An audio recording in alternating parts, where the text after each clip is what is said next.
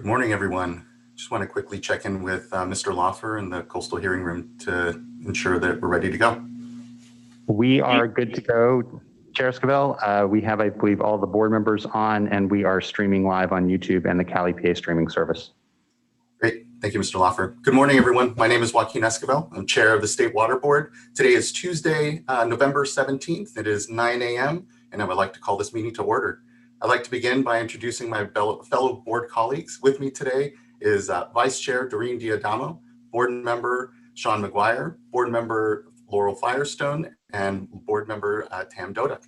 Joining us today as well as staff are our Executive Director, Eileen Sobek, Michael Lawfer, our Chief Deputy, our Chief Counsel, our two Chief Deputies, Eric Oppenheimer and Jonathan Bishop.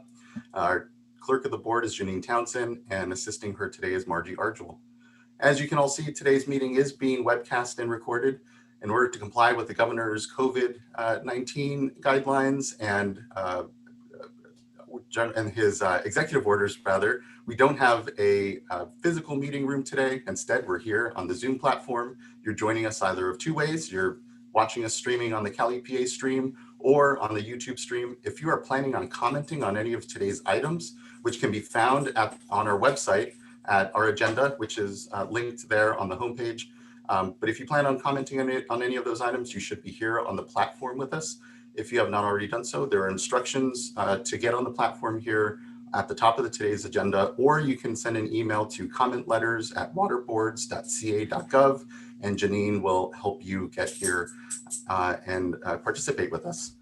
We'll start today, as we traditionally do, with public forum. I see here we have three individuals wishing to speak for public forum. It is Frankie Orala, Matthew Steinberg, and Chris Malin. Ms. Malin, I'll flag, I believe you requested 10 minutes for your public comment this morning. I'll have to ask if you can keep it to around 5, just in the interest of time and given today's packed agenda. So with that, I believe we can call up Frankie Orala first.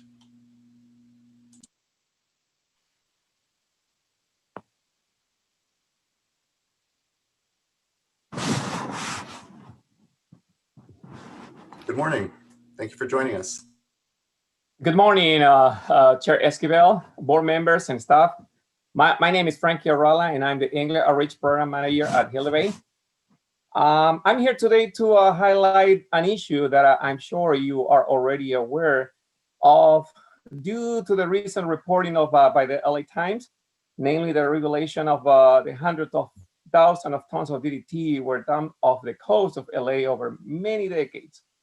While the Palos Verdes Shelf Superfund site is well known, the news of this additional dumping came as a horrible surprise.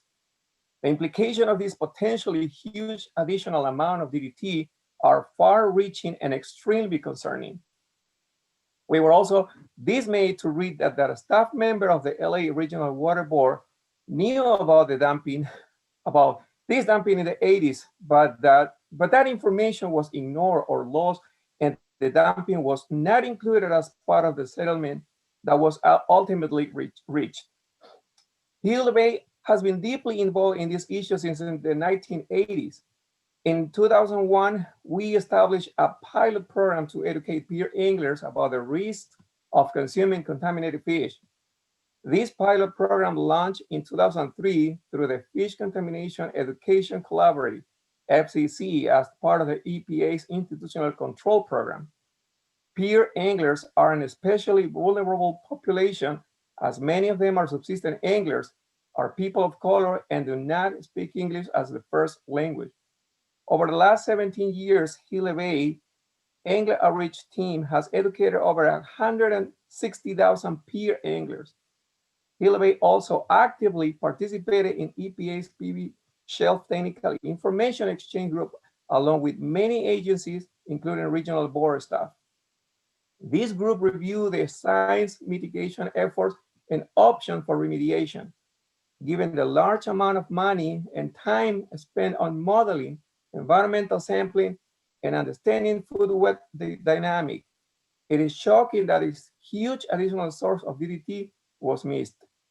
Since the publication of the LA Times article, Gila Bay has reached out to the EPA and we asked them to reconvene the technical information exchange group, as well as the expand and update the participant in this group. We asked the State Water Board to put pressure on EPA to reconvene this group immediately. Due to COVID, many outreach efforts are on hold, and this is especially concerning knowing that vulnerable populations are at possible even greater risk. The FCC also needs to reconvene as soon as possible to resume or rethink outreach efforts. We also asked the State Water Board, how will this discovery affect the current TMDL for DDT in the Santa Monica Bay? What are the next steps to address this potential additional and an accountant for source of DDT? And finally, how can we hold the companies that produce and dump this toxic waste accountable and prevent tragedies like this from happening again? Hillsborough wants to help reduce exposure and see the eventual cleanup of this disaster. What action is the State Water Board able and planning to take to protect people and our water resources? Thank you so much for the opportunity to speak. Thank you as well, Mr. Orala. I don't believe we have too much to comment on at this moment. Really appreciate, I've certainly read with great interest the LA Times article, and I think we're all, as board members, looking to follow up with folks in the program and the region, importantly, in this. So really appreciate you coming this morning and flagging, and thank you. Next up, we have Matthew Steinberg.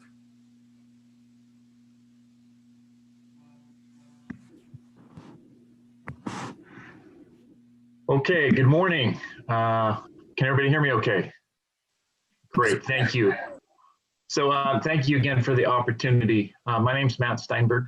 In July, Bloomington Water System had its hearing with the State Water Resources Control Board. And you were clear at the time. The regulations for very small water systems like ours can be confusing. There's a need to clarify pathways for small systems, that the county should provide Bloomington Water System clear expectations, and there is a need for affordable solutions for very small water systems. You may recall that. Despite my efforts to have a constructive conversation with Stanislaus County about Bloomington Water System, those efforts continue to fail. This despite broad support from multiple local, state, and federal elected officials, 8 local small business owners, over 17 signatories to our petition, and your direction. We hope that DER would abide by the state's wishes. County staff have not been in any mood to cooperate.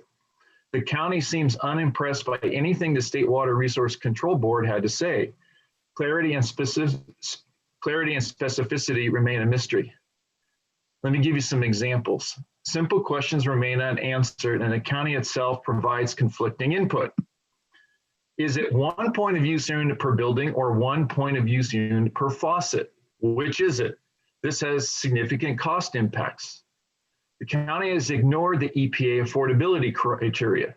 Quote, the county's charge as a local primacy agency for the enforcement of the Safe Drinking Water Act is not to weigh in on these business decisions, Bloomington specific compliance costs, but to ensure that whichever option Bloomington pursues is protective of public health. However, what we would spend is not the question. The EPA, as you know, is the administrator for the Safe Drinking Water Act. The EPA affordability criteria clearly defines affordability criteria for very small water systems like ours. I would expect that the county, as the LPA for the enforcement of the Safe Drinking Water Act, would be familiar with its EPA regulations. Meanwhile, the county, by its own admission, has not dealt with the situation with ours. Since we are in the first of its kind for the county, why are we funding the county's efforts? Why is the county charging us for their engineering fees? The list continues to go on. I'm effectively told to do as the county says without any justification other than it's the regulatory agency. Most recently, I was told, quote, talk to my attorney. That is not particularly helpful given that all we have ever asked for and the State Water Resources Control Board agreed was for a clear set of requirements. The county is either unable or unwilling to have a constructive conversation. To say that I'm extremely frustrated is an understatement. This is the politest description that I can offer with this experience. What's our ask? Help us and other very small water systems like ours get out of the morass by providing a clear pathway to a solution. These problems are not that unique. I thought we had a government of, for, and by the people, but the Gettysburg Address was made a long, long time ago. Thank you for your time. Thank you, Mr. Steinberg. It's good to see you again. I think at this point, I would just flag for Mr. Polhamus that would like to just have a discussion at some point. It doesn't need to be now, but just to better understand the work that we've been doing to help kind of ease this relationship here. I know there's been a lot of tension with the county. Yeah, so unfortunately, Mr. Steinberg has received direction from the county. We've worked with the county very closely. We believe it's a very clear direction. Mr. Steinberg needs to hire a qualified engineer to submit something to the county that they can approve. Mr. Steinberg has lots of options for potential treatment that he needs someone to evaluate in his business case so that he can present that. Unfortunately, he is now very late in compliance. He's at risk of having his permit revoked. So I would suggest that we continue that conversation in a productive manner with the county from that standpoint. So it's most unfortunate, but we have been working with the county to try to make sure that they're following the rule. And just to correct one point, he points out this concern about the number of connections. That's kind of irrelevant. He is in a public water system because he serves more than 25 people more than 60 days out of the year. So he's invoked as a public water system for a completely different role. He's confusing another pathway that would be used for a type of community system. So it's unfortunate, but he's been provided those answers and we will continue to try to work with him on that front. Thank you, Mr. Polhamus. And Vice Chair. If I may, and I know this is not before us and, you know, we shouldn't be discussing substantive issues, but I do recall that these issues came up. And so I would just encourage you, Mr. Steinberg, to go back and read the order because, you know, it's a lengthy decision. And I believe that the order does talk through some of these issues. So we just encourage you to take a look at it again. Thank you, Vice Chair. And thank you again, Mr. Steinberg. With that, we have now for public forum, Chris Malin.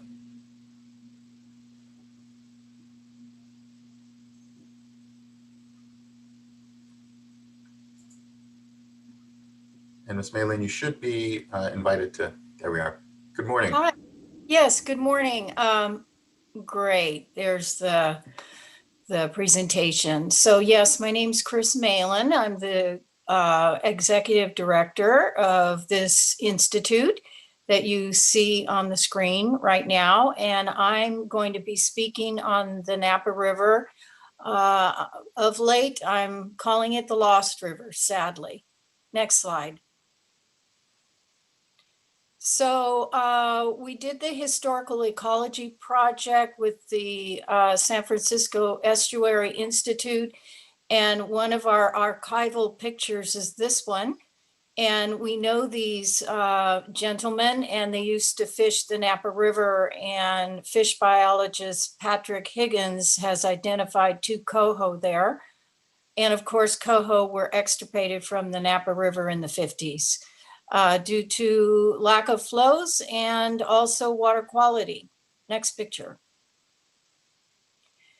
The Napa River, so I'm a kayaker and I'm also a scuba diver.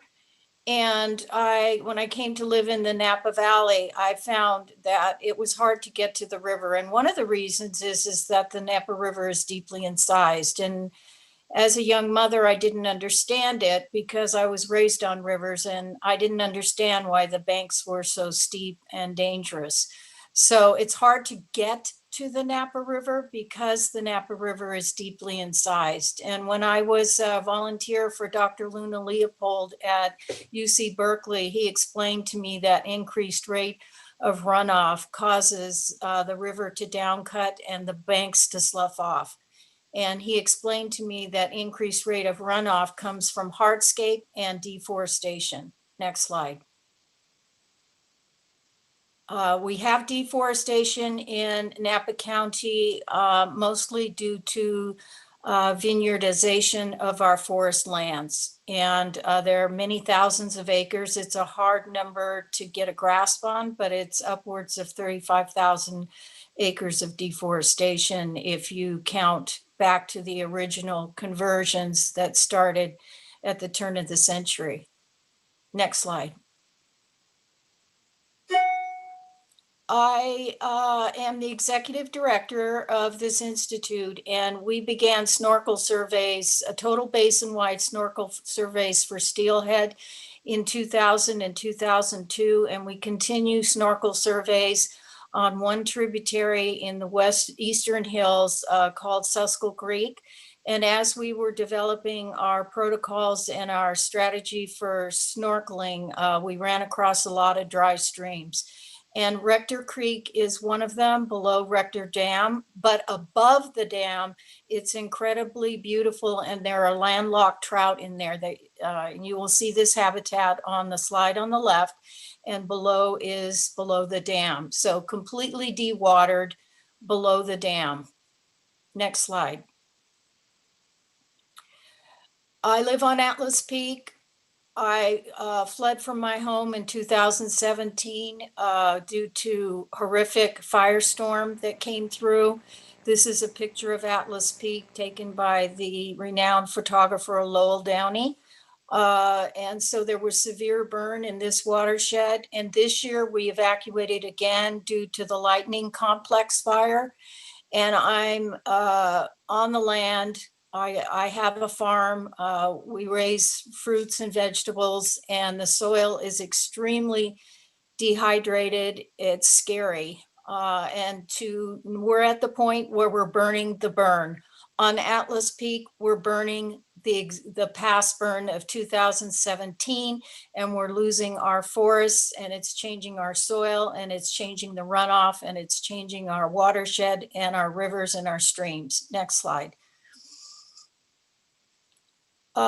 Yearly, I've begun doing observations of the Napa River. Last year, I noticed a lot of dry riverbed. This year, it was devastating. And it reminds me of a lot. I feel like it's a lost river. I feel like people can't see it because it's so deeply incised. And then the stretches of dry riverbed are ridiculously horrible this year. So much that, where is the river? What happened to it? Where did it go? This is the Yountville Preserve in Yountville, Napa. And this isolated pool here is covered with azolla, so you can't even see the water. Again, a lost river. This is Highway 128 at Napa River. This pool was much bigger last year. While it's an isolated pool, now it's an almost dry riverbed this year. Next slide, please. This is at the headwaters of the Napa River. I talked to the neighbors and they said they have never seen it dry, never. One of the neighbors has been there for 10 years and walks this area regularly. This year, zero water. And Kimball Reservoir has an order by the water board to release. And we're looking into why the river is dry there, because it should be releasing from Kimball Reservoir. Next slide, please. This is just down from Tubbs Lane, maybe 2 miles from the headwaters. We stood in this area because this would have been a deep pool, like 10 feet. And we walked down in there, there was no sign of water.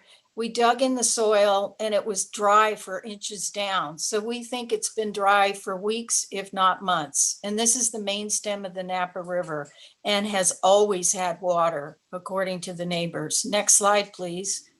Ms. Malin, I don't mean to interrupt, but unfortunately you've gone a bit over the 5 minutes now. So if you don't mind perhaps wrapping it up a bit for us. Okay, this is the National Oceanic and Atmospheric data, and it shows the Napa River as negative stage 0.03 out of 193 rivers in California. Next slide, please. This is the end, so thank you. What does a lost river mean? No more water, no access to the river, diminished surface and groundwater, no water for wildlife, plants, and fish, no swimming, fishing, and recreation. With climate changing, a lost river means no clean flowing water for every living thing. A terrible loss of public trust. And I went through the draft strategic work plan, and I was glad to see everything on that. I know it's on the agenda. And I don't know if you can answer this or not, but is it on your website for public comment yet or will be? Can you answer that, or do I have to wait for the item? I believe, so we won't have we'll have an opportunity for public comment on the item later today. There won't be a formal public comment on the priorities document, but it is on the website and there for everyone to read and then provide comment in person here on our item later today. Okay, thank you. Thank You very much, Chair, for the extra seconds. I appreciate it. Of course, and thank you for your advocacy and joining us this morning. Thank you, Ms. Maitland. Thank you. Okay, I think that wraps up our public comment. And again, thank you, and public forum. Thank you for those that spoke to us this morning on items not pending before the board. With that, I think it takes us into our first official item, which is adoption of the previous board meeting minutes. I'll entertain a motion. I'll move for adoption of the minutes. Great. Do I have a second? Second. Ms. Townsend, can you please call the roll call vote? Certainly. Board Member Dodek, Aye. Vice Chair Diadamo, Aye. Board Member McGuire, Aye. Board Member Firestone, Aye. and Chair Esquivel. Aye. Thank you. Thank you as well. And with that, the board meeting minutes from the November 4th board meeting is adopted. Next, we'll go to a tranche of a couple items here from our administrative hearings office. And joining us here this morning for item number 2 is Mr. Alan Lilly, our administrative hearings officer, Chief Administrative Hearings Officer. Good to see you this morning, Mr. Lilly. So good morning, Mr. Esquivel. First of all, can you hear me okay? Yes, we can. I'm here. I'm seeing nods, so thank you. So good morning. I'm Alan Lilly, the presiding hearing officer of the State Water Board's Administrative Hearings Office, and I'm here to present 2 agenda items, and I'll start with agenda item 2. And this concerns a failure of the Pimentel Family Trust to file supplemental statements of water diversion and use for 3 different statements for diversions and use that occurred during 2018. The supplemental statements were due to be filed by July 1 of 2019 and were not filed on time. Following that, and I won't go through all the detail, it is set forth in summary fashion in the agenda item, and then of course in more detail in the proposed order. But the Division of Water Rights did issue an administrative civil liability complaint against the trust. They stated, based on the number of days for failure to file and the penalty of $500 per violation per day, that the maximum potential liability was $162,000 for a total liability. The complaint recommended imposition of $6,000 in administrative civil liability.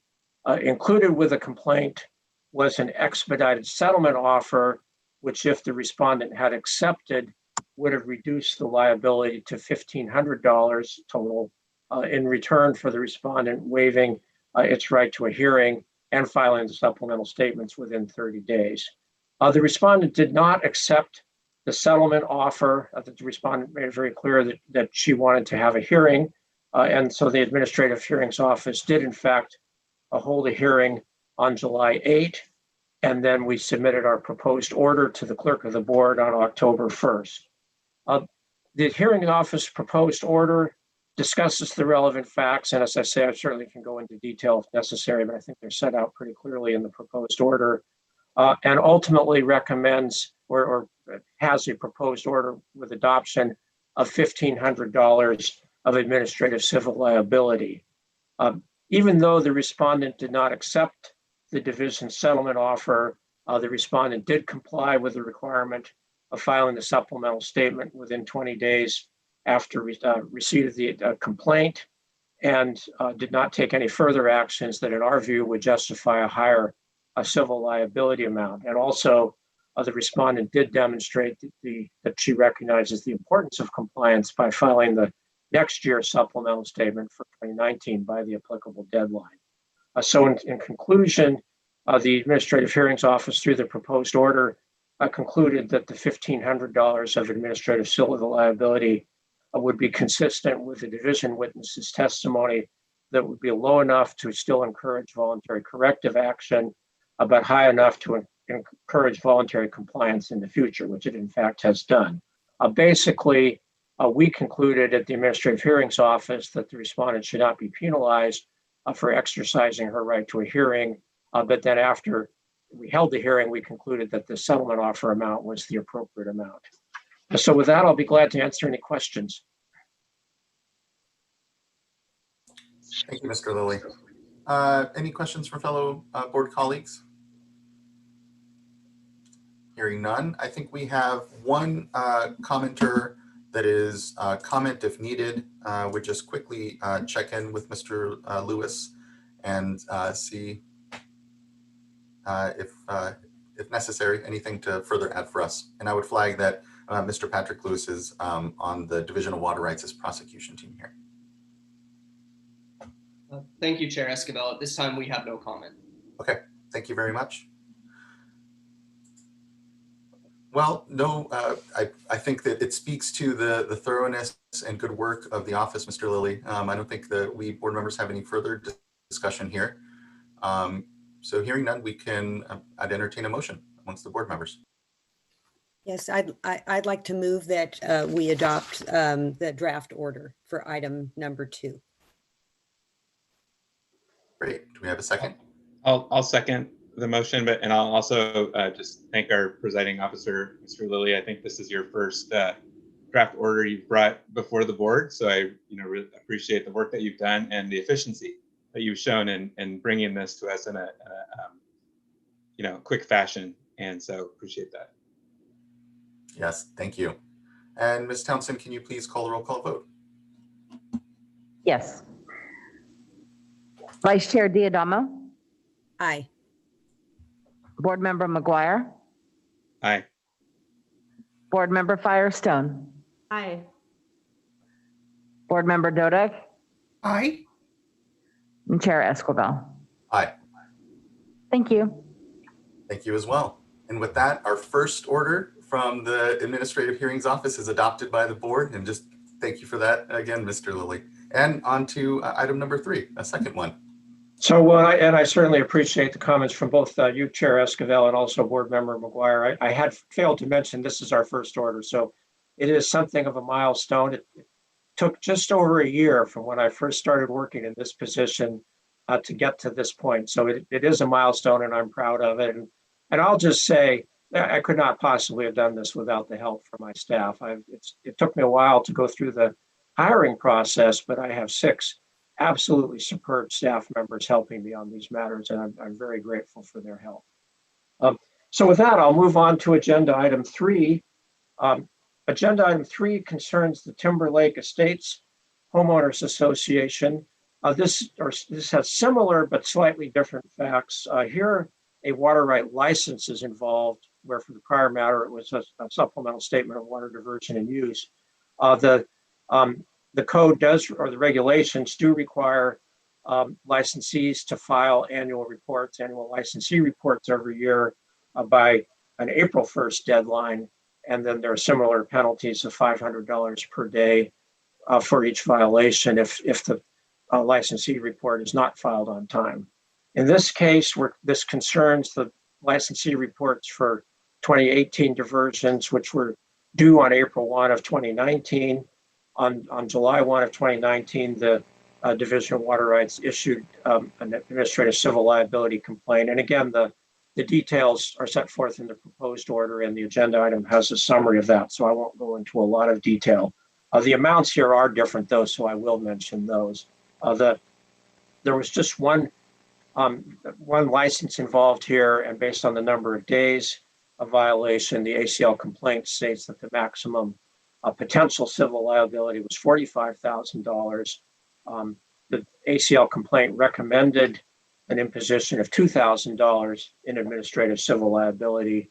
There was included with the administrative civil liability complaint an expedited settlement offer of $500 in return for waiving the respondent's right to a hearing and also filing the licensee report within 30 days. The respondent did not accept the settlement offer. The respondent made it very clear she wanted to have a hearing before the Administrative Hearings Office. So in fact, we did hold a hearing on July 7. That was actually, I think, our first hearing by the office. And then we submitted the proposed order to the board on September 11th of this year. We went through this proposed order, like the other one, goes through the statutory factors and ultimately concludes that $500 in administrative civil liability is the appropriate amount. Even though the respondent did not accept the settlement offer, she did promptly file the required licensee report. She actually got it filed the day before she received the ACL complaint, and the record is pretty clear on that. And then she did, in fact, file the report for the following year before the statutory deadline, and also was certainly contrite and apologized for the delay. She had had some very significant health problems with her husband, which had distracted her. And those are briefly discussed, the timeline anyway, is discussed in the proposed order. So with that, the Administrative Hearings Office concluded and listed in the proposed order an administrative civil liability of $500 for this matter.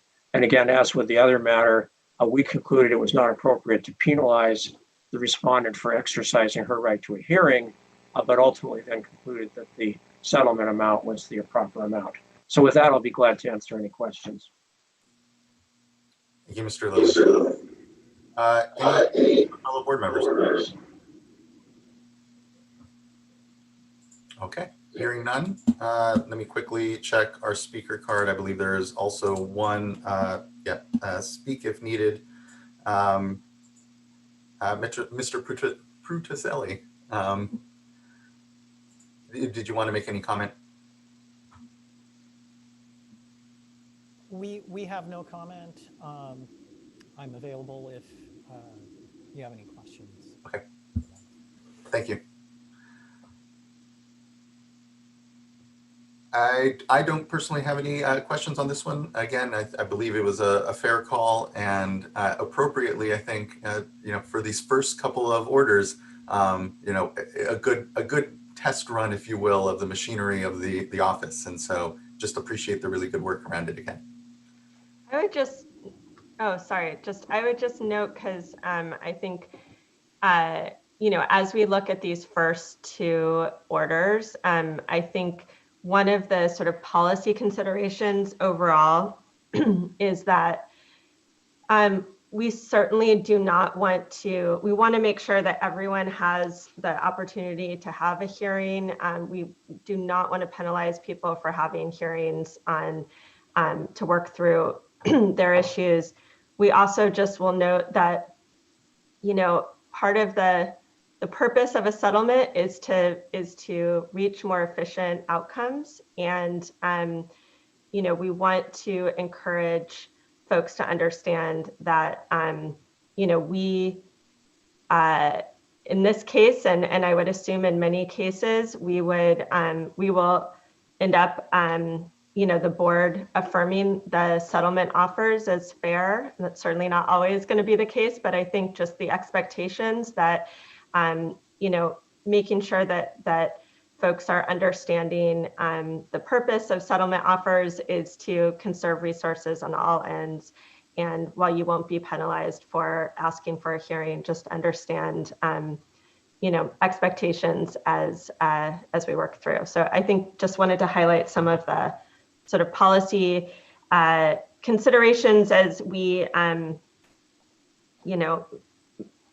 efficiently work through all of these enforcement actions that our Office of Administrative Hearing Office is able to help us make progress on. Thank you, board member. I'll move adoption of the proposed order for item 3. And I'll second. Great. Ms. Townsend, can you please call the roll call vote? Yes. Vice Chair Diadamo. Aye. Board Member Firestone. Aye. Board Member McGuire. Aye. Board Member Dodek. Aye. And Chair Esquivel. Aye. Thank you. Thank you as well. And the item carries, and item number 3 is adopted. The order is adopted. Just So thank you for your consideration. I appreciate it. thank you as well. Again, incredible thanks to the good work, and looking forward to many more in order. And thank you. There will be more. Thank you. With that, that concludes item number 3 and our tranche of Administrative Hearings Office items. That next brings us to the Office of Chief Counsel's items, which is item number 4. And here now is a consideration of a revised draft water quality order reviewing the Los Angeles Water Board Executive Officer's approval of 9 watershed management programs and 1 enhanced watershed management program pursuant to the order number. And so I'll invite our staff who are presenting.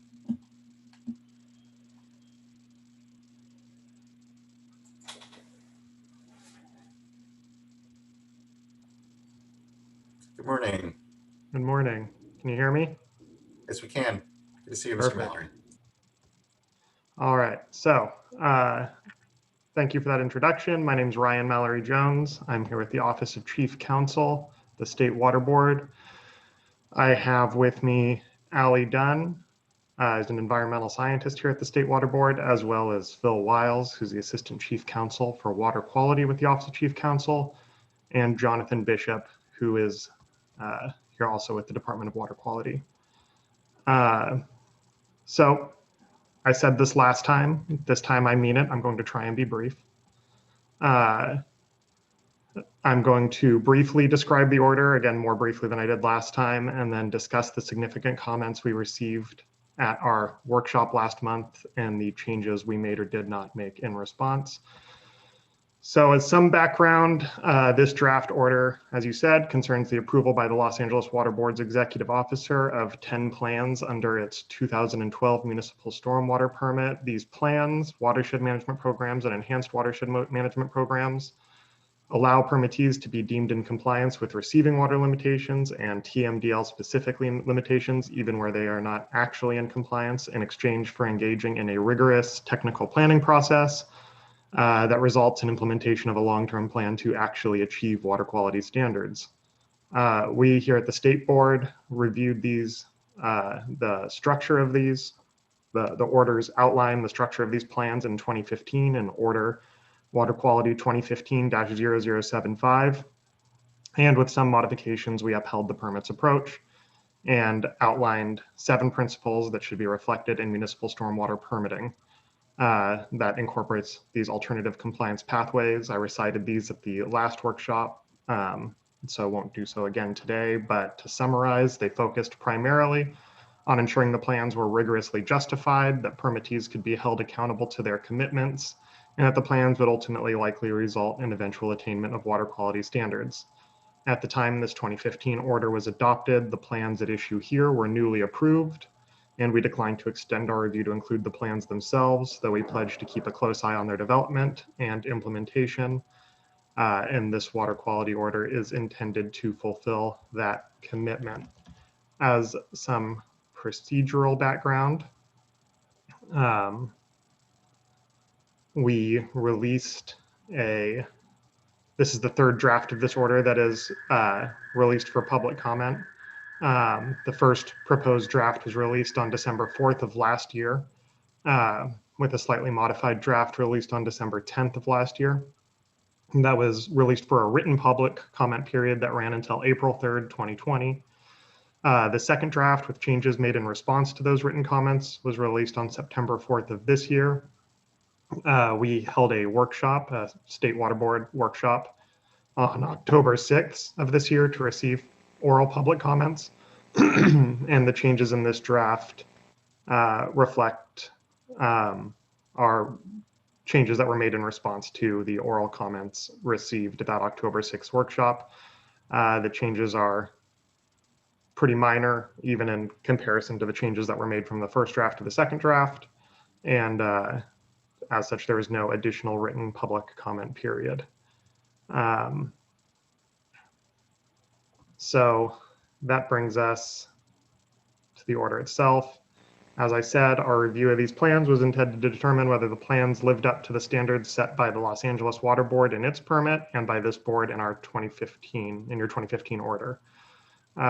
We reviewed the plans with our eyes ultimately on three primary components: the level of rigor put into developing the plans themselves, the sufficiency of the limiting pollutant approaches used by the municipalities, which I'll talk about more, and the accountability provided by the schedules.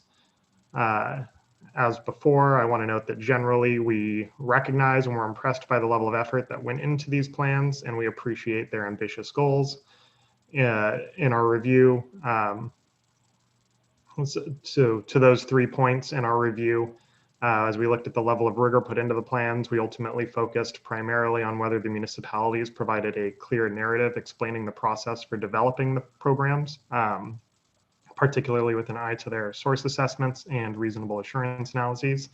That is, rather than micromanaging necessarily the various inputs into the plans, we looked mostly to whether or not we could follow a clear narrative of how the plans were developed, such that they would give us assurance that as readers and stakeholders that the plans would consider the relevant available information and would result in attainment of water quality standards.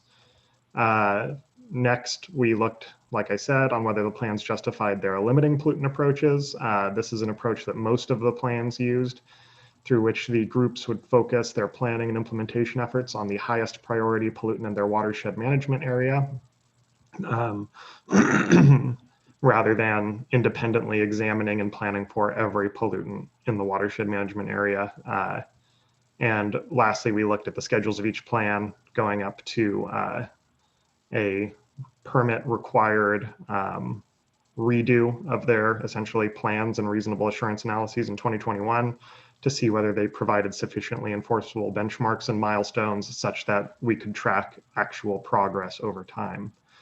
We ordered a variety of changes be made, including requiring development of more clear narratives explaining the development of the plans, more rigorous analyses to justify the use of the limiting pollutant approaches, and in some cases, more specificity to the schedules. Only in 2 cases out of 10 did we find that the plans did not justify any grant of deemed compliance. One was in the case of the city of El Monte because it didn't provide enough detail in its planning or scheduling. We felt to provide assurance water quality standards would be achieved. The other was in the case of the Santa Monica Bay Jurisdictional Group 7 WIMP because it identified no actual water quality problems. For all of but those 2 plans, we ordered 2 actions be taken in this most current draft by June 30th, 2021.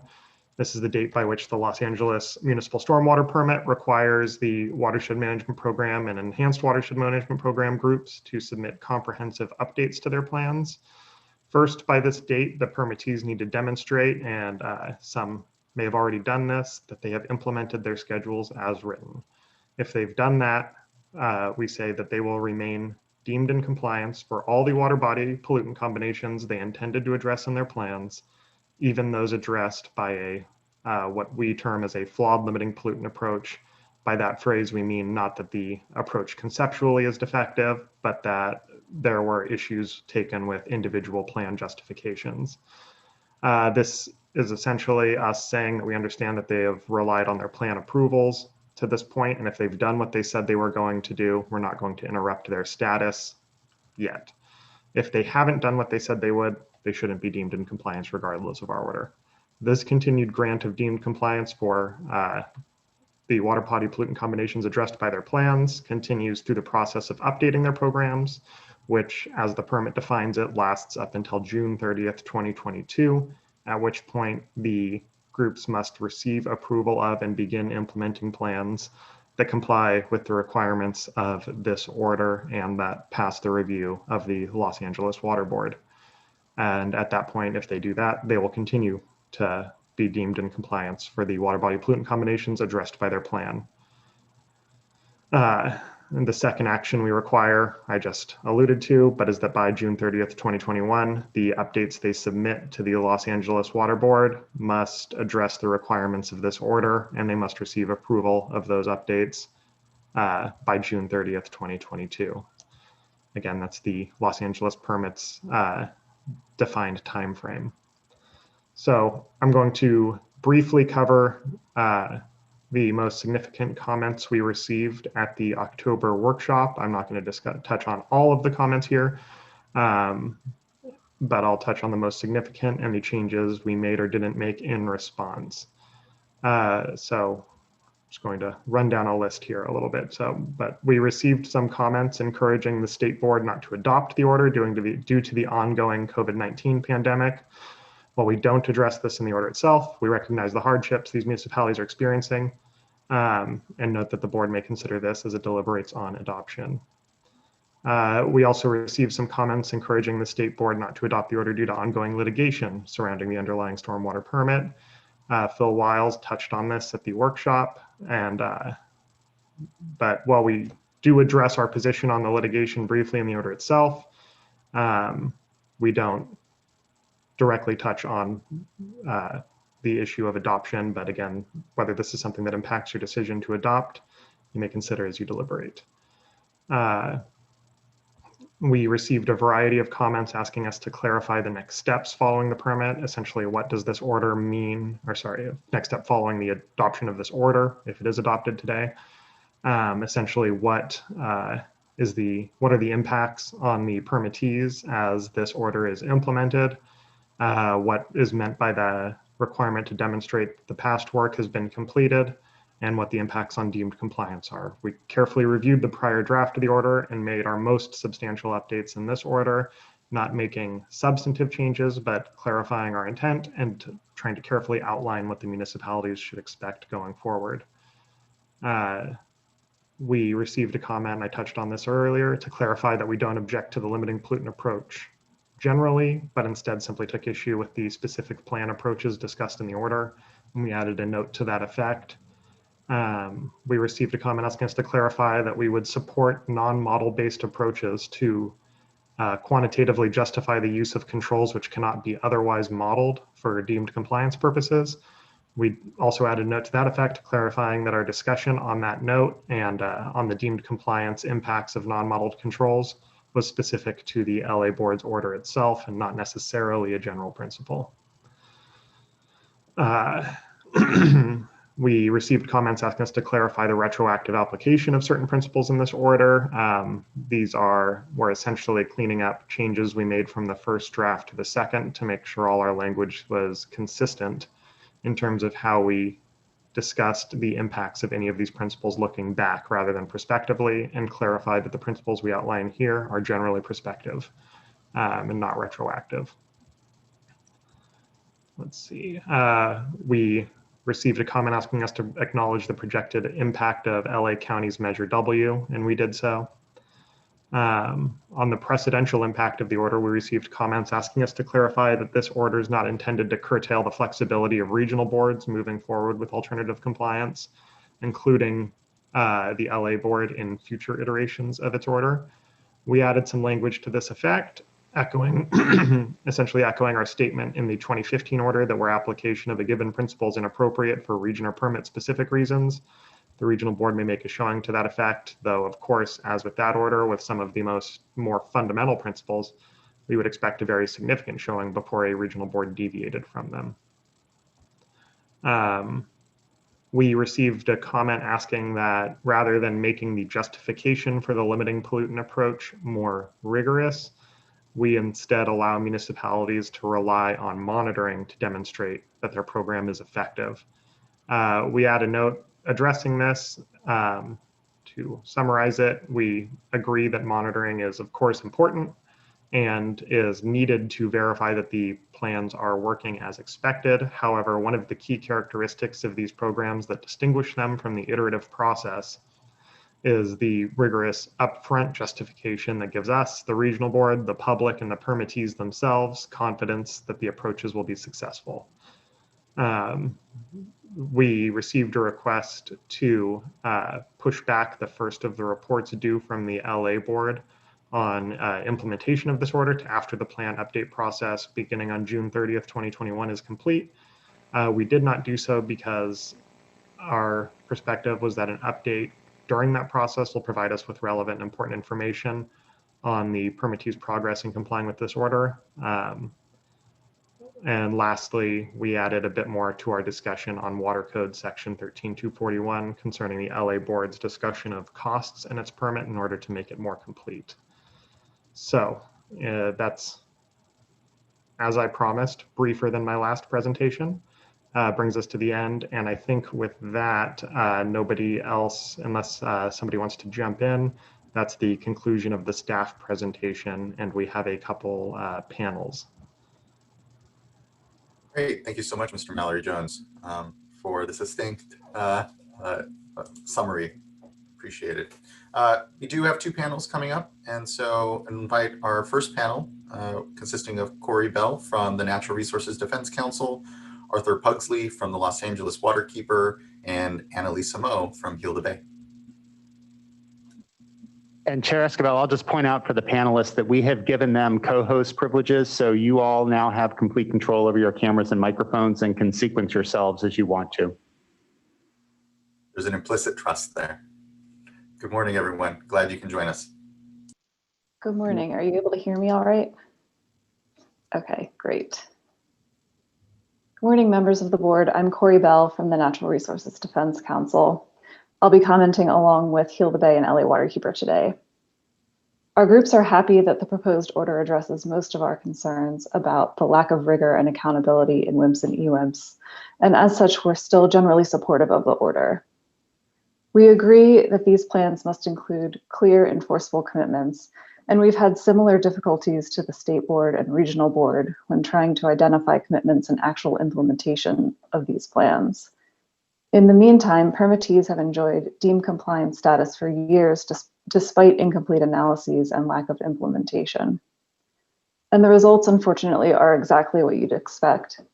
As outlined in the draft MS4 permit fact sheet released a few months ago, water quality has gotten worse or remained stagnant in several water bodies in the LA region. And turning to the specifics of the proposed order, we support incorporation of RAA guidelines in the next MS4 permit, which is currently out for public comment. This way, the RAA guidelines would be open for public notice and comment by groups like ours. We're also supportive of the state board's stance that conditional approvals are not a panacea. And as such, we are concerned that the order as it stands allows for conditional approval of the updated WIMPs during the June 2021 to June 2022 timeframe. And now I'm going to turn it over to Arthur Pugsley from LA Waterkeeper to cover some more specifics. Thank you. As Corey mentioned, I'm Arthur Pugsley from Los Angeles Waterkeeper. We do not support the order's statement that deemed compliance status can be granted if a permittee merely plans to update its plan, and that's on page 117 and 122. Planning to plan is not sufficient for deemed compliance. If the State Board wishes to keep this provision, we would recommend the incorporation of a much shorter deadline than June of 2022. We also do not support that the order allows permittees until June 2022 to complete work associated with past deadlines. The order should revert back to the older version, allowing permittees until June 30th, 2020 to submit information demonstrating timely compliance with past deadlines. Otherwise, this amounts to an extension of deadlines, some of which passed 3 years ago. Further, we would like an additional clarification on when conditional approval is not appropriate. Are there circumstances beyond egregious deficiencies, mentioned in the permit in which it would not be acceptable. All that being said, before I turn it over to Annalisa, we also would like to stress if these changes would result in a further delay of the order, we would not urge their incorporation as we think the order should be issued forthwith. So with that, I'll turn it over to Annalisa. All right, thank you, Arthur. First of all, good morning, Chair Esquivel, members of the board and staff. Thank you so much for the opportunity to comment today. For the record, my name is Annalisa Moe, speaking on behalf of Heal the Bay. Now, we're really grateful that the board has decided not to wait until the new year to address this issue. As you know, the draft MS4 permit in the Los Angeles region is currently out for comment, and that comment period will actually end in early December. This draft does not include various elements required under this draft order. We did originally bring this challenge over 5 years ago, so a final order is overdue. And unfortunately, the lack of accountability in the 2012 permit has had serious consequences for water quality in LA, as Corey mentioned earlier. This is demonstrated by the draft permits fact sheet on pages F33 through F47, which shows that many limiting pollutants are being exceeded in many water bodies. And in fact, many were exceeded by more than 25% of samples during the 2012 permit term. Approval of this order today will have the above mentioned changes. With the above mentioned changes would give the regional board time to align the draft permit with the order and to get water quality back on the right track in the Los Angeles region. So again, thank you very much for your time and the opportunity to comment. And I'm sure all three of us are available for questions if you have any. Thank you so much. Really appreciate your comments in addition to today's decision. I don't have anything currently. Not seen anything from fellow board members, but we'll certainly circle back in the course of a comment here and discussion if we have questions. Thank you so much, Ms. Moe, and the other panelists. That brings us to our second panel. We have here Irma Munoz from the Chair Munoz, I'll say, from the LA Regional Water Quality Control Board, and good to have you with us here today, Chair. Renee Purdy as well, and it looks like Adriana Nunez is on tap if needing to respond. And just as with our first panel, we have given each of these panelists co-host privileges so that they can go ahead and control their cameras and microphones and proceed in the order that they see fit. Thank you, Mr. Lawfer. Okay. Chair Munoz. Yes. Well, buenos dias. Good morning. Good morning. Chair Esquivel and members of the board. Thank you for the opportunity to speak before you today. Sorry to interrupt you, Chair. You might want to angle your camera a little down. I don't think we can fully see your face. Okay, how's this? Sorry. There you are. Good morning. Good to see you, Chair. Oh, thank you. Okay. Well, thank you for the opportunity to speak today. I would like to express the support of the LA Water Board.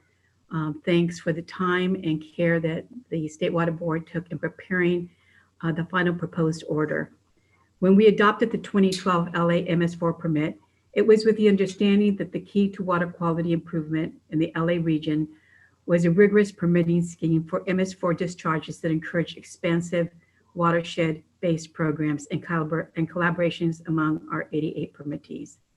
The watershed program framework was novel, not only because it was reconceived MS4 permit compliance, but because it provided an opportunity for permittees to plan proactively and holistically and work together to implement stormwater solutions. In adopting the 2012 permit, the board embraced the chance to provide a permitting framework that allowed permittees the ability to develop and implement long-range programs that will dramatically improve water quality and also reap other community benefits, to conceive and, in time, to actually build the type of multi-benefit projects that increase recreational opportunities, provide more equitable access to green space, and of course, improve water quality, which is all of our focuses. The final proposed order recognizes the watershed management approach will only make board staff, will only make meaningful water quality progress in the WMPs and EMWMPs are rigorous, transparent, and effective. The care that state board staff took in reviewing the WIMPs and EWIMPs is laudable and no doubt will progress the efficiency of the program.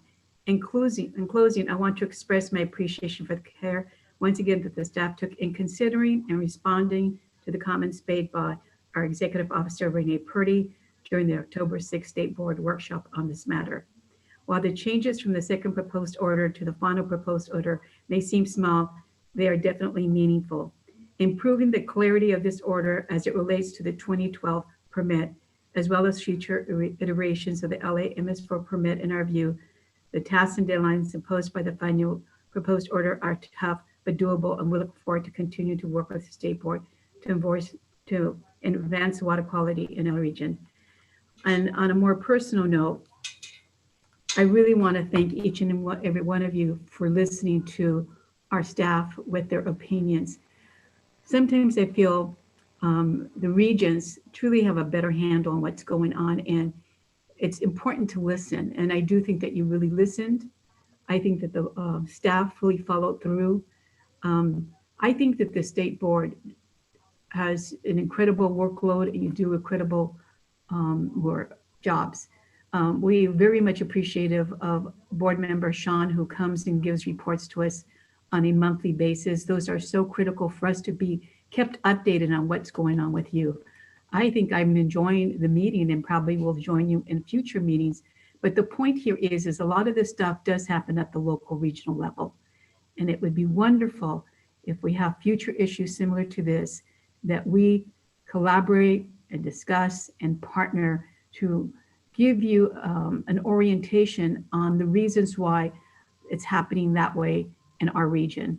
So thank you so much for your time and attention. Once again, I'd like to thank the staff for the considerations in reviewing this order. Thank you, and it was a pleasure to speak before you.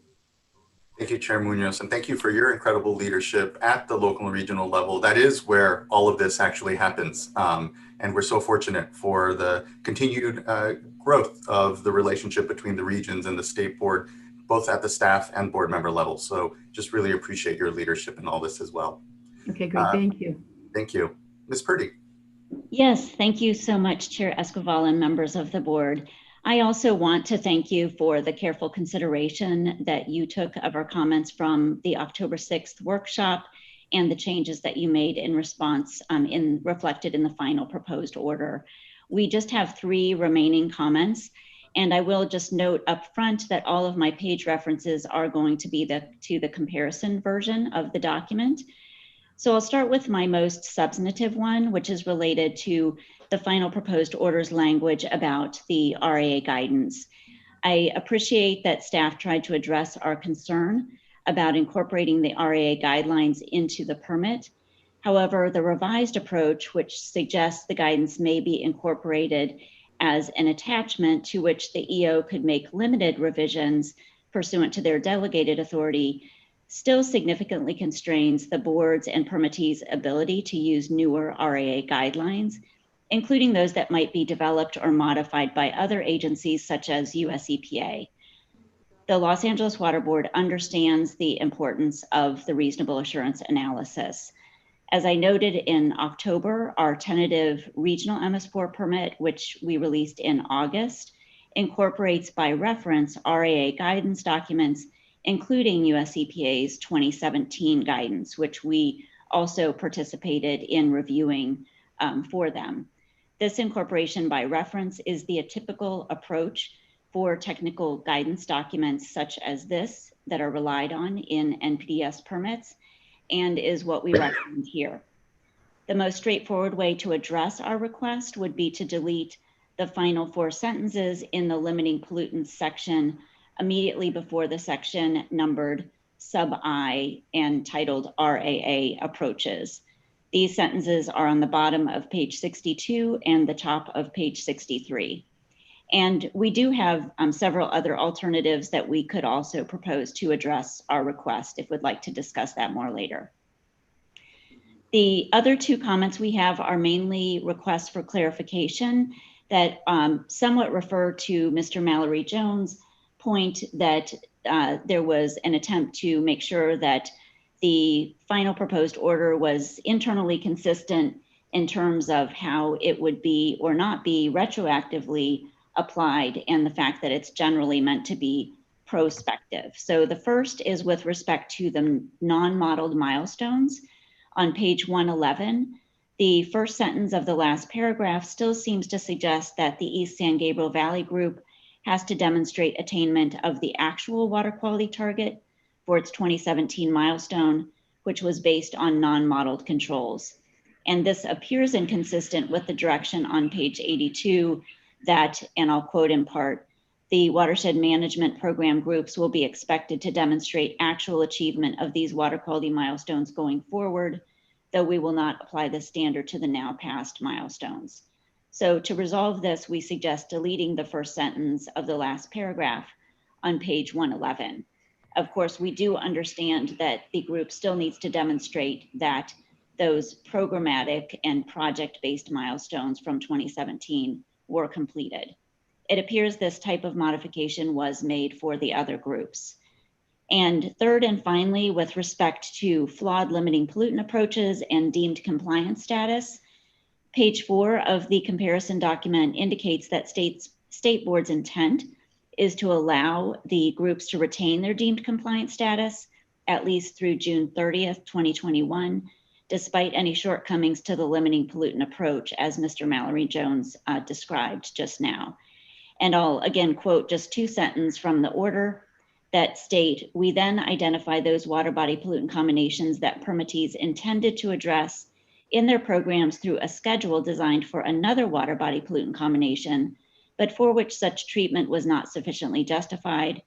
We identify the shortcomings in the required analyses and allow the permittees to retain their deemed compliance statuses for these combinations until at least June 30th, 2021, end quote.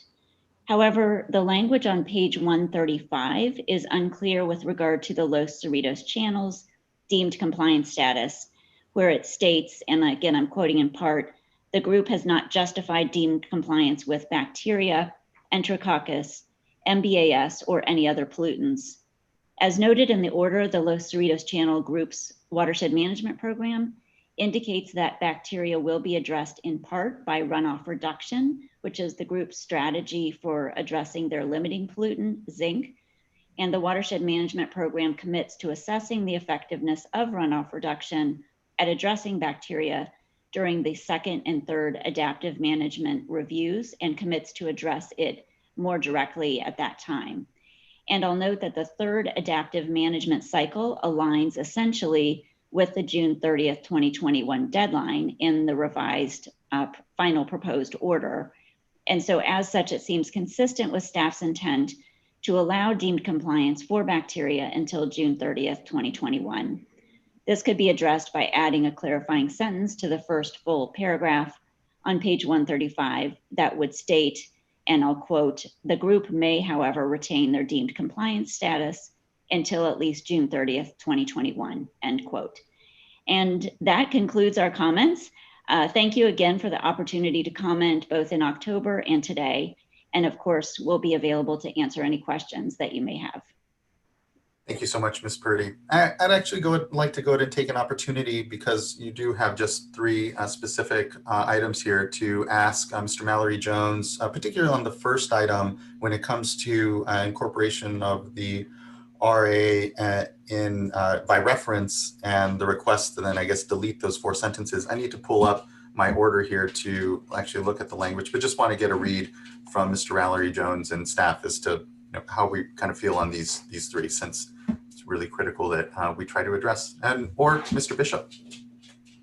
So I will let Ryan and Phil Wiles talk about the legal aspect of it, but the RAA is, in our view, integral to the to meeting the requirements of the permit.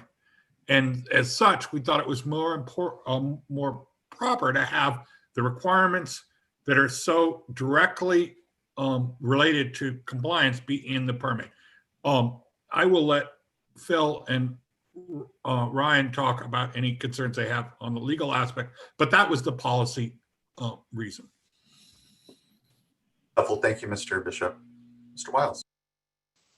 Good morning, Chair Esquivel and board members. Our concern essentially tracks with the policy issue that Chief Deputy Director Jonathan Bishop just mentioned.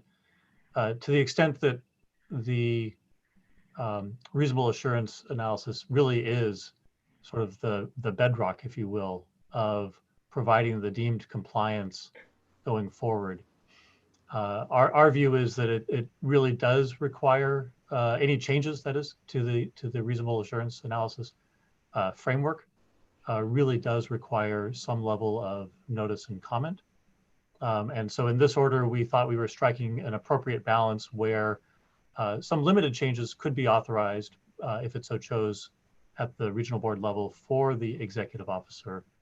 But we did not want to allow for essentially wholesale changes to the reasonable assurance analysis, partly out of a concern that could implicate the limitations on delegation of issuance of waste discharge requirements from a board to its executive officer.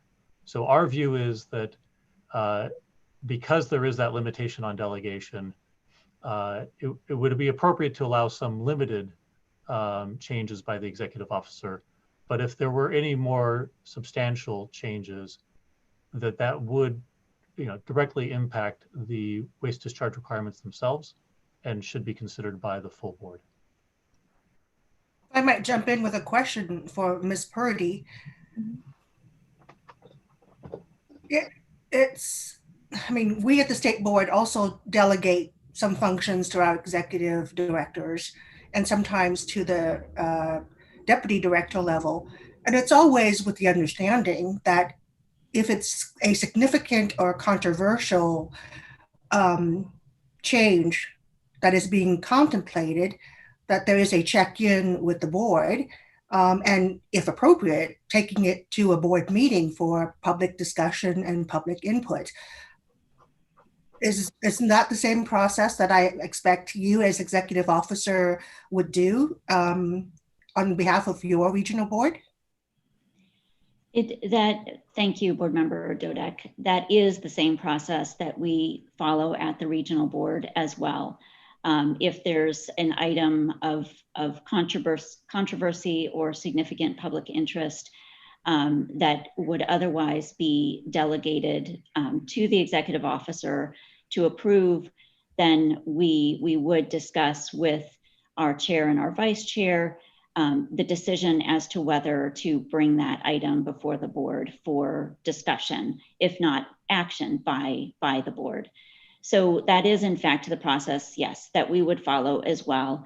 I think here one of the distinctions that I would like to mention that I think perhaps has been overlooked is both the 2012 LA County permit, as well as even I would say more so the tentative regional MS4 permit that we released in August does include some of the principles and framework for a reasonable assurance analysis. So that is already set forth in the permit as written. And again, somewhat, I would say more so in the tentative MS4 permit that is now out on the street for public comment than it was in the 2012 permit, in part because of what we have been seeing in the proposed order coming from the state board and knowing that we needed to add some clarity in the permit itself.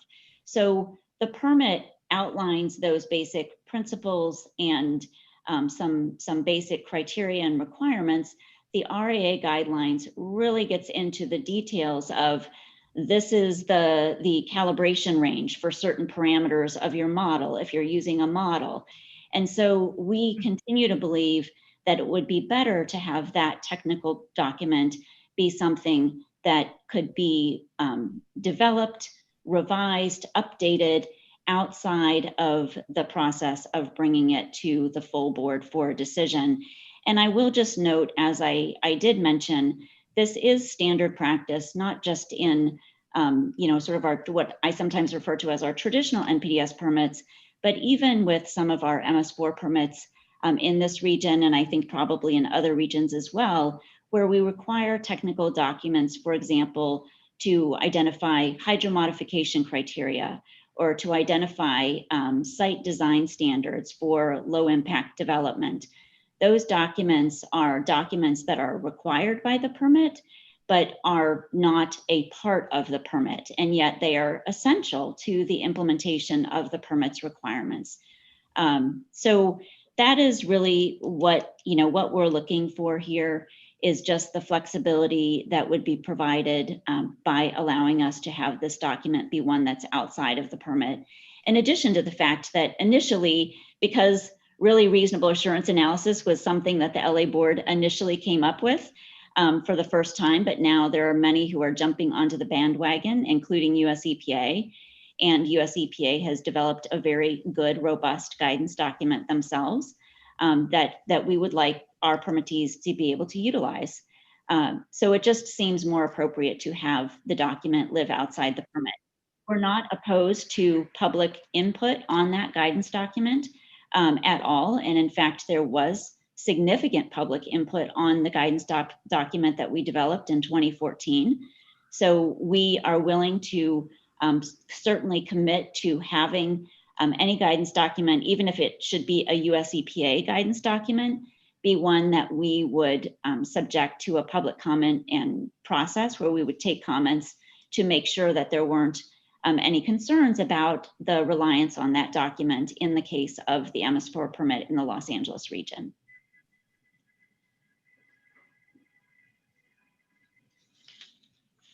Mr. Wiles, do you have a comment, or I'm sorry, other board members?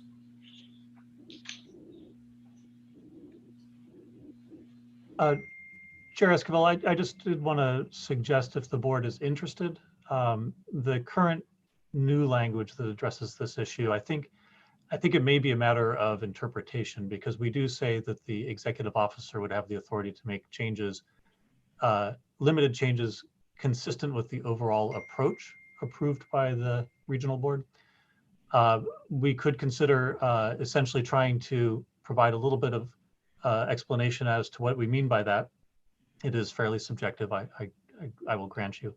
And essentially just say, as the executive officer, Renee Purdy, suggested, something along the lines of, if there is significant public controversy over the proposed changes, then it should go to the board for a decision. Ms. Purdy, does that sound like it would capture the flexibility you're looking for there while still having some certainty on it, I guess, or some structure on this side? Right. I mean, I think it goes partway to addressing it. I'm still, I think, somewhat concerned by the fact that the current language does say that the executive officer's authority would be to make limited revisions to any such attachment. And so I feel like that still does constrain quite a bit the flexibility to make changes or to rely on, for example, the US EPA RAA guidelines. I mean, one of the suggestions that I had, an alternative suggestion, would be certainly that you could suggest that the RAA guidelines should be incorporated by reference, and to the extent that specific guidelines that might be used could be called out, which is what we've done in the tentative regional MS4 permit that's out for comment right now, that we could, or there perhaps could be that change to, instead of saying it would be incorporated as an attachment, that the guidelines would be incorporated by reference. And then I think there could be a change to, I believe, let's see, I believe it would be the sentence that follows the two new sentences. Perhaps that sentence could be revised to indicate that any updates to the referenced RA guidelines there would be a procedure for appropriate public notice and comment before relying on any such updates to those referenced guidelines. I know I said that a bit clunky, but I bet that I actually follow that and actually would be supportive of that change. Yeah, Mr. Wiles, does that strike a balance there? Yeah, I think we can work with that. I think we're going to have a couple of other proposed changes based on Ms. Purdy's other comments. So might I suggest that when we're done with receiving public comment and hearing from the board members, might be a time to take a break and let us caucus a little bit internally and come back with some proposed revisions. I think that makes sense. Thank you. I think what Ms. Purdy just suggested, strike that balance between providing the flexibility that she seeks, but also ensuring that there be opportunity for public comment and for the board to weigh in should this be a matter of significant importance or controversy. And I like that approach. Yeah, the RAA, the reasonable assurance analysis, is incredibly fundamental to all of this. And so appropriately, it is that balance between not being able to just allow that to change wholesale, but there be process a bit around it, if so, but still appropriately provide the flexibility for the region. So I think perfect. I think we'll allow Mr. Wiles and folks to think it through as we go through the rest of the comments here, and then also have during break, maybe kind of try to triage some language. I heard the other two items as well there, the items that you flagged, Ms. Purdy. Again, San Gabriel Valley, just maybe an issue of consistency when it comes to the prospective or otherwise application of the provisions. And then on the third as well, when it comes to Los Cerritos Creek and just a bit of clarity. So just flag those two for staff as well to be thinking through. If we can resolve them, would like to do so for you. Thank you. Okay, well, anything further, Chair Munoz or Executive Officer Purdy? No, just thank you for the opportunity to join you and to observe. Thank you as well. These balancing that we're all called to do as board members are difficult. We have a lot of competing outcomes and interests. Certainly, well, I wouldn't say competing outcomes. I think we're all looking for the same outcomes here, but differences on how we sort of get there. But the transparency here and the accountability, I think, is kind of principal to how do we ensure that the deemed compliance is appropriate and there's a there. So, okay, well, thank you so much again, and we'll circle back here as we make our way through further comment. So, thanks again. If I could also, I appreciate and agree with the conversation that's been held so far, and appreciate Board Member Dodek's comments on this as it relates to the RAA, and I agree with the direction we're headed here. I just also want to flag before we lose sight that we did hear some comments from NRDC and Waterkeeper in the first panel, and I would be interested maybe after the break or whenever staff is ready to hear responses as to the conditional approval mechanisms that we're affording the regional board here, and also the deemed compliance considerations, the perspective versus, saying that, once a watershed group submits a revised alternative compliance plan, that then, they're deemed in compliance throughout that review period, and whether that's a wholesale blanket approval or there's additional considerations as to whether or not they're meeting milestones, for example, during that time frame. So anyway, just want to, I am interested. May step in here. Yeah, I think that if I'm understanding what the panel proposed and your question is, there are really two pieces to the deemed compliance that we need to think about in the dates. If by June 30th of 2021, the group has shown that they met the existing milestones in their plans, even if we determined that there were problems with the plan, things like the limiting pollutant, they are afforded a year from June 30th to no later than June 30th, 2022, to submit and get approved a revised plan, and they stay in deemed compliance. If they are, if they were unable to meet the existing milestones, then they lose that deemed compliance until a new plan is submitted and approved. So I think those are the two paths, and I'm hopefully that made it clearer. Yeah, and I can try and put even a bit of a finer point on it, I think, by pointing out there's no, as at least as we intended to write it, the order should not give them until June 30th, 2022 to demonstrate that they've done their work. What we require in the order is that by June 30th, 2021, sort of following up on John, is that they need to submit two things. They need to show that they've done the work they said they were going to do so far, and they need to submit a proposed update to the plans. So those are both due by June 30th, 2021. If they do both of those, then they can continue receiving deemed compliance for up to a year based on the plans, even if they have problems we identify in the order. By June 30th, 2022, and this is what the order, the time frame the order itself provides, the LA permit itself provides, is that they need to receive approval of those proposed updates, and any deemed compliance following that point is based on implementation of those new updated plans. So there's no allowance until June 30th, 2022 to do past work. They need to show that they've done everything they said they were going to do by June 30th, 2021. And after that, it's essentially left, and we say this on page 5 of the order, any deemed compliance after June 30th, 2021 is left to the normal operation of the permit's deemed compliance provisions. It's just that for 1 year, it will be based, up to 1 year, it will be based on their current plan.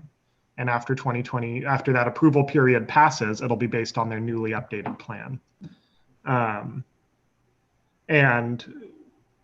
don't know if Phil has more he wants to say on the conditional approval. We don't put too many, I guess, end tables on the scope of the conditional approval, mostly because I don't think in our order, we, as we discuss it, we don't,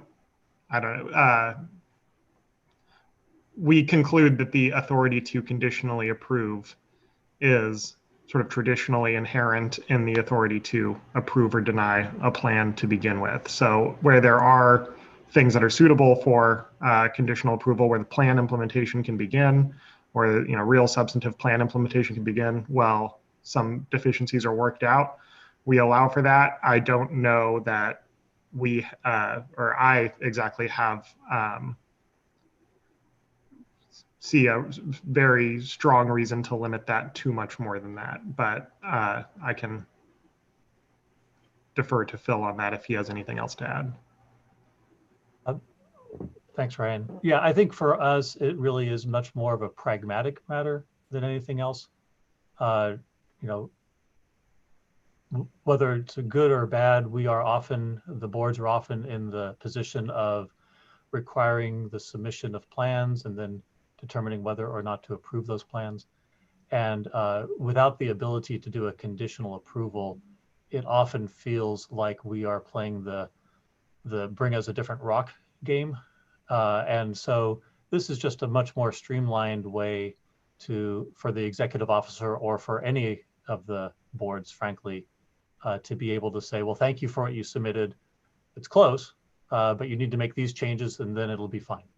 As opposed to disapproving things and then making dischargers or others submit full new plans with minor changes for us to approve. So again, it really is much more of a pragmatic approach, and it's one that I think that the board has used for many, many years for good reasons. Okay, that's helpful. And just so I make sure I understand, because we spent a lot of time here talking about deemed compliance and what that means. So if a plan is a revised plan submitted and the executive officer approves conditionally that plan, then that watershed group would retain deemed compliance so long as they comply with their plan and all the milestones in their plan, as well as any of the conditions that the executive officer attaches to that. Is that how you would interpret that? Yes. Okay. Thank you. That's helpful. I just think it's an important clarification that that's how that works. And we have 1 year here for approval or disapproval of the plan, or approval with conditions, but the dischargers regardless will be subject to whatever those conditions are that come with the approval to retain deemed compliance. So thank you. Chair Munoz, yes. Yeah, I think what's clear is that the burden is on the water board staff to be very clear with our permittees and what the expectations are, you know, and so it's about communication, clear communication, and saying this is the path forward. There's no deviation. This is what it is. Yeah, I think it's a pretty critical flexibility tool that we have to be able to say it's not just yes or no, pass or fail, but you know, it's pass but with corrective actions needed, right? And so it's a period of deemed compliance to allow for those corrective actions to take place in a plan, Exactly. and provide a bit of flexibility there. Okay, thank you, board member. That was actually helpful exchange here, and I appreciate the discussion. Anything further again from Chair Munoz or Executive Officer Purdy? No, I think on another note, if I can just bring up the notice, the state board folks came and talked about the governor's race equity, and we're embracing it with open arms. We're going to focus our January retreat on that, and we're going to be very diligent and thorough. As I told the folks at the last board meeting, because I'm much more older than many of you, I've been through a whole bunch of radiation since I was a student at UC San Diego back in the, I won't even say the days, but this is the one that I think is going to be successful. We have strong leadership, we have commitment from the governor, so count on Region 4 to be there with you, walking with you, struggling with you, because it's going to be a series of very difficult conversations that have to be based on honesty and understanding the history. So thank you so much for that. We look forward to the hard work, and thank you once again, Board Member Sean, for being so supportive and for bringing the voice of Sacramento to us on our monthly basis. I appreciate it. Thank you so much for that note, Chair Munoz. Look forward to the really critical work ahead in that discussion for sure. So thank you. Okay, that concludes the second panel then, discussion, and we're an hour and a half in. Do folks want a quick 5-minute break? And if not, we can just move straight into discussion here. Continued public speakers. Let's maybe carry on, or board member. I was just going to suggest let's go through the public comment. That way, if staff needs to work through any other feedback, they'll have a chance to do that at the break. That sounds good. Thank you. Okay, well, next then we have Travis Von Ligton from the city of Duarte. Good morning, Chair Esquivel and fellow board members. Thank you for the time today. For the record, my name is Travis Van Ligton. I'm speaking on behalf of the city of Duarte in regards to the current order before you today. First off, I just wanted to clarify, I was having some trouble with my mic earlier. Can people hear me right now? Oh, perfect, thank you very much. I will keep my comments brief and just reiterate some of the comments that just the city of Duarte has made in the past in regards to this order. First, the order's current discussion of the regional board's consideration of the 13.241 factors in the California Water Code is still, frankly, directly contrary to the holdings and findings made by the trial court in the Duarte case in the Orange County Superior Court. And the analysis therein is still it is legally deficient. And Duarte would ask that those specific provisions be either substantively revised or to reflect what the trial court found, and or to otherwise provide further explanation as to why the findings therein are currently included. Second and lastly, Duarte maintains that the proposed order should not be adopted while the Court of Appeal is still considering the Water Board's appeal of the Duarte case. We understand that the order concludes currently that the Duarte case and its discussion of the numeric effluent limitations found in the 2012 LAMS4 permit is not directly relevant to the substance of this order. However, should Duarte prevail on its claims before the Court of Appeal and the decision be affirmed, one of the relatively key aspects of the proposed order and its analysis of the WIMPs and EWIMPs is the state board's consideration of whether or not those programs are demonstrating the ability to actually meet the challenged NELs in the Duarte case. So Duarte maintains that should it prevail and that the NEL provisions of the 2012 LAMS4 permit be set aside, it will essentially render a lot of the discussions of this current order moot. So instead of kind of, I guess, jumping the gun and issuing the order now, it seems like there could be more benefit in issuing the order after the Court of Appeals decision, whichever way it goes down. So accordingly, Duarte maintains that proceeding with the adoption of the order prior to resolution of the Duarte case will unfortunately result in a tremendous waste of work on behalf of all of the parties, including the permittees, create confusion after the Court of Appeal issues its decision of the Duarte case, and ultimately seems to kind of disrespect the judicial process that we're currently going through at the moment. And so we would ask that the board delay its consideration of this order until after those kind of important legal issues are addressed by the Court of Appeal. Thank you. Thank you, Mr. Lighton. I appreciate that.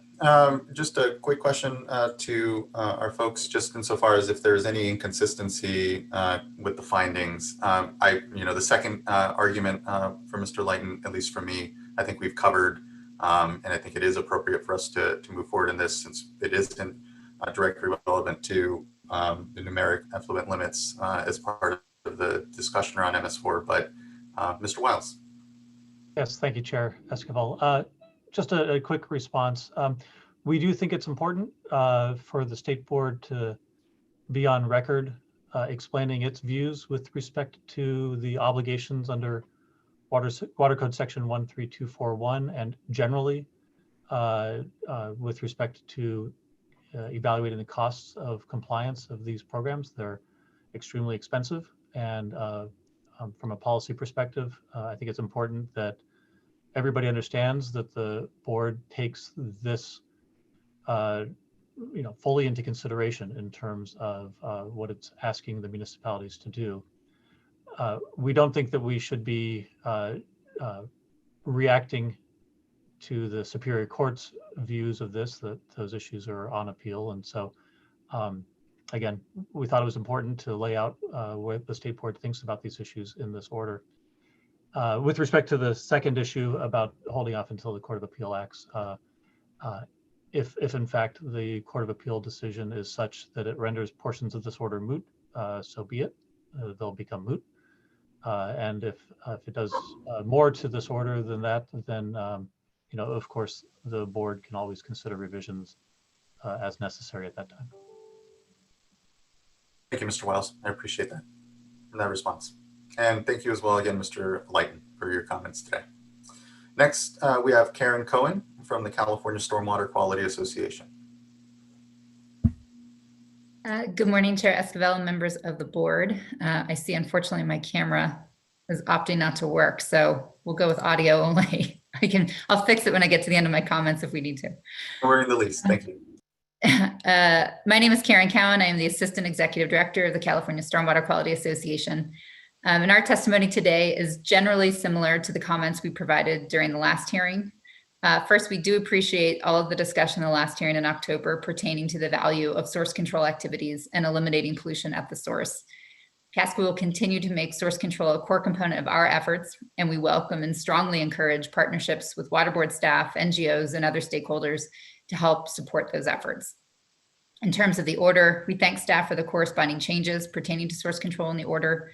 And just as a note for permit implementation in general, for anything related to milestones for source control activities, just to note that source control really is inherently very different than traditional engineered solutions, which may require a different approach and thought process as any milestones are developed. Of course, it pertains to the particular solution and the pollutant at hand, but a lot of source control solutions really are very extensive and lengthy processes, especially upfront, before you can actually have any results be achieved. So again, just as those milestones would be developed in any permitting context, that the timeframes should really be based in real data from the perspective that's appropriate for that particular pollutant to continue to encourage and support those source control solutions. The other topic I want to address is the concept of precedent.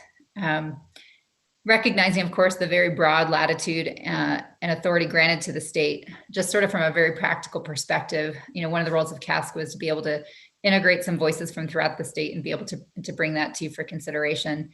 And there is definitely concern in the concept here, again, of precedent, that the petitions originated from a few EWIMPs and WIMPs based on specific permit language in the Los Angeles region. And there are some folks who are just kind of taking a step back from a practical perspective saying, what bar is being set for us outside of these particular EWIMPs and this particular permit and those particular provisions, and how that may impact other compliance pathways other folks are exploring and what those really ultimately look like. And I think it might be the concept of expectation versus constraint, maybe one way to sort of capture it. So we are thankful that the language that has been added to the order, specifically on page 165 of the comparison document, that adds language noting that the evolution of approaches are not intended to be restrained. However, there's one sentence that precedes the new language that uses the terminology will have precedential value, which sort of seems to imply the opposite. So the request we're making today is just this one request for that sentence to be modified. So the specific sentence, it's the second complete sentence on page 165 of the comparison document that starts with "for that reason." The sentence currently reads, "For that reason, the principles discussed above will have precedential value outside of the Los Angeles region in some circumstances." We're asking for that language to be modified to, "For that reason, the principles discussed above may have value outside of the Los Angeles region in some circumstances." And just some quick final thoughts here. As I noted in our comments in October, we have now actually finalized our updated vision for sustainable stormwater management, which I would be very happy to share with any board members. We'd very much like to do that so we can lay out sort of what CASCWA's vision is going forward. We will be working with water board staff and many other stakeholders to develop partnerships to help support the implementation of those actions that we think are necessary to achieve sustainable stormwater management. And again, as I mentioned in the October hearing, one of the actions that we have in our vision pertains to stormwater permitting, which essentially gets to the very basic concepts that we're asking ourselves of what are we trying to achieve? What does success look like? And what are desired outcomes? And how do we incentivize and support those outcomes? So I'm just noting that here because it really does directly pertain to the concept of compliance pathways for receiving water limitations and the construct of permit provisions and the actions that we are creating through those stormwater programs and sort of balancing the mousetrap we're building and the stormwater program outcomes we're trying to achieve. So with that, again, always we thank you for the opportunity to provide comments and for your consideration, and I'm happy to answer questions and find the way to put my video on to answer you directly. Thank you so much. I really appreciate the constructive, as always, work and suggestions here. And, just to note, it really is an exciting time in this space when we talk about better managing stormwater in the urban and other areas, certainly throughout the state, but certainly the challenges on the urban side when it comes to ensuring that this resource continues to be used and maximized, but also protected. And how do we have the accountability, transparency, and assurances that things are moving in the right direction, and just appreciate, again, the good collaboration with CASCWA and leadership and all of that. Yeah, it sounds like it's, the real ask here is a change from a will to a may on page 165. Just quickly, if I could just get a read from Mr. Wiles and folks, how you see that change. So before Phil jumps in, Ryan, I'm going to give you the big picture, which is the principles is the word that I think is operable here. And the principles are that to get deemed compliance, you need to have rigorous, accountable documentation for you to receive deemed compliance, that this will lead to meeting the water quality objectives. That's helpful to clarify what it is that we're saying will, and it is the principles there, not the specifics. But anything further from Mr. Wiles? Oh, no, I'll just, I definitely agree with reading it in context, that it's the principles. And so a good example for that would be, at least for me, the principles about the limiting pollutant approach. Any other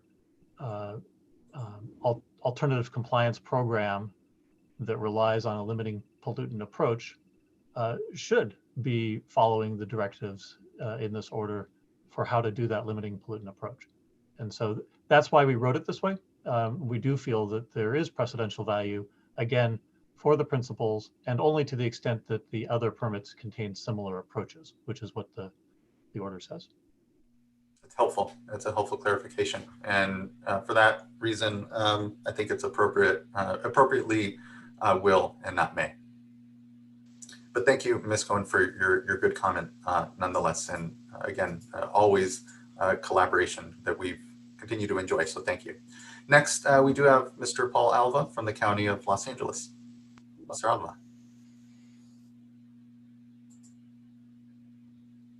Good morning. Good morning to you. Chair and members of the board. Good morning.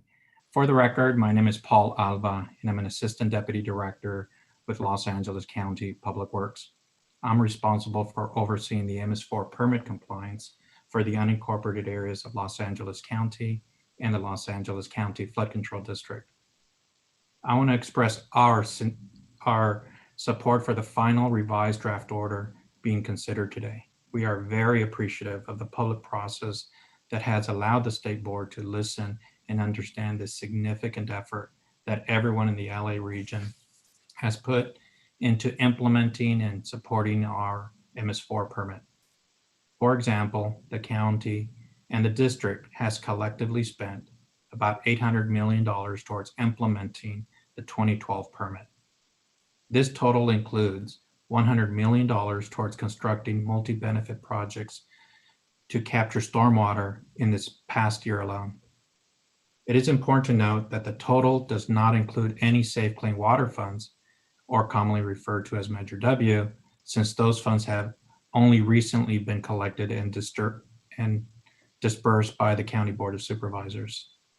The EWIMPs and the WIMPs are an unprecedented undertaking and have been a huge success for our region. These plans were instrumental in building the necessary support for the successful passage of Measure W. As you may know, Measure W generates approximately $285 million a year in perpetuity towards water quality and multi-benefit projects for the benefit of all cities, stakeholders, and residents in the region. Stormwater is a big job, and we recognize that although we have made progress, we still have work to do. This work will be supported by your revised order in addition to the Safe Clean Water program. Again, I want to thank the State Board for the revisions in the state order and the acknowledgement of the progress made over the last 8 years.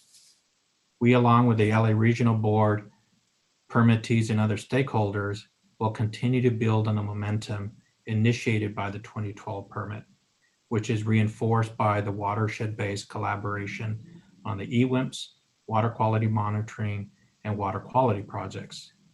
We look forward to continuing the path towards improving water quality while protecting public health and natural resources for the present and future generations. This concludes my remarks. Thank you. Thank you so much, Mr. Alva, for your continued engagement and the county's leadership in so much of this work. Really appreciate the support and comments today. Thank you. Thank you, Chair. Next up, we have Richard Watson. Thank you. Good morning, Mr. Watson. Thank you, Chair Munoz and members of the board. First, I want to congratulate the board staff on doing something I didn't think was possible, in that they turned this around in November rather than December or January when we thought it would happen. And also congratulate them on explaining things better and clarifying matters that have brought the permittees, the regulators, and the NGOs closer together. We still have some disagreements, but it's amazing how close we are right now on thinking about this. I also want to thank Executive Officer Purdy. By the way, my name again is Richard Watson. I'm consultant to the Los Cerritos Channel watershed and can help with a couple of other watersheds as well. I want to thank her for the comments she made about the Los Cerritos Channel situation. I would add one thing to the consideration of bacteria. in that we have been awaiting a PMDL, which we've been told we are going to be issued by the Regional Water Board. So that will influence some of the details that we bring in, particularly in the third generation of the adaptive management. Also want to comment a little bit too about the RAA itself. And to actually go back to 2015, when you adopted a priority, an order, which actually told us then that by June 30th of next year, we would have to redo the plans and also the RAAs. So that's something we've known for some time. And we've done that in our watershed. You may know for the watershed management programs, we've had 2 adaptive management cycles already, one in 2017 and one in 2019. And we actually started rewriting our plan back in the 2017 adaptive management. 2019, I had 95 pages of revised plan, actually including something that State Board staff said we didn't have because they hadn't had a chance to look at the 2019. And that was a particular schedule that they said we didn't have. But those 2 adaptive management programs are important, but the relationship between the RAA and the WMP, I think, is also important. And my view of that relationship is that the RAA is not my plan. The RAA checks the plan and makes suggestions for improving the plan. So it provides a statistical independent cross-check of the plan. And that's the reason we've been really emphasizing completing a rewrite of our plan. We're actually rewriting some of the stuff we rewrote in December because of what you have put forward, or the staff has put forward in these proposed orders. And so I think to me, that's what happens in that June or July 1 through June 30, 2021 to 2022 period. It gives the regional board time to approve our plans, to take a look at the RAAs, and for us to respond to changes that are proposed by the RAAs. We're already under contract with an RAA consultant. And as I say, I'm trying to turn around the chapters of my plan fast enough to get them to them so that they're actually checking what I say we're going to do. I also want to support what Paul Alba said, and also note that we were a very fortunate small watershed. You know, we've now invested almost $72 million of non-Measure W money, 7.5 million of which actually came from the county. They matched some money from Caltrans. But what we've been able to do in what we had said in our 2015 plan is we mentioned a couple of projects, and we've actually got 4 that will be done by June 30th. And we've identified several others, and we've got at least one other funded now, a 5th one funded. So we've been able to do a lot, and it just hasn't been quite enough to do. But I do think what the provisions that you're making, the time to allow the board to implement or approve our plans, and for us to implement and actually start implementing the revised plan, not just focus on the existing plan, but we'll start implementing the revisions that we've already submitted to them by the end of June. So again, I thank you very much. There's one thing I guess I did partially comment on that. I kind of wish the staff had a chance to look at the 2019 adaptive management stuff, because some of the comments they made in there were not quite up to date. But overall, I think you've come a long way, and I look forward to seeing what happens today.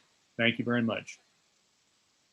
Thank you so much, Mr. Watson, for your engagement and for acknowledgement and or at least flagging that it seems that folks are coming to greater agreement here. And I think as we certainly iterate around these policies, continue to refine and hopefully get to the outcomes here. So just thank you for your continued engagement around this.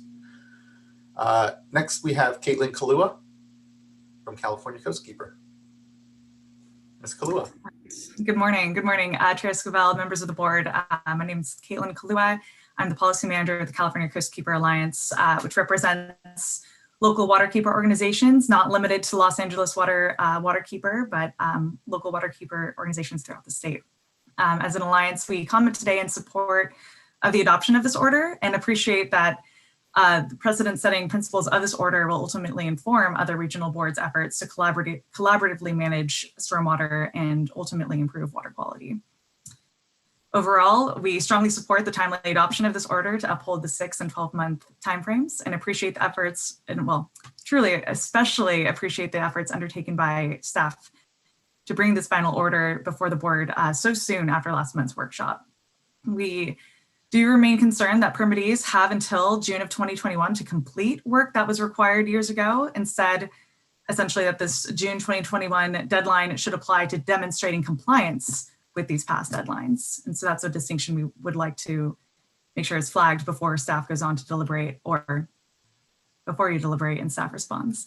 We also support the State Water Board's conclusion that failing to meet interim milestones results in a loss of deemed compliance and is subject to enforcement. Yet, as was previously discussed today, the latest draft does include the concerning new language that allows for conditional approval by the executive officer of an updated draft, or was mentioned in this morning's panel, a statement that the permittee is planning to plan, which essentially punts compliance even further into the future. Additional language is needed to establish protective sideboards that would clarify when conditional approval is not appropriate. And building from today's discussion, we're curious to know what an RAA change would look like that would actually give rise to public review and comment.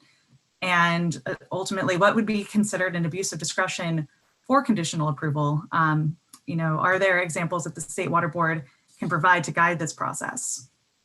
So overall, just want to say thank you to your board's commitment to ensuring that there are clear enforceable deadlines and interim milestones, and that ultimately for the goal of receiving water limitations. And again, appreciate the robust conversation today, and we support adoption. So thank you.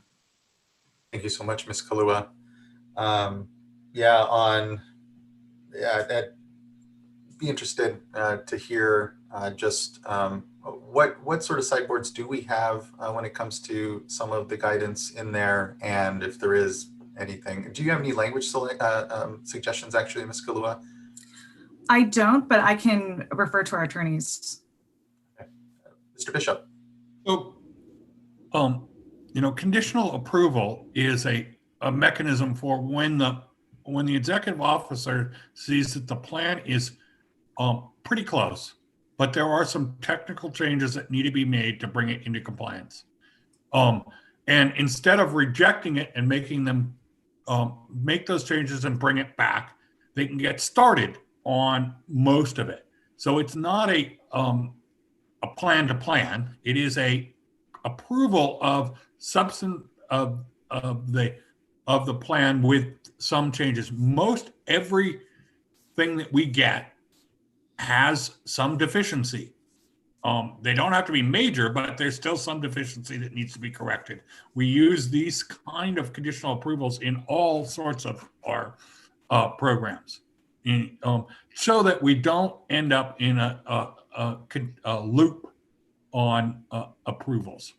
That's really and I think it's hard for us here at the state level to really, at least to my mind, to say where that line is, where you land on, conditional approval with some, some remediation or correction within the plan, and then allowing for people to start, or simply a disapproval of it. And we trust the regional boards in exercising this this sort of balancing. I'll have to give it some additional thought myself, whether there's something there that we can, that lends itself to an easy sort of marker where it disapproved. But I do have a hard time on what that would look like. Mr. Wiles. Thank you, Chair Esquivel. I just wanted to point out, we did try to include some sideboards, some discussion in the order itself about conditional approvals. Okay. And so what the order currently says is that conditional approvals should not be used to fundamentally alter the WIMP or to fix egregious deficiencies. And then we also say that the we looked at these particular conditional approvals and didn't find anything that constituted a major substantive change. So I think that's what I believe that people will read as sort of the sideboards. You can't fundamentally change the plan, and so that is a meaningful sideboard. We make it clear that the plan doesn't have to be approvable in its current form, that the executive officer has the ability to make some changes, but not substantive changes as part of a conditional approval. That's actually quite helpful. I appreciate that, Mr. Wiles. I mean, there is some sideboard there. Yeah, if you go back and you come back with a completely new plan, different plan, that's it's not what this process is meant to allow for. Okay. Oh, and I'm sorry, I should point out for those who are trying to follow, that language is on the bottom of page 35 of the clean version, and I'm afraid I don't have the page number for the version with comparison. Okay, that's helpful. Okay, thank you, Ms. Kalua, and thank you for that exchange, Mr. Wiles. Next, we have Nick Gurelli.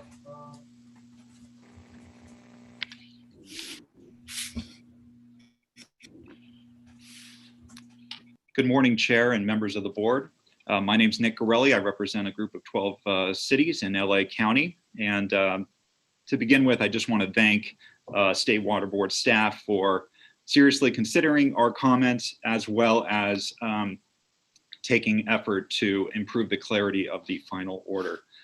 One question I do want to ask and perhaps suggest a further clarification, and this is partly because I've received this question from several permittees who are members of EWIMP groups who were not specifically addressed by this order and were not subject to the petitions that were submitted to the State Water Board, whether the order number 3 on page 166 of the clean draft, which requires permittees to submit by June 30th, 2021, a confirmation that they have achieved compliance with all of the milestones in their EWIMPs and WIMPs. So to the extent that we can either receive an oral clarification or something in writing that this order does apply to, this portion of the order does apply to all permittees or just the permittees addressed by the petitions would be helpful so that I can respond to that question. Footnote 220 does address our comment regarding the use of monitoring data to improve the RAAs. And I just want to clarify, we thank you for addressing our comments, but did not want to suggest that the RAAs are not important.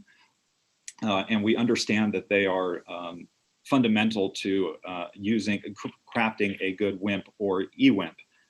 But however, we did think that given 5 years of time passing since these WIMPs and EWIMPs were first approved, that there was a more important role for monitoring data that may have rendered this order unnecessary if the regional board were able to use that to improve the WIMPs as part of the normal update. We also want to thank the board for acknowledging the costs associated with implementing the WIMPs and EWIMPs and preparing those documents. One thing I would acknowledge is that there actually is no analysis of what costs might be incurred by the permittees to actually comply with the more rigorous modeling requirements in this order.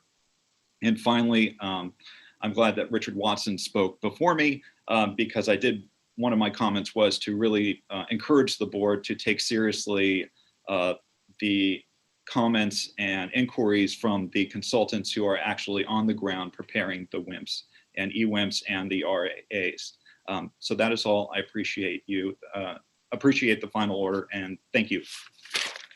Appreciate you too. And thank you, Mr. Gurelli, for your comments. Mr. Bishop, I think you were gonna pop in on the first question regarding the applicability to non-named WIMPs and EWIMPs here. Well, the intent was that that it applies to all of the groups. If that's not clear, we can consider adding something to make it clearer. We thought it was. Okay. If I can, I'll just point out, if you read down about a half a page, item number 6 does refer specifically to the other WIMPs and eWIMPs, and does say that they are, the water board, the LA Regional Board is directed to ensure that all other WIMPs and eWIMPs conform to the order's requirements. But I think it's a fair question from Mr. Gorelli, so I think we will propose during the break just a small clarification to number 3 as well. Thank you. Thank you very much for that. And thank you for the acknowledgement again of the continued good work I think that we're all moving toward here. I'll just flag later in our priorities discussion in that document is a focus on cost of compliance when it comes to stormwater. And I just want to thank board members Dodak and Vice Chair Diadamo for helping continue to lead some discussion that we're interested in continuing to refine our understanding of the costs and help to get to the outcomes we need here. So just appreciate Mr. Gorelli. Thank you. Thank you. Okay, and I think that brings us to our last commenter, Heather Miranda from the city of Santa Clarita.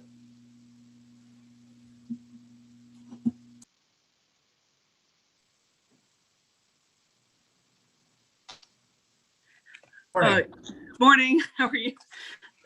Dealing with some technical issues there. I appreciate your time and consideration in allowing me to speak on this item today. I do appreciate all the time and effort that staff from State Board and Regional Board and CASCA have gone into trying to address this very complicated technical, legal, and environmental issue. But my bigger concern here is the policy of the State Board using a petition process to develop a policy that is now applying to everyone outside of these specific and narrow watershed petitions, as well as statewide. When this item is noticed, it's noticed for a very narrow reason. And those of us who are involved in the LAMS4 and dealing with statewide issues, there are limits to the days and hours that we have to be able to address these issues and to comment on things and address these things. And we're getting to the point now where we are in the middle of an NPDES permit negotiation. We're in the middle of trying to update our plans, and we have very little regulatory certainty if a petition to a very specific and narrow watershed plan now becomes applicable to all of us who have done the work and are not part of the petition. And so I really would like the State Board members to honestly consider the ramifications to the other cities and the other watershed plans. We are putting together multiple millions of dollars of projects and plans, and these take many, many years. We have done a lot of work in our modeling and monitoring.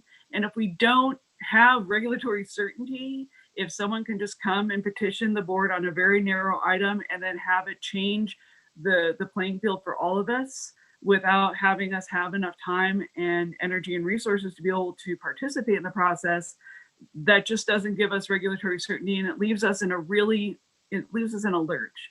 And so I would just respectfully request that board members really take that into consideration when you're making these kinds of decisions of a precedential nature. It just really kind of pulls the rug out from underneath those of us who are really working hard and trying to make these things happen. And I would really encourage you to work more closely, as I think Chair Munoz had said, to work collaboratively with the executive officers of the regional boards and the regional board staff, rather than giving these directives, through a very legal process, so that we can come together and understand the issues and concerns that are addressed, that are being, addressed in these narrow watershed petitions, but now apply to all of us and affect all of us in the middle of an NPDES permit negotiation. So I thank you for your time. Thank you, Ms. Miranda. And appropriate concern and flag around how we set precedent. There are different ways that which the board can set its policies and precedents. One is through the petition process and then determining portions of that to be precedential, or a wholesale starting an initiative, a general order or otherwise, that is clear from the beginning. And I can sympathize that sometimes the name of the item may not fully communicate, or even the description fully communicate to what degree those not specifically named perhaps in a petition. I think we've tried, I think we did hear quite a bit of discussion that did go on at the state and regional level along with stakeholders, but appreciate the flag nonetheless that perhaps we can do better in making sure that we clarify and make clear when something is contemplated to be precedential, and then requiring the attention of folks that perhaps aren't specifically named in the petition that we were that came up to us on the item to begin with. So I appreciate your comments there. I'll just add to that. I share the frustration that it's hard to track all of the potential issues that might be contemplated in the various petitions. I think in this case, I certainly feel like we should go forward. I don't have concerns that we should delay what we're doing now. But I do think that, that is the inherent challenge in the way that we process petitions. I do think we could do better at looking at how we do outreach, especially for stakeholders that may be impacted by, the presidential order, but aren't, often folks really rely on associations to be able to be tracking all of this and report back to their members. But I think there's a lot of folks that are impacted, and we should just be looking at how we can continue to do better around outreach for those, for people and stakeholders that will be directly impacted, both on the regulatory side and community side, various needs. I think it's hard to figure out how best to track and participate in these. And I do think it's the nature of the process we have, but just ask staff to be maybe working with Office of Public Participation and thinking about sort of all our regional boards who have a good sense of the stakeholders about how we can continue to do better on that. So I would just add, I concur with the chair and board member Firestone, and think that there's probably a way that we can improve, including through our liaison roles with the regional boards, that we could, know to flag these issues when we are working on an order as part of our updates. So there's probably some things we could do on our end as well. I see, Mr. Bishop, that you were going to say something, and my question is specifically on the precedential aspects of this. At what point did that become apparent? I just want to make sure that this isn't something through the most recent revisions that just suddenly occurred. So even though I know it's a complicated process, I have seen through time that whether it's through associations or word of mouth, people kind of figure out, oh, okay, that's like what we had on our East San Joaquin order. That was a very region-specific name, but folks understood in the ag community that that was something that they needed to follow. So how long has that been in the mix? So this, I think we need to rewind a little bit. The precedential nature of allowing for alternative compliance programs that are rigorous and accountable was done in 2015 in the precedential, that order.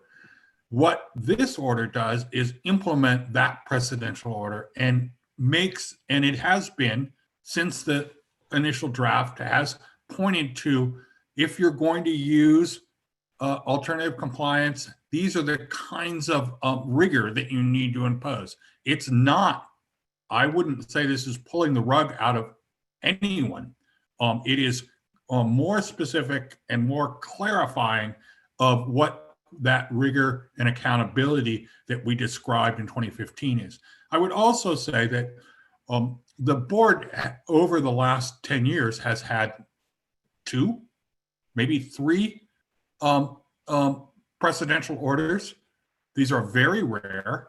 We made a concerted effort as an organization 12, 13 years ago to move away from policy by precedential order to doing plans and policies instead.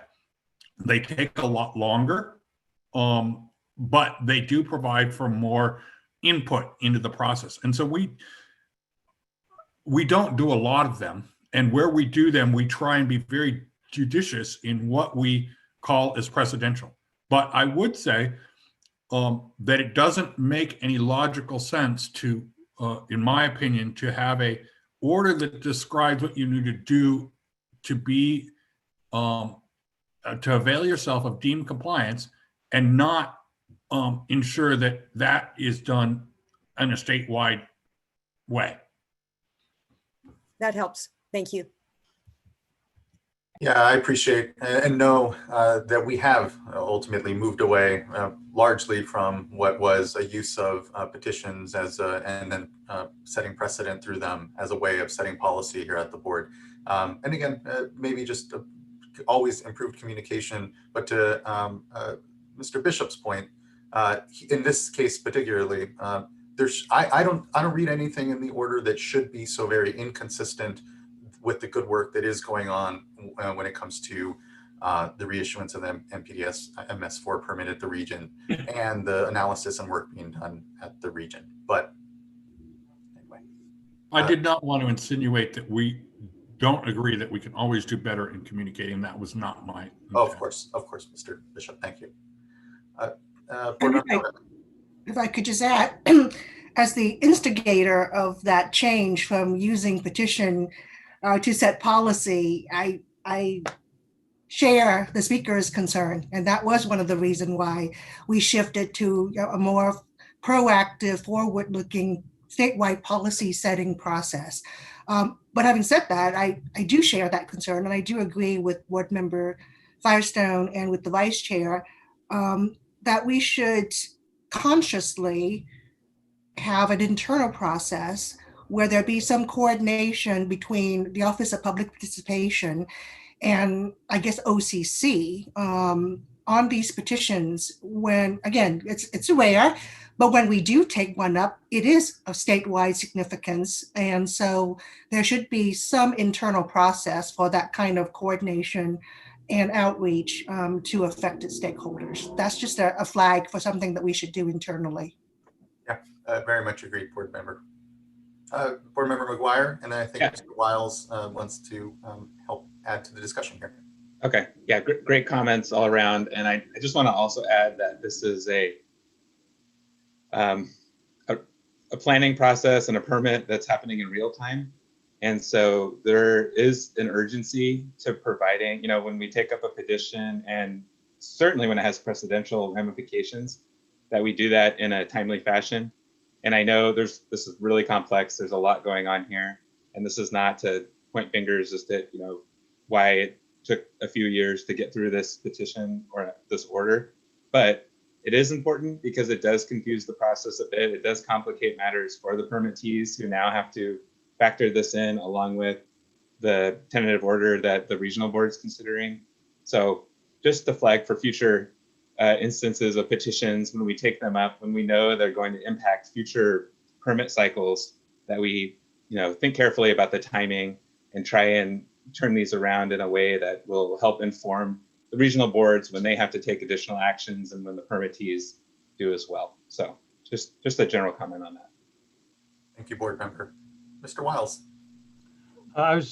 Thanks for all the points, and I think they're all very well taken. I just wanted to offer that I think as we accept petitions, that is, as the board decides to take up a petition, what we could do at the Office of Chief Counsel is ensure that our correspondence alerting the petitioner and the regional board and the interested parties that we are taking up the petition, that gets much broader circulation, primarily to stakeholder groups to the extent that we can. But we do sometimes, and I can't say for sure that we always do, use the board's email distribution list, the LIRIS lists for subject matters. We do sometimes, but I think we can make sure that that becomes part of our process so that everybody who's subscribed to receive updates about any particular subject matter, if that subject matter is implicated in the petition, then they can be sure to receive the notice that the state board is taking up the petition. And I think that that will help to, it will at least help to ensure that everybody has notice about the issues that are going to be taken up by the board. And it is sometimes a delicate balance whether something should be taken up as a petition versus a water quality control plan. But obviously there are many advantages to taking it up through a planning process rather than an adjudicative petition process. Thank you, Mr. Wells. I think that's a good first step, and appreciate the recommendation. We're getting maybe a little far afield, but I'll just put a plug that ultimately it's about making sure that we have the systems on the back end that allow us to really plug into our various constituencies easily when the much work that goes on at the board happens. But that's a longer term resource and project discussion. But I think there's a lot of interest here from the board that we continue to do better on the communication side. Okay, thank you. Well, that concludes public comment here. I know that there were a few items that we had flagged for discussion for folks in the program, staff to go back and bring back us some language on. I think the RAA issue that we explored with EO Purdy is one of the top ones.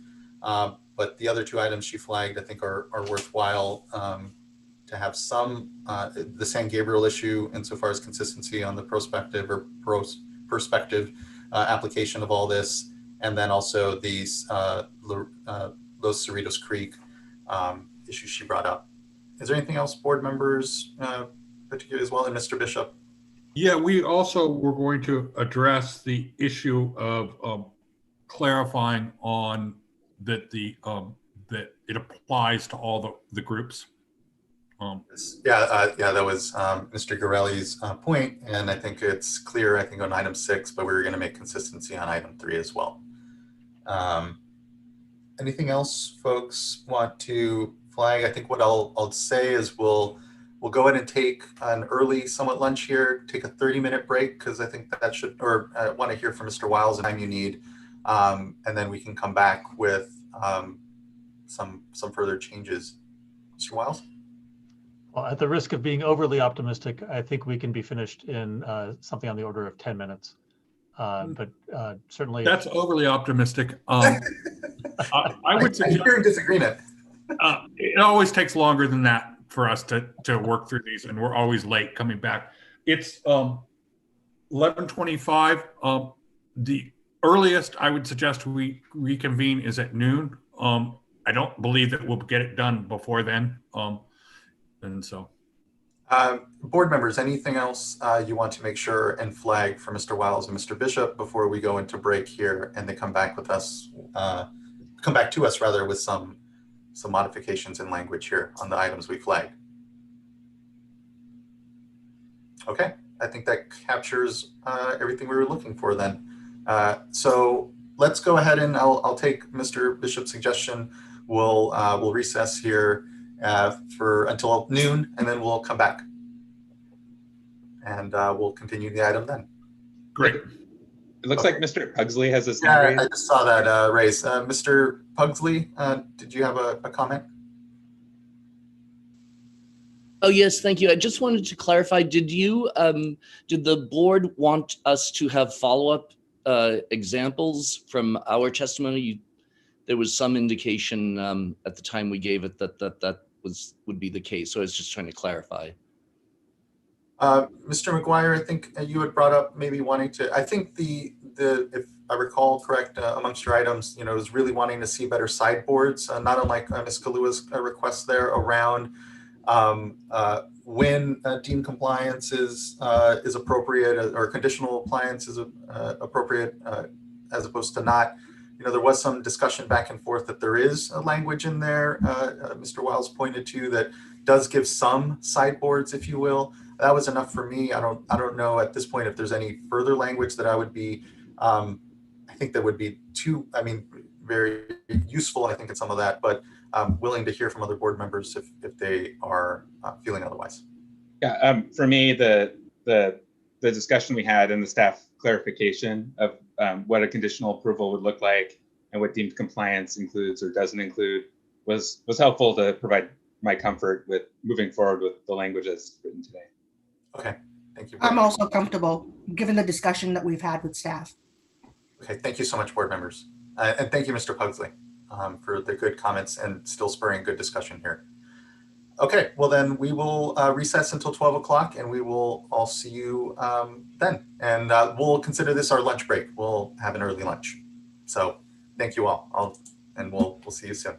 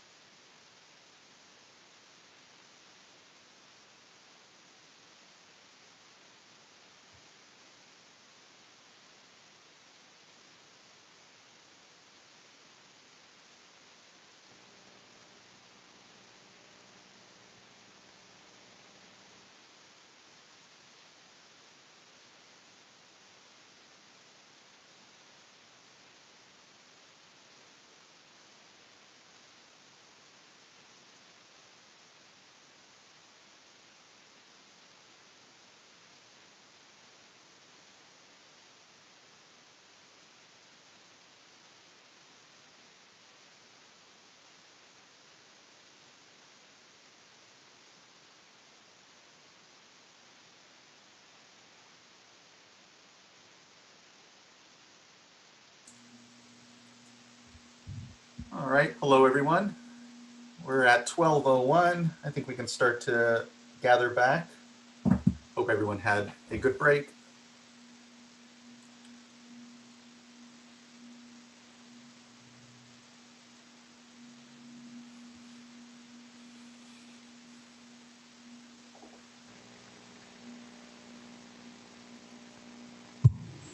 And Chair Esquivel, as we wait for you all to have a quorum here, we're going to have Ryan Mallory Jones from the Office of Chief Counsel will go through a slightly marked up version of the clean version of the draft order so that you can see how the staff collectively between the Division of Water Quality and the Office of Chief Counsel have tried to address the key issues that were raised by the board members following the public comment.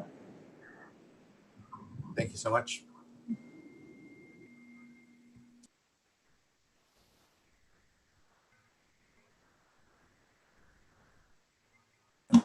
Mr. Mallory Jones. Hi, can everybody hear me? Yes, All we right. can. I'm going to attempt to share my screen, which I haven't done in Zoom before, but let's see. Is that showing up for everybody? Yes, it is. Thank you. Okay, perfect. So I'm going to go through first a series of 3 changes we've made here, and then address one outstanding issue, I think from the comments that we are proposing to not make changes in response to. And I'll explain that as well. And if there's any follow-ups you have, feel free to ask or feel free to pop in at any time. So the first change I'm going to cover here is in response to Ms. Purdy's comments regarding the reasonable assurance analysis guidelines. We've made some edits here. As you can see, I'll read through them. So initially, so you can see the original text versus the changed text. It now reads, we appreciate the Los Angeles Water Board's point that the field of RAAs is constantly evolving, and we understand the Los Angeles Water Board's alternative compliance approach benefits from being able to timely incorporate new developments into its RAA guidelines. To accommodate that, we suggest the RAA guidelines be incorporated into the Los Angeles MS4 order as an attachment or by reference as new language, and that the authority to make, and we struck the word limited here, revisions to the RAA guidelines rather than attachment, consistent with the overall approach approved by the Los Angeles Water Board, be expressly delegated by the LA Water Board to its executive officer with a procedure for appropriate public notice and comment. We added that the delegation should also provide that the executive officer shall bring to the Los Angeles Water Board for approval any proposed revisions to the RAA guidelines that are significant or generate significant public controversy. I'm going to scroll down for some additional changes. As documents heavily relied upon by the permittees in determining how to fashion programs, that the Los Angeles Water Board's executive officer would approve. Here's more changed language. The RAA guidelines should be incorporated into the order and subject to public comment and approval as outlined above. So here we're trying to, the changes here are intended to allow the RAA guidelines to be incorporated into the order by reference, provide for public comment, the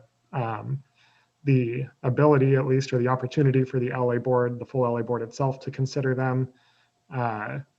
And we think this strikes an appropriate balance given the importance of the RAA guidelines to the program itself and the development of the reasonable assurance analyses, which are such a fundamental part. So if there's no questions on those changes, I'm going to jump down to the next ones. Oh, and I'm sorry, I should have added, these changes are on pages 62 to 63 of the clean version and on the same of the, I think, page 63 of the strike through version that was provided prior to this meeting. So as I jump down, the next edit is on page 112 of the clean version. As well as on the strike through version. And here, this is another change in response to Ms. Purdy's comments regarding the retroactivity of some principles here in the initial draft of this order. we had articulated some principles relative to non-modeled controls that would require the groups looking back to demonstrate that they've actually achieved some water quality milestones. That changed as this order developed, and it's now a principle we've articulated going forward. There's some language here identified by Ms. Purdy that was inconsistent with that new direction, and we've struck it. So here we articulate above this that the group needs to demonstrate that it has implemented the controls to which it committed in order to retain its deemed compliance, but it does not have to look back and show that it necessarily achieved that 10% reduction by the date identified, or else lose its deemed compliance. This is contrasted a little bit from the normal operation of or not contrasted, but as a reminder, the normal operation of the MS4 order and the deemed compliance is that where they miss a milestone, they need to update their plan to ensure, where they implement controls but miss the underlying water quality milestone, they need to update their plan to ensure they get back on track, but it's not tied to their deemed compliance. This makes this discussion consistent with the normal operation of the deemed compliance provisions. And so I think that addresses Ms. Purdy's comment. And then there's one additional change we made, and I'm going to jump down now to pages, I think 169 on the initial claim version, 170 of the comparison version that was released before this. And this is in response to Mr. Gorelli's comment, seeking some more clarity on whether or not all the WIMP Watershed Management Program and Enhanced Watershed Management groups that have approved plans are required to do that process of going back and showing they've done their past work. So we made some changes here to make that more clear, saying the Los Angeles Water Board, it is directed to ensure that all WIMP and EWIMP groups, including those not discussed in this order, have by June 30th, 2021 submitted demonstrations that they have completed work associated with their prior and current milestones. It's definitely a process we want them all to engage in. So those are the changes we made in response to comments. The one outstanding comment that I want to address that we did not make changes in response to was raised by Ms. Purdy and by Mr. Richard Watson regarding the deemed compliance status of the Los Cerritos Channel Group. There was a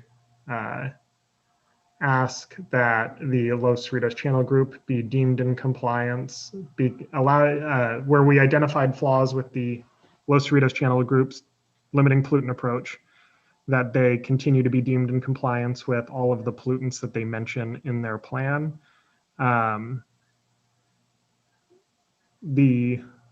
We declined to make changes there as proposed right now because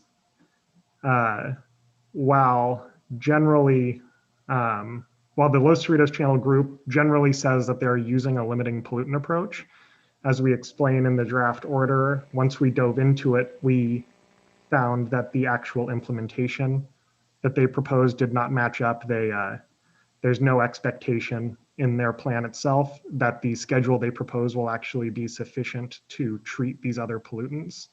So it didn't really fall into that concept of the limiting pollutant approach as we discussed in the order at all, even as a matter of being a flawed limiting pollutant approach.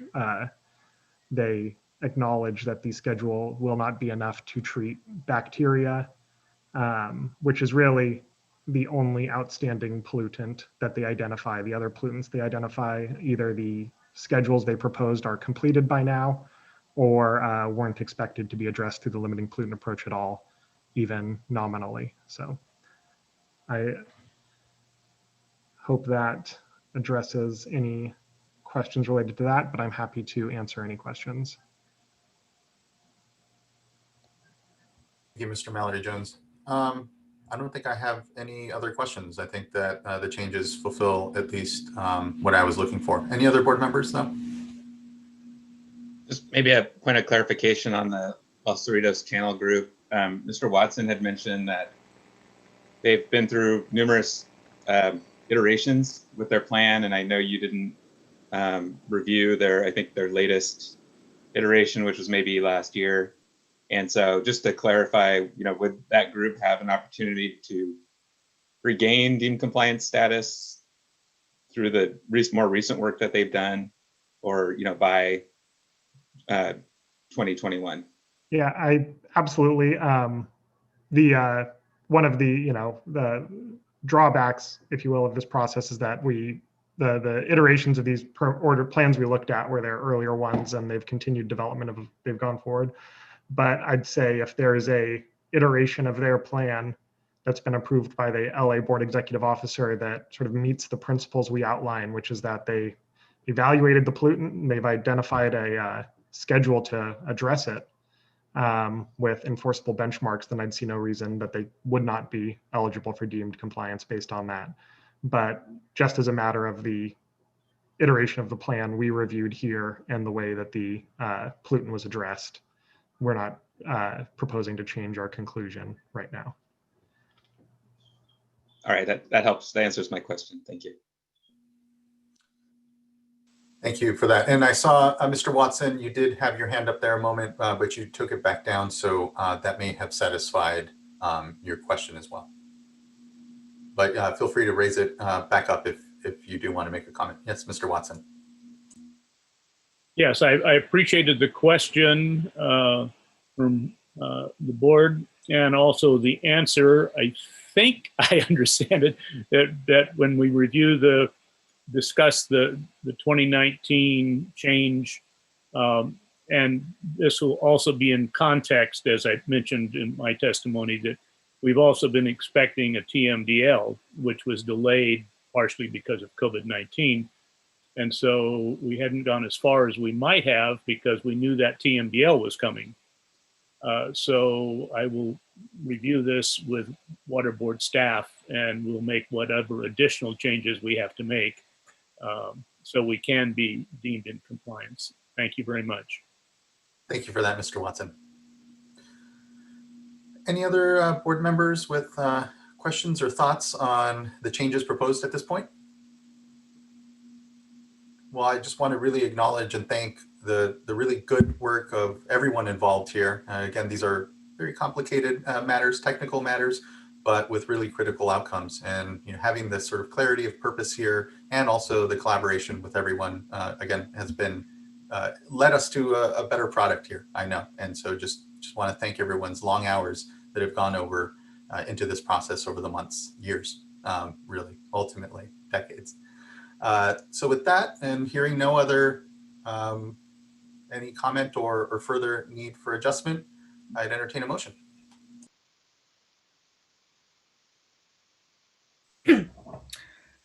I'm sure Mr. Laufer will jump in to aid me, but I will move for adoption with the changes just to the record by staff. And that, of course, include all the changes that were released as a draft for our consideration today. Did that cover everything, Mr. Laufer? Well put, Member Dodek. I'll second that motion. That very confused sounding motion. Not at all. Perfectly clear. And thank you, board members. Ms. Townsend, can you please call the roll call vote? Yes. Board Member Dodek? Aye. Board Member McGuire? Aye. Board Member Firestone? Aye. Vice Chair Diadamo? Aye. And Chair Esquivel? Aye. Thank you. Thank you as well. The vote carries and the item is passed. Thank you everyone again for the great and incredible work, and look forward to continued iteration around this discussion. Won't be the last time we're all discussing this critical issue. That brings us now to item number, hold on one moment, I have to pull up my agenda again. Yes, item number 5, which is, and we're moving now into a tranche of informational items. And here we have item number 5, which is a presentation of our fiscal year 2019-2020 annual performance report. And just want to kick off again and just thanking the incredible work of everyone in the programs and leadership around this, in particular leadership from Board Member Dodek, who really brought this program, first instituted this program here at the board, and I just feel incredibly proud of the transparency that it brings to our programs and our ability to try to quantify, create some widgets at least on the permit number side and the number of inspections, et cetera, into our work so that we have that transparent view into our organization, both for the benefit of us board members here on the policy side, but more critically the public, who sometimes hard to really understand what all activity goes on here at the board. So proud of this item and the good work that has gone into it. So welcome folks to on the program side to begin. I think we have Beverly here and as well Greg Gerhardt.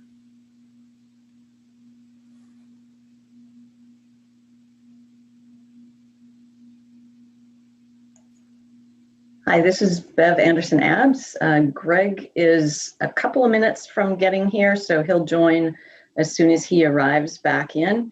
But I will get started with going over the performance report for fiscal year 2019-20. First, I'd like to thank Chair Esquivel and the board members for the support that they've given over the years in producing this performance report and helping us to get open data and pushing for the data tools that we now have. So it's been a fairly quick ride from what we used to have with the performance reports to where we are now. There's still a ways to go to get more open data and to get more connections. But I think we've come a long way, and I'm pretty proud of where we are at this point with the performance reports. So if I could get to the next slide, that would be great. So the performance reports are something that the Water Board has been doing since 2008, 2009. It's a web-based report, and it's organized by the major functions within the Water Boards. We try to make sure that we're documenting some of the efforts to protect and allocate the state's waters and have programs setting clear and measurable targets that they are working towards through the course of the year. Next slide, please. Why do we do this? As Chair Esquivel pointed out, this allows for transparency and accountability within the water boards. And as I mentioned, this has increased many times over the last couple of years with our now ability to attach the data directly to the performance reports. Previously, the reports were static pages with just numbers with no apparent connection to what those numbers actually meant. And now we can actually drill into the data, see where inspections have been taking place, see what the outcomes of inspections are. And the next steps will be to start trying to connect some of the different cards together. So if we have an inspection at a facility with a certain outcome, or with a certain violation being detected, what was the outcome of that violation? Start making some cross-references between the various sections. It helps the programs manage and evaluate their programs. So, and again, especially now that we've got the data connected, programs and regions have been able to look at their data throughout the year and see if they need to do more work in some areas. They can see if they're meeting their targets. They can check on which inspections or which permits we're able to pull out and make sure that our data are correct in the databases that we're pulling from. And it's helping to lead to an increase in public confidence in what the water boards are doing. So this has just been moving forward all this time. Next slide, please. This is the 12th year for these performance reports, and we're currently drawing from more than 10 enterprise databases and making that better all the time. When I started working in this program 3 years ago, we had 170 separate static HTML pages on the performance report website. We're now down to 29 interactive visualizations collecting all of that information together. And this includes targets for the 9 regions and for the State Water Board, as well as measures of different things depending on the program and what they want to be showing in their visualizations. We also have a section with outcomes. This is something that we want to move more towards, is getting some outcome-based measures. Right now, our only outcome-based measures are the water quality report cards, which used to be the TMDL report cards. We've moved on and we've started having more report cards that aren't necessarily connected to a TMDL. And so far, we've got 224 separate report cards that we need to start winnowing down a little bit. And those cover 168 different projects throughout the state. And there's one that I particularly want to show off towards the end here, that we've moved some of the report cards from a static PDF format to again, interactive story map format. So you can scroll through and see what's going on and see how things are changing with the data that's being collected. Next slide, please.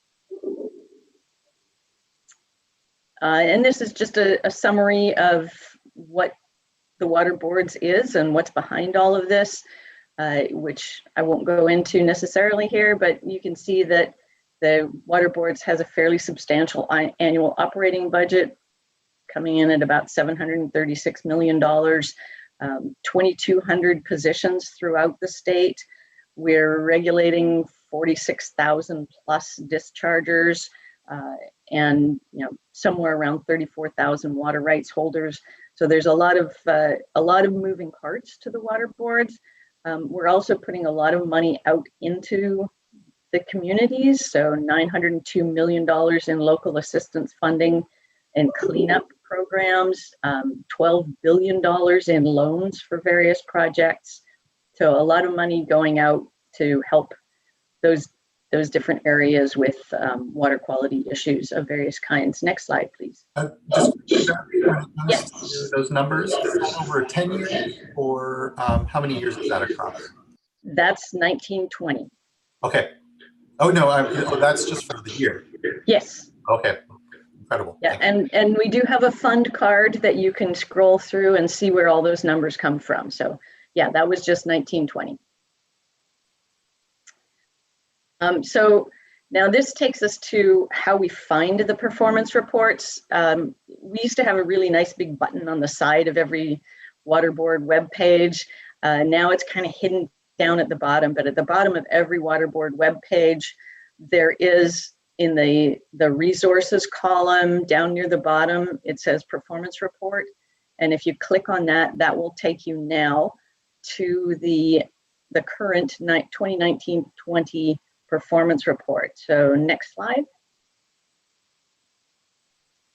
And from here, I'm going to go into the performance report itself rather than doing some static cards. So I'm going to share my screen.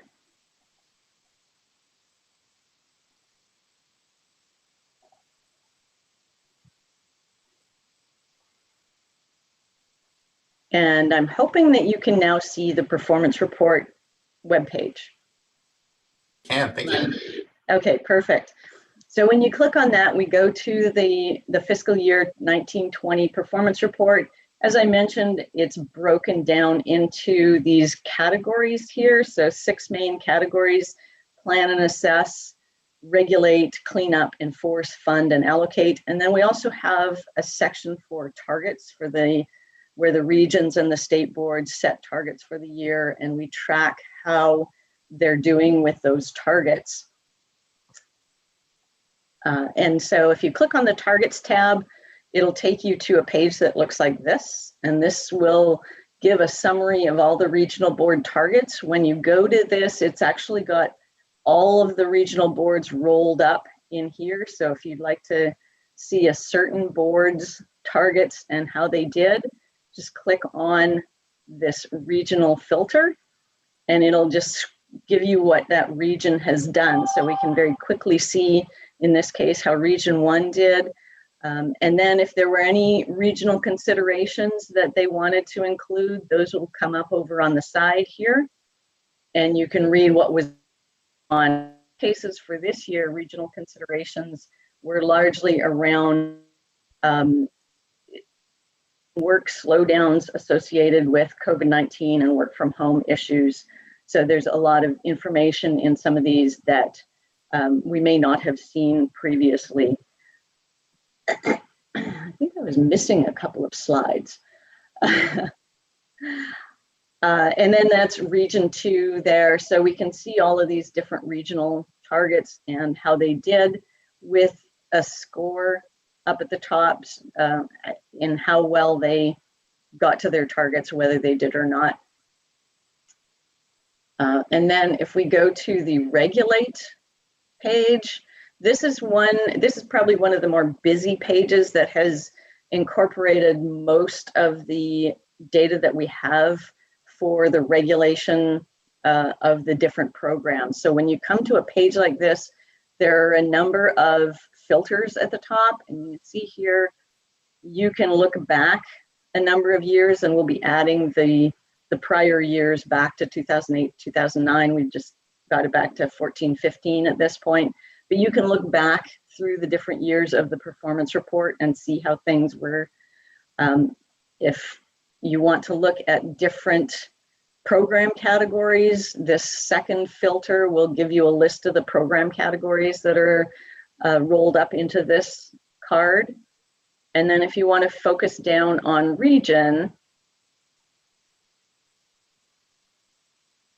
it will focus the whole page on that particular region's data. So it'll change all of the graphs and everything else. And then for those regions, if they then, or if somebody wants to see where were these inspections done, many of the pages have that click or view data set or view data up in the top left-hand corner. And if you click on that, you can get whatever information you need about where the inspections were done, or in the permits card where the permits were, what facilities had permits written or amended, and then just simply click back and move on with what we've got here. So, and then another one, this card is for the cleanup program. This one, we were just able this year to get the connections to GeoTracker to be able to build this card. So in this case, we've taken this from, I think, 12 separate web pages to this one card where you can look at or filter for site cleanup program, for military sites or DoD sites, and for LUST, leaking underground storage tank sites. And then you can look at active and closed cases. You can take a look at where the regions are with how they're doing. And then again, we've got a view data set.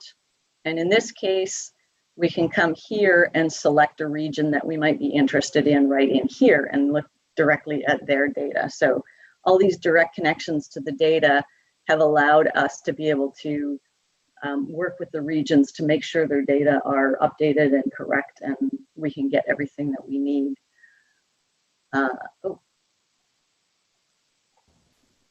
And then just really quickly, for the TMDL program, this falls under the Plan and Assess program. This is another card that has multiple aspects to it. So if you wanted to look at the TMDL projects that were adopted during the fiscal year, you can go to this tab and then actually see what the projects were that were adopted this year and any dates associated with it. In this case, these ones haven't gone to the state board at this point, or I haven't received data about that at this point. And again, you can filter by fiscal year and choose whatever it is you want to look at for those things. And then one more, if we go into the TMDL report cards, actually I'm going to back up just for a second to that previous page. The TMDL report cards are also listed here.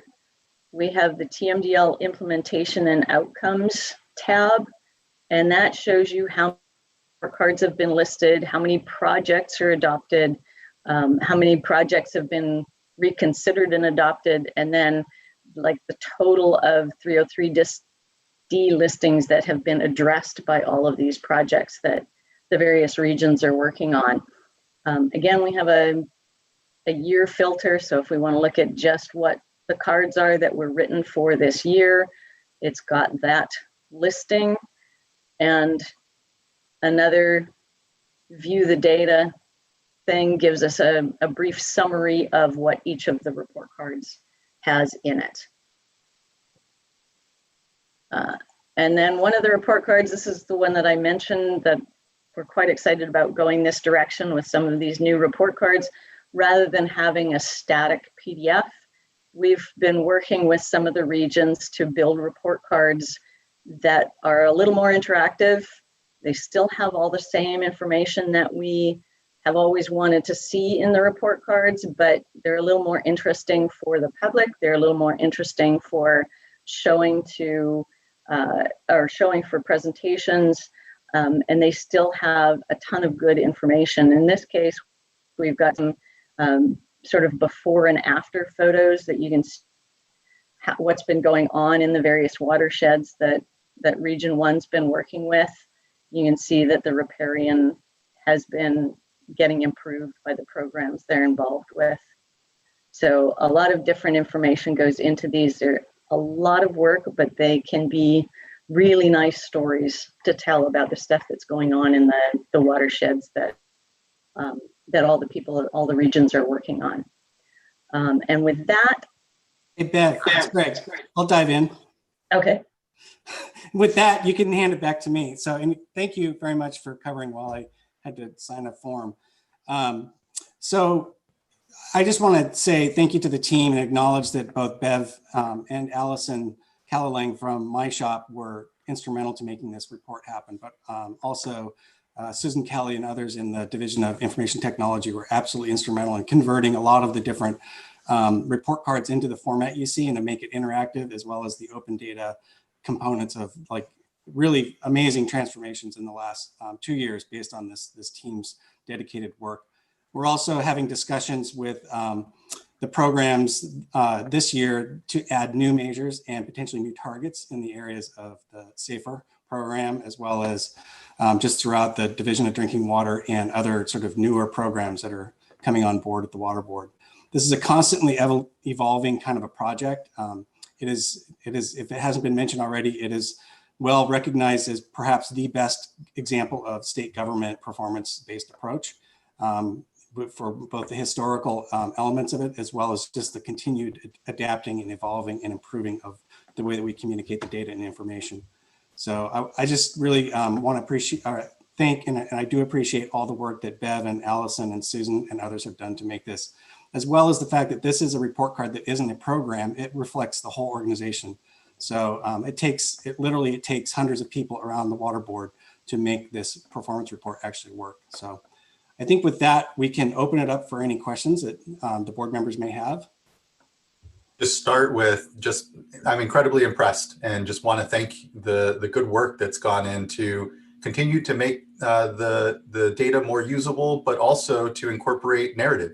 You know, as a humanities major, an English major that really does appreciate that we do communicate through story, we do communicate through narrative amongst each other, but that the data itself is what daylights the discussion and the narrative is great. And just thank you for that sort of focus. And, you know, I can appreciate, I think the first briefing in the first performance report that I had the pleasure of interacting and being briefed with and discussed here at the board was using, I think, Google Fusion tables at the time.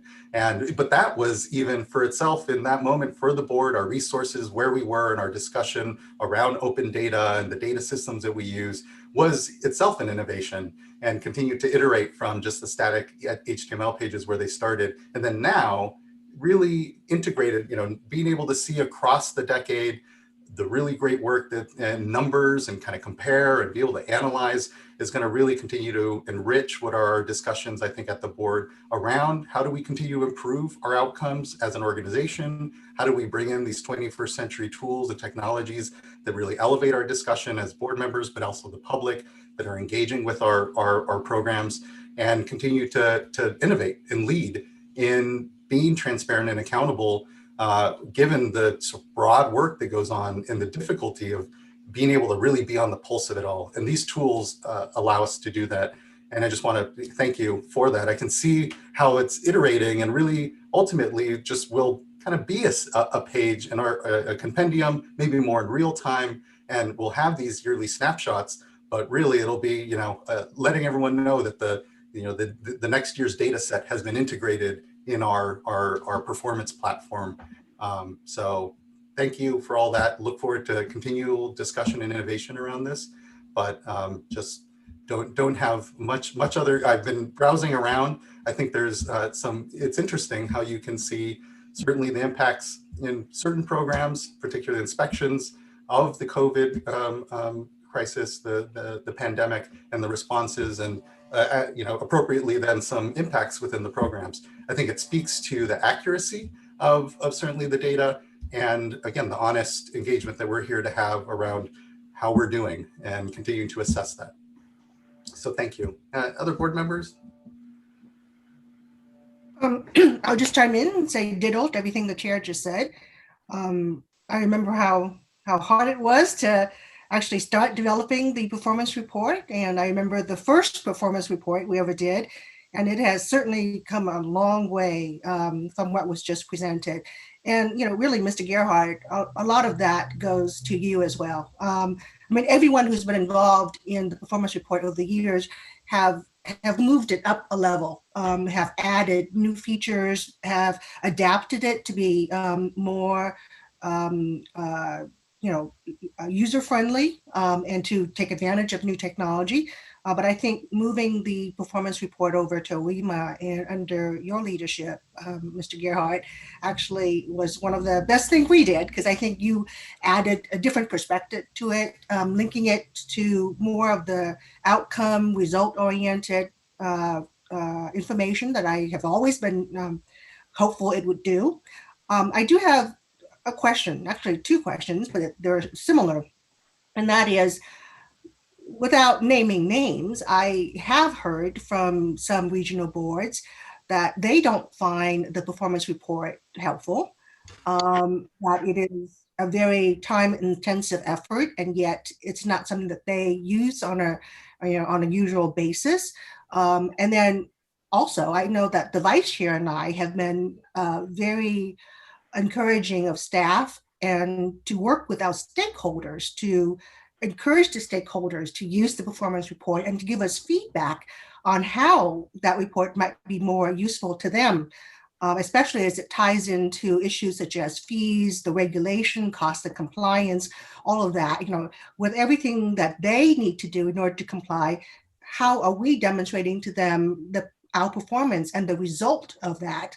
And so my question to you is with relating to both our internal stakeholders, meaning the regional board, and our external stakeholders in terms of the regulated community, as well as the NGO community.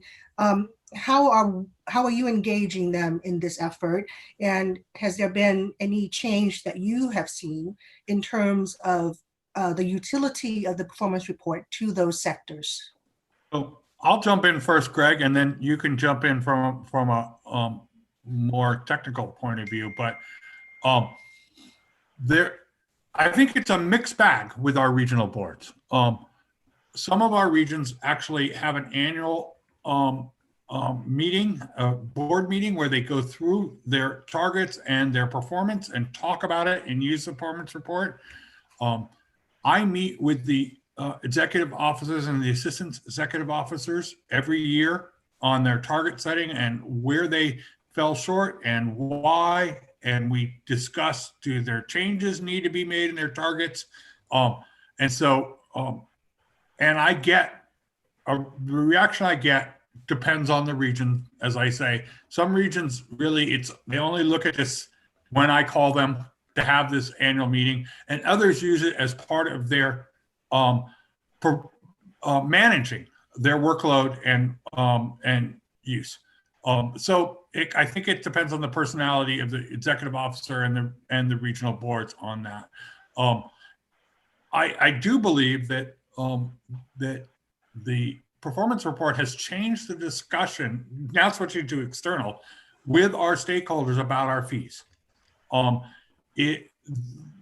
There was a period of time, and I think that you'll both remember, you and the vice chair, the early fee discussion meetings where there was no connection in their minds to what the fees were and what the work was.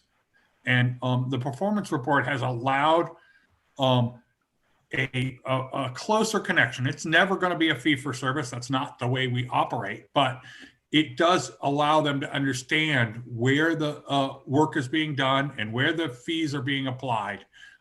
Could it be more suited for that? I think it could. But as you say, we'll need feedback from our stakeholders on what it is they're missing to help them understand better. And then Greg, I'll let you pile on. Hey, yeah, no, that's great. I'm going to do a quick screen share of a product that takes the data from the performance report and turns it into information. So I think this is one of the more exciting things that's happening, and it has the potential to really engage both the internal and the external stakeholders, Board Member Dodek. And by the way, I have to recognize that we wouldn't have this if it weren't for your leadership at the beginning of this for many years before even our first report. So it really is a testament to a lot of people over a lot of time, but in particular, your leadership at the beginning with the Performance Council, Measurement Council, and all that work. So thank you for that. But this is the trend that I see now, is that a lot of the information, or excuse me, the data that's being reported in the performance report is not of great use to people outside of programs that are being measured. It does have this function of demonstrating our workload and our resource assigning.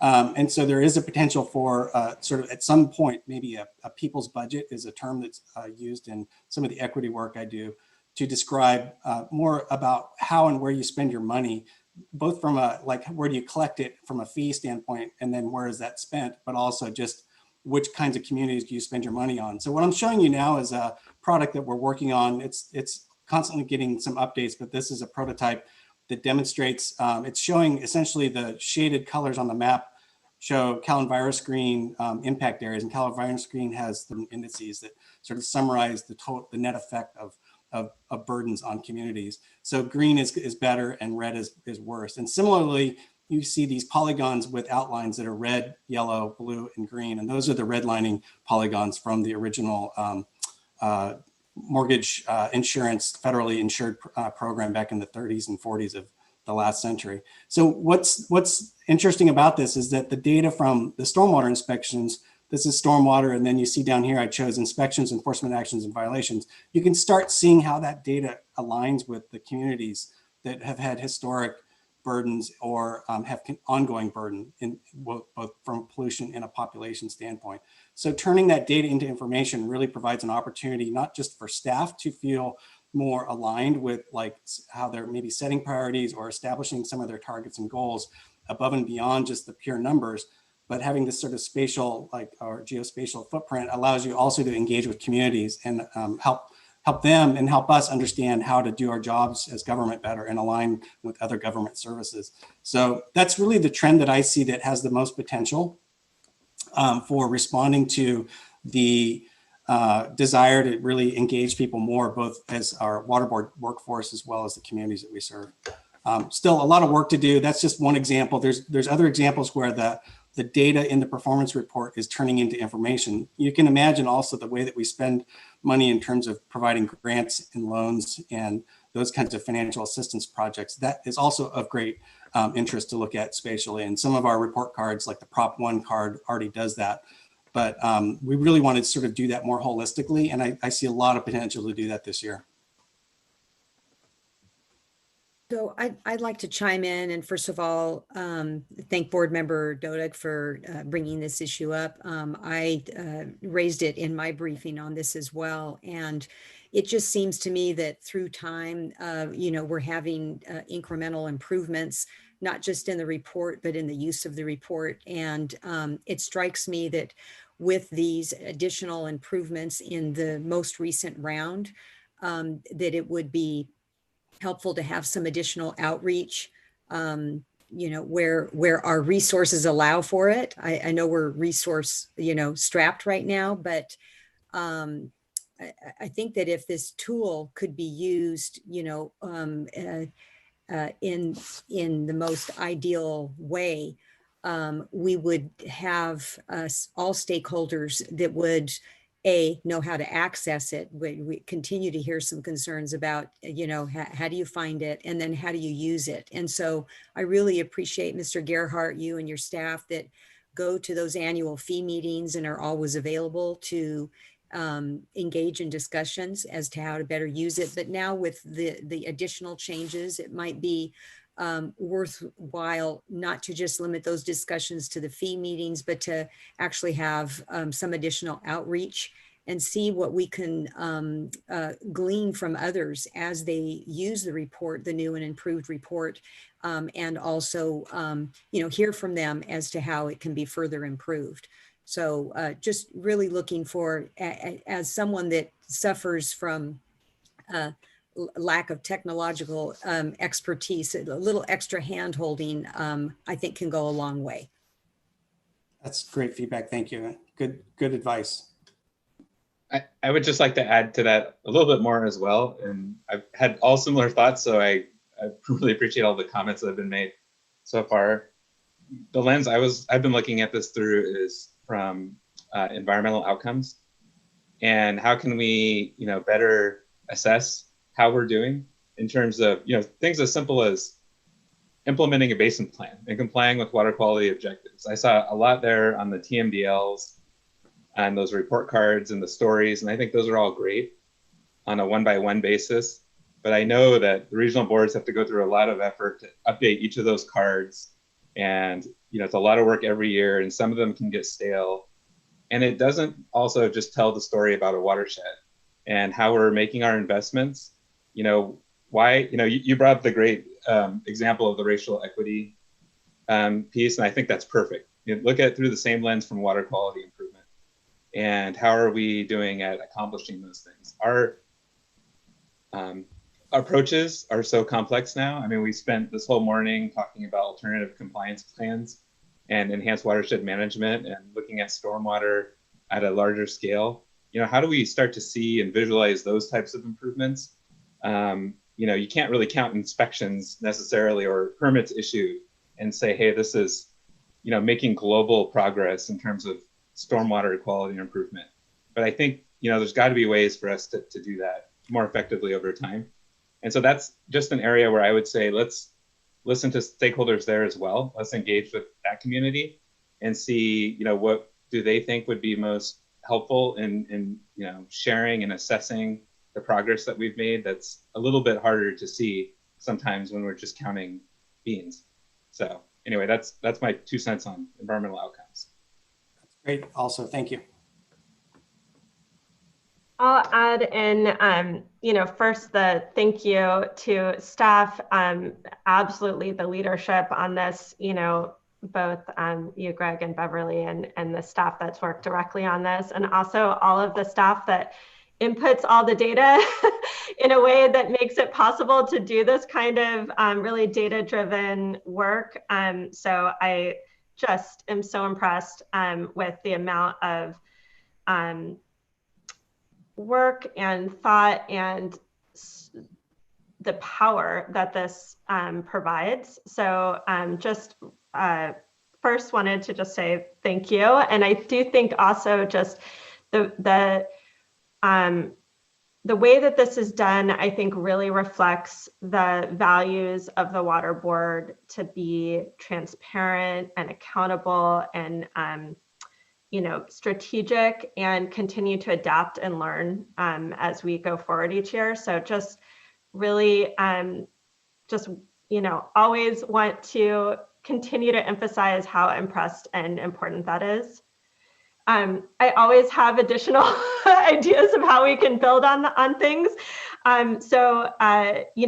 Couple of things I wanted to mention. A lot of these are building off of what board members have said.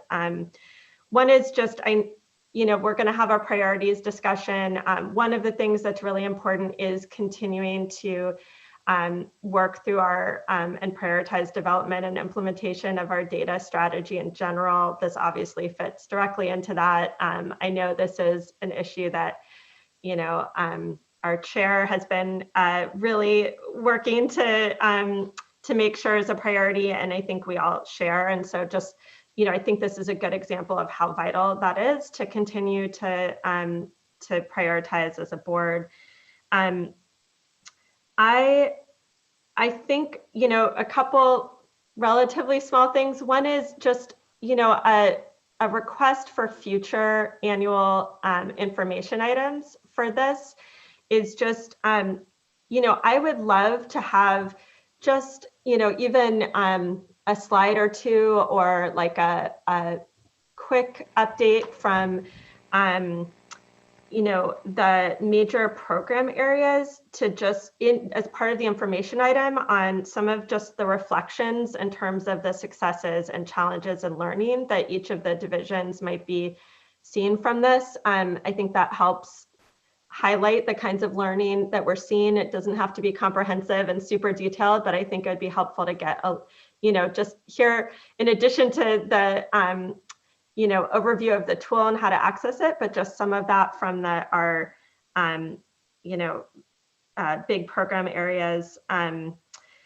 I think that all of the board members have said, we want to figure out, now that we have all this amazing tool and data, is how do we make sure that there's meaningful access to information that's meaningful to different stakeholders, and that it's useful and they know it's there.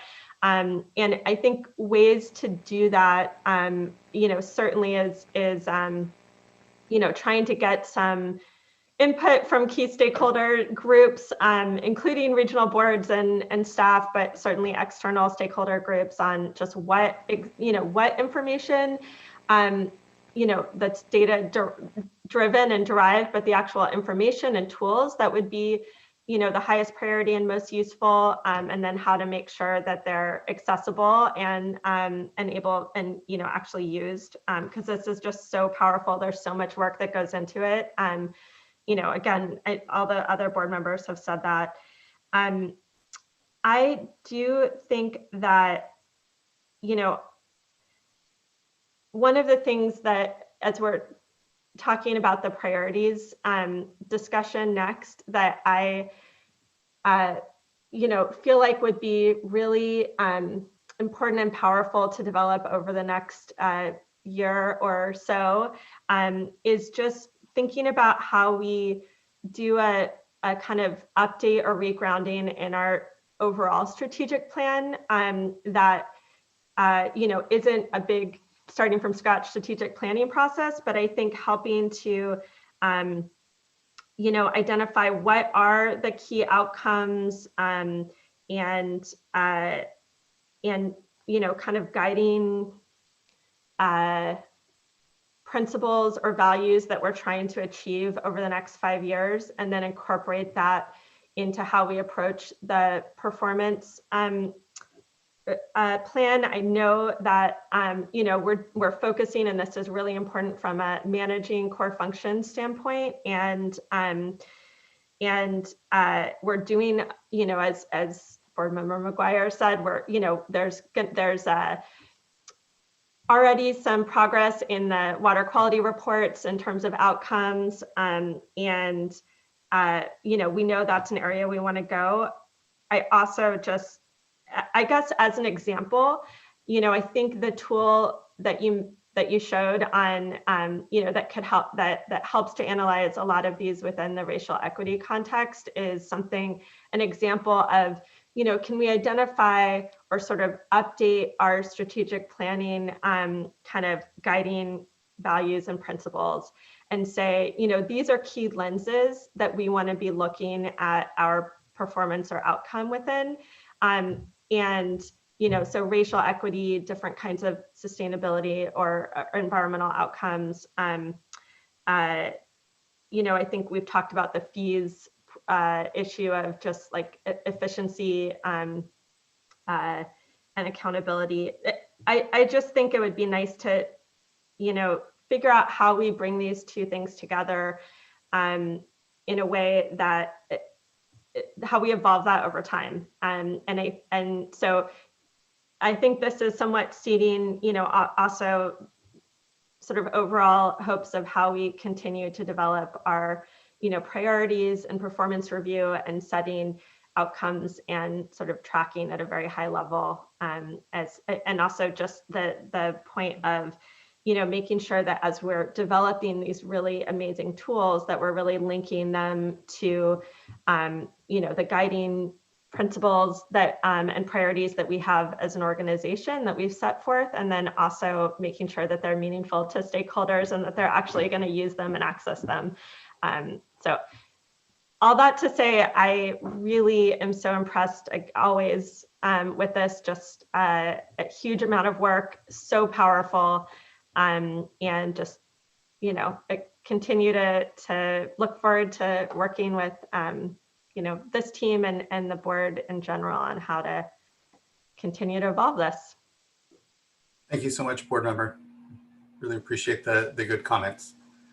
And for all the good discussion here. I think Greg and Bev have some good thought to take back. I think what certainly I'm hearing is maybe how we better engage around the performance report through the year here, and want to be mindful that we are in a time of tight resources, and it is difficult to just complete the work that you see before us here. But I think we're interested in continuing to improve and appropriately. So just really thank you again. Great support here from the board members, and I think room to discuss how we continue to improve. So thank you. Executive Director Sobek, anything you'd like to add about the performance report? I just wanted to thank all the board members for their comments, because this putting the performance report together is a big effort, and it doesn't make sense to invest these kinds of resources if they aren't being used or appreciated or measuring the right things or aren't being used. And I actually think that is sometimes a failing of some of these kinds of systems, that we spend too much time focused on the wrong thing, and we can actually reduce resources if nobody's using them or finding them useful. But I also think that it's one of those, whatever the metaphor is, whichever part of the elephant in the room you're feeling, which is, different entities see value in different parts, or different people, organizational parts of the organization find different value in different parts of the report. So, some regions use other tools, some regions rely heavily on this. We, some divisions, it's a better tool for meeting management needs than for other divisions or tasks or what have you. So the fact that different people, organizations, entities have slightly different takes on it, I don't consider that to be an overall negative. That's just the way things are. But that being said, I mean, I think coming to the board on a regular basis and hearing your input and comments is really, really positive. And as everybody has commented, this report has continued to sort of evolve every single year. So helping us figure out which way, to evolve this way or that way, or whether to do a somersault is all super useful. So thank you for that. Thank you, Executive Director. We do have one commenter. Sorry, I almost skipped over you there, Caitlin. We have Caitlin Kalua, and can call her up now. Hello. Oh, sorry, I'm a little far there. Just very briefly, Caitlin Kalua, Policy Manager of the California Coastkeeper Alliance. Just to say thank you to staff, and it's really exciting to see the development of this year after year. There are significant improvements. It's something as an external perspective, it's a great tool to actually assess, or at least we try, depending on the information provided, to track and assess honestly the efficiencies of different permits, maybe where there are not, where things may or may not be working. And we really do try to dig into this data year after year. And so this is something I'll even say on a personal level, as someone who really digs into this, I just want to say thank you. And I'm personally excited to dig into the new interactive pieces. So really look forward to having that be live. And just also flag California Coastkeeper Alliance. We just recently released a report. I know we've spoken with a number of those on the Zoom call that resulted from now numerous years, I think 3 years of interviews from regional board members, staff, from the Office of Information Management and Analysis, just trying to get our heads around how to improve the function and overall, efficacy of the water boards to protect water quality throughout the state, and includes very specific recommendations regarding these performance metrics. And really would like to, again, applaud the work done by the Office of Information Management Analysis, as well as kind of the excitement of where this might lead. I'm already, just from what I'm seeing, I'm really excited to see that we're going to see a little more connection between the numerous databases that this water boards do manage. Really, really excited to see the connection saying, okay, we have XYZ violations or spills occurring here, then right on the same page, being able to link to a database. Otherwise, I would have to spend quite a bit of time digging through to find out, okay, what was the result of those violations or activities. So just want to say thank you for that. As this moves forward, certainly support the water board continuing to prioritize this, knowing that resources are tight, and in what ways we as external users of this information can help. Just want to say that, this is a big priority for us externally. It's a great tool. Appreciate Board Member Firestone, your comment on the actual then tool and application side of this, whether it be programs and reporting out the end of the year. I mean, at the end of the day, it is looking at what programs and permits, what's working, and maybe where there are lessons learned given year after year. And so also want to support the move towards a more geospatial, kind of that interactive mapping piece. That might be another year or two down the road, but I think that Director Gerhardt has really kind of laid down your team has really laid down the framework to move in that direction with this new interactive piece that, again, I'm really excited to dig into. And just we offer our general support and look forward to working, staff as these continues and as these discussions continue, and ways to dig in and support the tool. Thank you so much, Ms. Kalua, and for the continued partnership and ensuring that we do and are mindful of how we continue to improve the efficacy of the board's work. And I know it's a topic that us board members are constantly thinking of, certainly in our role here, but it's the external collaboration and stakeholders and partnerships that make that really inform that work and is the basis of our understanding as board members of how we're doing. So really appreciate that. I will just make comment that what we are seeing, and it is of benefit, is as we pursue our open data work, as we look at our systems, figure out where key investments are made, that the staff time that it takes to unearth this data, the ability for systems to talk among systems and to automate a lot of this data streaming is we're moving in that direction. We will continue to do so, but are limited by the resources we have to actually do that sort of work. We're a bit leaner at the board. I always make comment about the impacts of being a fee-based organization have meant to some of our resources, particularly in IT. But I think what you see here is we're not letting that be an excuse. We're going to continue to innovate in this space and just appreciate everyone's attention around the work it's worth, and more importantly, advocating for these improvements, which it's incredible to see the speed that we have been able to start to really automate some of this. And I think of our 303D list processes, the integrated report and the lines of evidence there that, again, likewise, huge data exercise. And I think what we're seeing here, the opportunities to, the performance report lives in its space, but it's how do we integrate it with other data sets? How do we allow the widgets and the management to be sort of unearthed, but more importantly, applied with other data that we know we have, whether it's, again, our groundwater ambient monitoring assessment, our Gamma team and the data that they have. How might we overlay it with some of the performance data and metrics that we have internally and figure out what that means for these trends, I think, and these outcomes that we're looking to better kind of nail down. So just thank you. Thank you, everyone. Really good discussion and work, and look forward to further discussion and work. And I imagine in our priorities discussion coming up here, there may be some cross-pollination still yet. So thank you. Okay, well, any other comments, summary from folks? Just, incredible thanks again to Greg and Bev here, and look forward to one, continued discussion through the year, but certainly then next year's report. And yeah, by all means, Board I Member just Doak. said one thing, and it's not for discussion today, but just a heads up, so that staff can start thinking about it.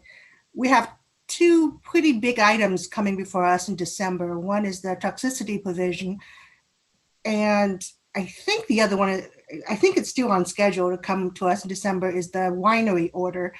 And so just a heads up for staff that during that discussion, should the board proceed to, take action and adopt those things, I certainly will be requesting that staff start thinking about the appropriate performance metrics and the appropriate addition to the performance report in order to track output, but more importantly, I think outcomes from those two efforts, which we have invested significant amount of time and resources into, and on which we will be asking our stakeholders to engage in very significantly. So sort of just a heads up to staff. Thank you for that, board member. Completely appropriate. So I double your heads up. Thank you. Okay, well, then that concludes this item number 5. Thank you again for just incredible work all around. This really does enrich and help us understand just what we're driving toward and how we continue to be focused on outcomes. So item number 6 now is board member reports. So I would entertain any reports from fellow board members.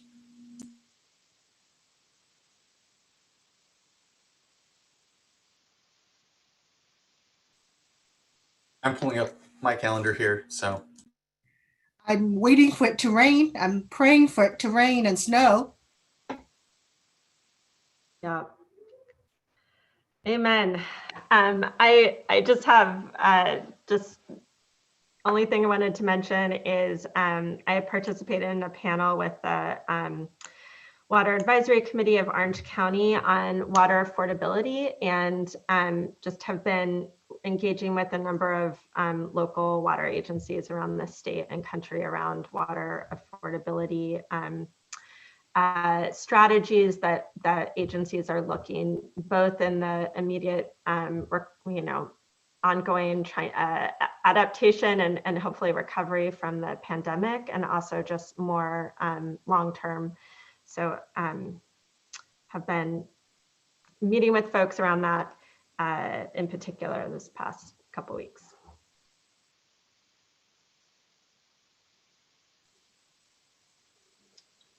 Yeah, so just a couple of things for me.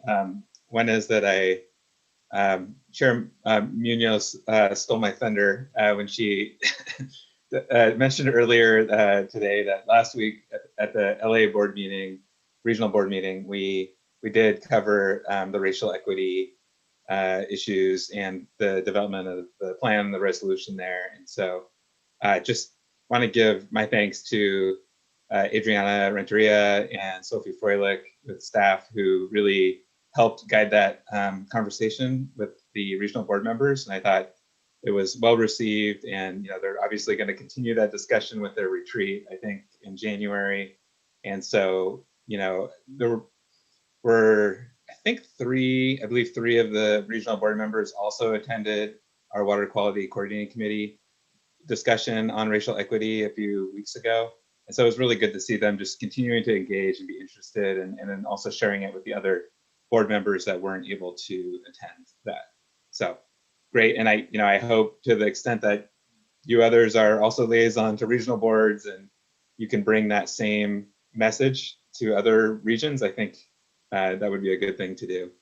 Just noting that, WQCC, we do get some participation, but there's a number of board members every year that just simply aren't able to make it. And then the second item I wanted to mention, I was a keynote for a webinar, again, with the Building Industry Association on dredger fill procedures implementation and waters of the state. And so really good, just productive discussion about their perspective. Obviously their interest is in getting projects permitted and making sure that that's a smooth process. And so really actually just keyed a lot of issues with regard to the performance report conversation we just had. That I don't know actually if I went to the performance report, if I would what kind of information I would find there about dredge or fill procedures now that we do have that policy in place. It's been about 6 months of implementation thus far. But there are stakeholder concerns about backlogs accruing, about concerns about resources as they have projects that are coming down the queue. And I don't have specific examples, but as Board Member Dodek mentioned, the toxicity provisions and other things that we should think about performance metrics going forward. I would say that dredge or fill procedures is another one where we have certainly environmental goals, right? Where we're looking to preserve, protect, mitigate wetland loss and waters of the state protection as well. And we're also a permitting agency and looking to move through those processes effectively. So that's really where that conversation was. And I believe our resolution for dredge or fill procedures asked for a 1-year update, which would put it somewhere in the middle of next year for an update on that. So just something to keep in mind again as we move forward with that conversation. Just how do we understand performance? How do we understand how the additional alternatives analysis and things that we now require are affecting workload, affecting processing times and backlogs are all, I think, questions that I'll have down the road. So that's all I have to say. Thank you, Board Member McGuire. I'd love to have a conversation with you in some detail about, thinking about what we would add. Maybe not targets, but maybe performance measures on things like length of time for a permit approval, number of times that an exemption from the alternatives analysis is requested by a regional board, things like that that are, might shed some light. From my vantage point, I usually identify problems by the number of phone calls I get being concerned about delays. I've had none. And so that to me is a sign that things might be worrisome, but not out of control yet. And so looking at, a discussion about what measures would be the most important to think about. That would be great. That's exactly where I would like to take that conversation. So I appreciate that. Let's do that. If I could just make an observation on dredge and fill in particular, how burdensome and what the impact of our dredge and fill rule, what the fallout from that is somewhat dependent on what the waters of the US definition is. And that might be something that has been in flux, and it's possible will be in flux in the coming year as well. So, we're sort of not out of the figuring out what the parameters of implementation woods are yet. But right. I mean, I completely agree. We should follow. I'm just saying, I think we've got a few bumps in the road before we find out what the new normal is. Absolutely. Agreed. But this is a good time to start thinking about what should we keep our eye on. Yeah, definitely. And good flag, Board Member. I appreciate that. And maybe as a good first step, we should just have as a data column number of calls to Chief Deputy Jonathan Bishop. Kidding. But it is a good barometer, I will say, oftentimes on these issues. Okay, well, thank you. I'll just add, the only thing I would flag is that last week I had the pleasure of attending, in honor of attending the California Tribal Nations Conference that the governor's office held. The governor spoke at. We all, as boards, departments, and offices from the various agencies participated and really appreciated the opportunity to ensure we continue to engage with our tribal governments in these government-to-government discussions. So just thank you. Vice Chair, anything to cover? Nothing to report, thanks. Thank you. Okay, well, that concludes board member reports and brings us to our next item, which is item number 7 and our executive director's report. I don't have anything in particular to highlight. We didn't have a COVID report today. I think that you all know that we are in the midst of the telephone survey that we're doing, or to various water systems, to hundreds of water systems, to try to get data on various data related to whether how many payments are being made on time and how much of an economic burden of potential non-payment there is both on systems and households. So we're in the middle of that. We will be reporting back to you more formally in 2 weeks, and hopefully we'll be pretty close to the end of that, and we'll be able to gauge how successful we were in getting the data that we were seeking and the number of responses. But our Division of Drinking Water has reported that so far that's going well. It's really nice to see that it's helping with response rates, but it is very, does mean contacting each and every system separately, but we've gotten a lot of support and getting the word out that was happening, and the response rate has been pretty good. So we look forward to giving you a more formal report on that in 2 weeks. And so other than that, I'm happy to answer any questions if I can, if you have any on the report now or at any point. Well, just again, thank you for the report and reading through. Again, a lot going on, I know, and the report, along with then, these the performance report that we just, yearly performance report we just reported on or had an item on. These all these, and then now the priorities discussion we'll move to after a short break, all live within the same space. They're trying to communicate these same things.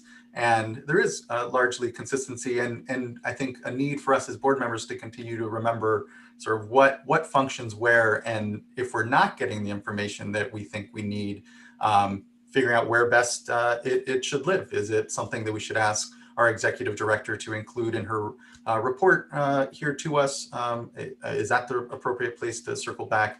Is it through the annual performance report, or is it through a discussion here on our priorities work plan or a strategic work plan? So just thank you, Executive Director, for the good work. And I know all the good work from the programs that filter up to make the report what it is. Okay, well, other board members, questions on the executive? I just really quickly wanted to lift up that just looking at what ELAP has done in terms of the accreditations is pretty amazing for year to date. Huge lift from DFA on all of the work. Also, just it was great to see all of that, and also appreciated the the fact that we're doing operator certifications on an emergency basis as needed, as we're working towards the electronic remote exams later, or hopefully early next year. But just wanted to highlight and lift those up and say thanks. Also just really impressed with how quickly staff have turned around and are implementing the COVID-19 survey. Just really impressed and thankful for that. One question, and this is again for future things, and I meant to go back and look at previous executive officer reports, but I'm just wondering, and again, you may know the answer to this, maybe this happened already, but I'm always curious to get an update from our Office of Emergency Management on, the huge workload in terms of response of what we're doing. And, I know when they're in the midst of things, they probably don't have time to develop a report on everything. But I just wanted to get a sense of what our, how we can follow just what that workload looks like with that office and probably, I'm thinking with drinking water, I think that ends up being actually implemented by a lot of the actual DE, district engineer staff. But so I was curious if just sort of more to Chair Escovel's point of just understanding where information lives, just how to make sure I can follow all of that work. And not every detail, but get a sense of that work. Yeah, well, let's give that some thought. It would be nice to have them in the executive director report, but as you say, that's not going to be sort of real time. Right. It's a brand new office. It's only been in existence for a year, so I don't think there is any standard So we can think about that. There is some internal reporting that isn't available to the public because it hasn't been sort of the privacy concerns and aggregation concerns haven't been rolled up. So we can think about that. But they are doing a great job. We're starting to move from the response to the recovery phase of emergency work, which for us and for some of the other BDOs, including most notably Cal Recycle, is really the heavy lift. We're not really first responder agencies, but we get in there when the first responders are done. So that actually does, in some ways, that's not where the day-by-day emergency updates come, but some of the heavy lifting for some of our folks really starts. But we will bring an info item to the board sometime in the first quarter. We do a lessons learned after the kind of intensity of fire season wanes a little bit, and we bring all of our regions together with our headquarters unit and kind of work through what did we learn this year, what new challenges were there, what new solutions were there, what new areas of emphasis will there be. We'll be talking about COVID this year since that's a new emergency that we hadn't faced before. So we will have I know you're asking for something a little bit more timely than that, but I do think that, we do try to come once or twice a year with that kind of general information. And so I think that might be a good time to do that. And we will be, we've advertised and the advertisement is closed for replacing the head of that office. So we look forward to, we really need to all thank the office that was staffed up before John Elkins moved on to a new position within Cal EPA, but the group has really stepped up and under the leadership of Sarah Reese, and they've done what they needed to do to help everybody respond to this year's emergencies. So I'll be looking for some things that we can put in on a more regular basis. And we'll talk to DDW and see whether the best comes from them or from the emergency response folks. Okay, great. Yeah, and again, don't want to add a reporting workload to already, overworked staff, but just would love to be able to follow because I know it's a lot of work and really important. And say thank you. And I also hope we continue to, looking forward to getting to hire new leadership and that, but appreciative of all the staff have been doing the work since he's left. Yeah, thank you, board member. Really good suggestion. And missing at this point in the executive director's report, maybe just a title for the emergency office there and a space for them to include anything that might be relevant for it. And that there are these opportunities where John Elkins did come and provide us some update prior in the context of COVID. And so just thank you. Good comment. Okay, anything further on the executive director's report from fellow board members? Okay, hearing none, that concludes our executive director's report item and leaves us to our last item, which we will go ahead and take. Let's go ahead and take a 10-minute break, stretch a bit, and then we can reconvene. For everyone following along, on the agenda is a link to the draft priorities work plan that we'll be discussing. And so by all means, you can pull that up so you can help follow along with the discussion we'll be about to have, and really just appreciate, just as a start, the good work that I know James Knockbauer and staff have put into synthesizing and iterating. We talk about iterating on a number of documents. This is certainly one that we've continued to iterate and improve, I feel, and look forward to hearing about that and discussing it here with you all in a second. So let's go ahead and, where's my time? It's 2:20. So at 1:35, or we'll make it a 15-minute break. 1:40. Give ourselves just some moment to stretch, and just thank you for everyone for a really incredible day so far, and look forward to our discussion on this last item here at 1:40. Thank you.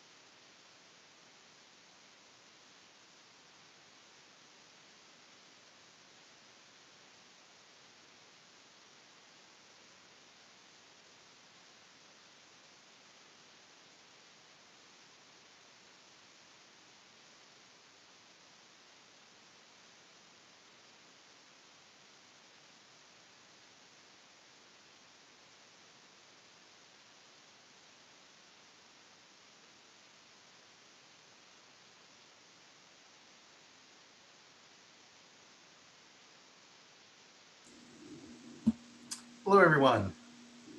I believe it's 1:41 now. We can gather back.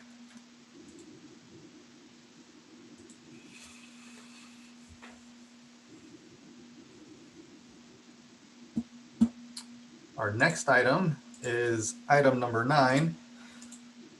I'd like to think it's a bit auspicious. It's starting to rain here in Sacramento. It's a good time to be talking about priorities.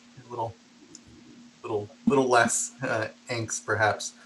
Oh, but who am I kidding with? Okay, here we are. Actually, sorry, not item number 9. We're on item number 8, and you should actually. I think we had a link up for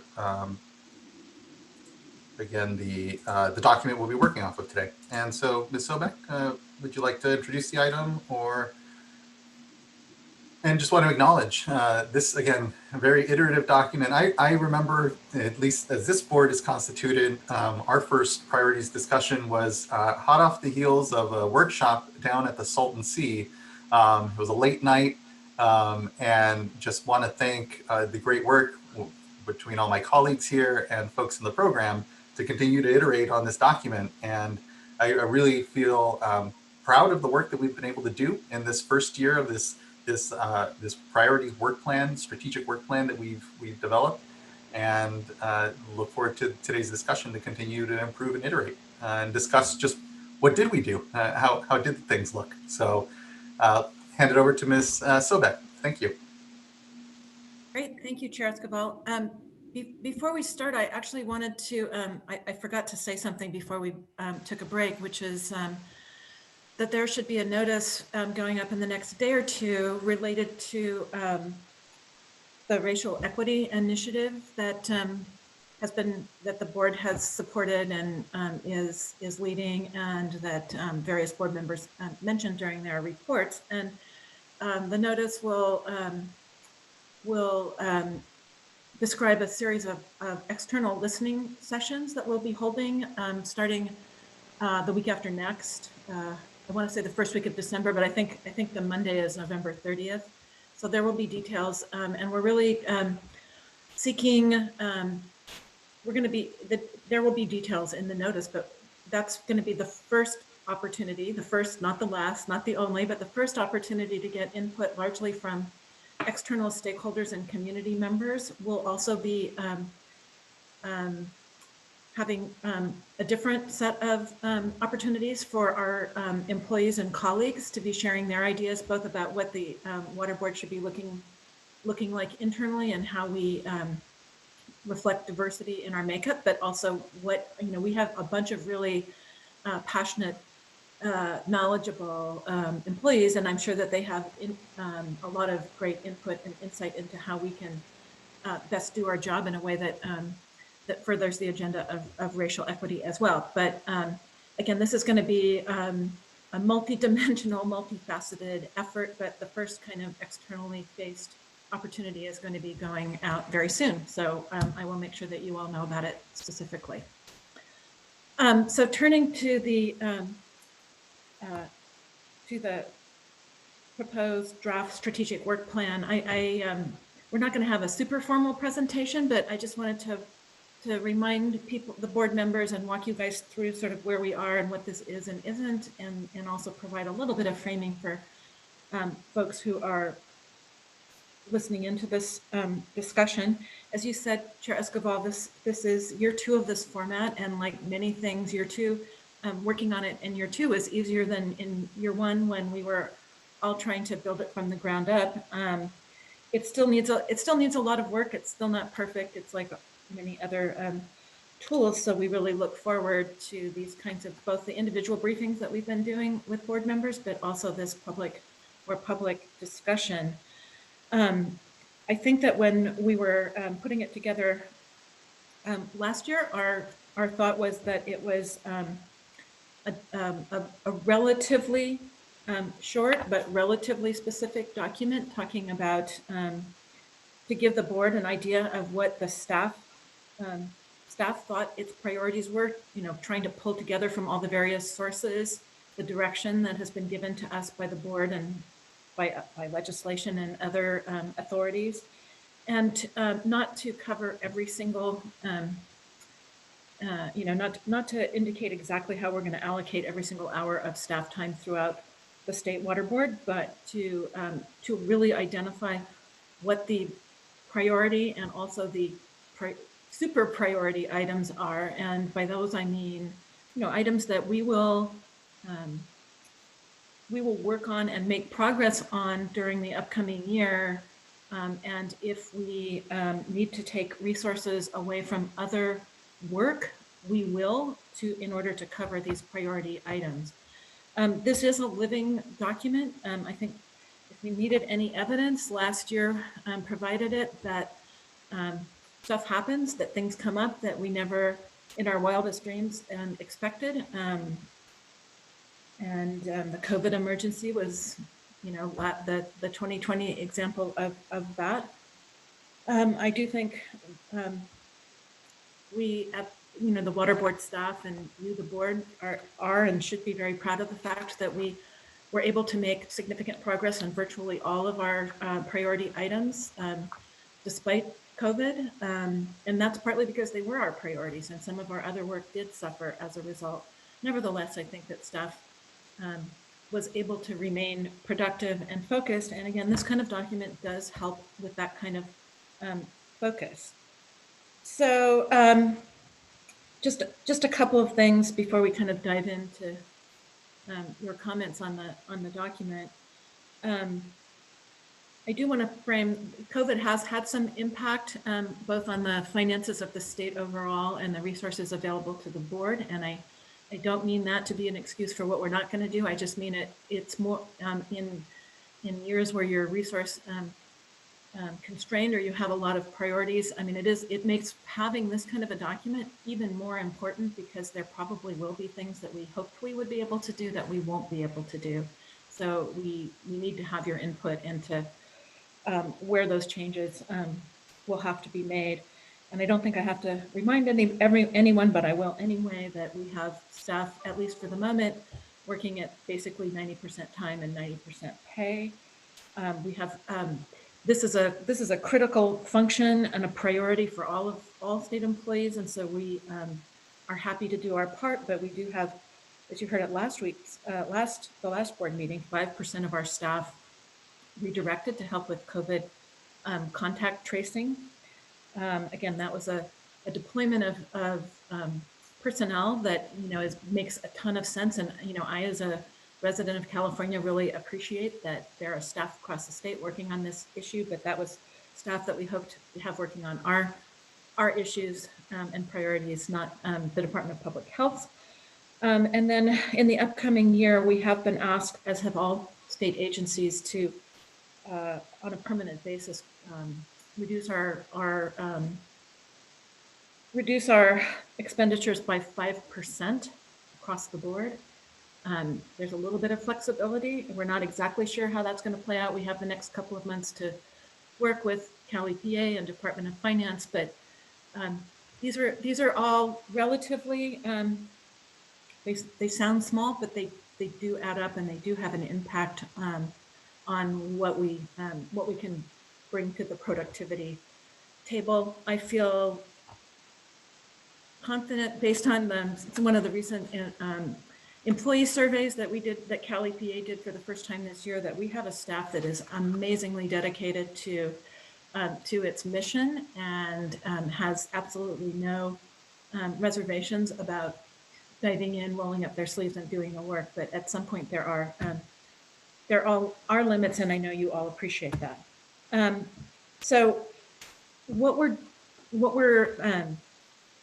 seeking whatever input you all care to give us on this document. I would just point out that and remind you and let members of the public know that while we've shared the entire draft, we're not going to spend much, if any, time discussing priorities that fall under the category of the Division of Water Rights. We kind of had broken up board briefings to talk about water rights in a December meeting and everything else now, partly because there are a number of more options, and sort of it was somewhat less obvious what the next, as some priorities fell off the list, it was somewhat less obvious what other priorities should go on the list. And so we wanted to make sure there was an adequate opportunity to discuss all of the board's priorities. And so what we did brief board members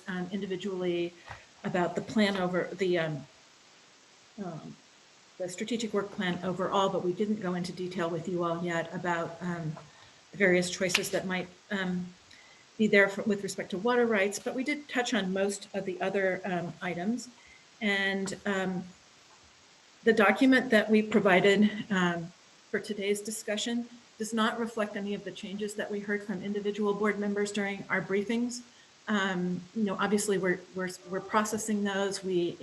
There were a lot of really constructive suggestions that we thought made a lot of sense to incorporate, but we thought that it would be wise to just wait until we heard this discussion today before we went through another version. The document has highlighted the new matters that we were proposing as staff to add, and also so some of those have red stars and some of them don't. We sort of have two categories of priorities, priorities and really high priorities. And so this is just our our staff recommendations about what we think we could handle and what we think are the proposed priorities for next year, and where we propose the red stars should be. But we are the purpose of the discussion here today is get input and direction from you all so that we are not headed in the wrong direction if you want us to go some other direction. And I think with that, the only other thing I will say is two things. One is I'm going to ask, well, as I said, I think we made a lot of progress on many of these priorities. And in fact, a number of them are not on the list anymore because we actually completed them and have moved on and have created bandwidth to take on new work. And I do think that being focused and making sure that priority matters move through the system and actually move on to either a non-priority or more routine action status, or we no longer need to give them attention, is really important and very satisfying to us all. And it does create the space to do more. And I'm going to ask Mr. Bishop if he wants to go through a few of those and just remind us all sort of what our collective accomplishments were in some big areas over the last year. And then I did want to say that my sense, which could be wrong, which is why we're having this discussion also today, is that generally speaking, this document, it seemed that most board members felt that this document for the time being is serving its purpose, but there were lots of, and that you all had some individual edits and suggestions that we kept track of and are happy to hear more of. And some of you had ideas about ways that this could evolve and either be added to or change direction slightly or in a not so slight matter. So we are happy to entertain those for the future. But I guess if you had thoughts on this document itself versus how it would evolve in the future, that's really useful. So I don't know, Jonathan, if you were prepared to just run through a few of the accomplishments, and so that we can at least take a little pause and congratulate ourselves and then take on the challenges for next year. Yes, thank you very much, Director Sobek. I feel like we don't often recognize what we accomplished as we move forward to look at what things we still need to do, because there's so much to do. But I would like to point out that the document and setting priorities was successful last year. And to highlight that, I'm going to just run through the 10 or 12 things that we completed that were priorities from last year. We staffed and launched our emergency management program, which was a priority. We developed our implementation guidance for dredge and fill. We evaluated our phase 1 storms projects and proposed a new phase 2 storm projects. That is a living document that you'll hear about again later when we're talking about priorities for this year. We revised and updated the ELAP program. We developed an economic feasibility approach to MCLs. We developed a general applicability procedures for inspections. We awarded our Prop 68 groundwater treatment funds. We adopted an amended composting order to allow for a higher percentage of manure. We have four big items that are scheduled for completion before the end of the year. That adoption of the toxicity policy in December. Building at the board's capacity on economics and compliance analysis. We're soliciting Prop 1 Round 2 groundwater and stormwater projects, and we have the winery permit scheduled for December. All of those free up some bandwidth to address other priorities. And of those, many were starred priorities, which are our super high priorities to get done. So I just want to commend the staff all over the State Water Board for their work. And I want to remind the board members that that this is focused on, projects and priorities of the state board, and it's not meant to reflect that we don't consider the work at the regional boards important and high priority. It's just they have their own planning process, and we're not imposing on that with this. So we're happy to answer any questions you have or go into any detail. We've got a number of senior staff here, but I guess I would be particularly interested in, have we, of the new items that we've added, have we added the right ones? Have we left any off? Are there ones that you think either old or new that should be stricken? And do we have the red dots which are the high priority items in the right place?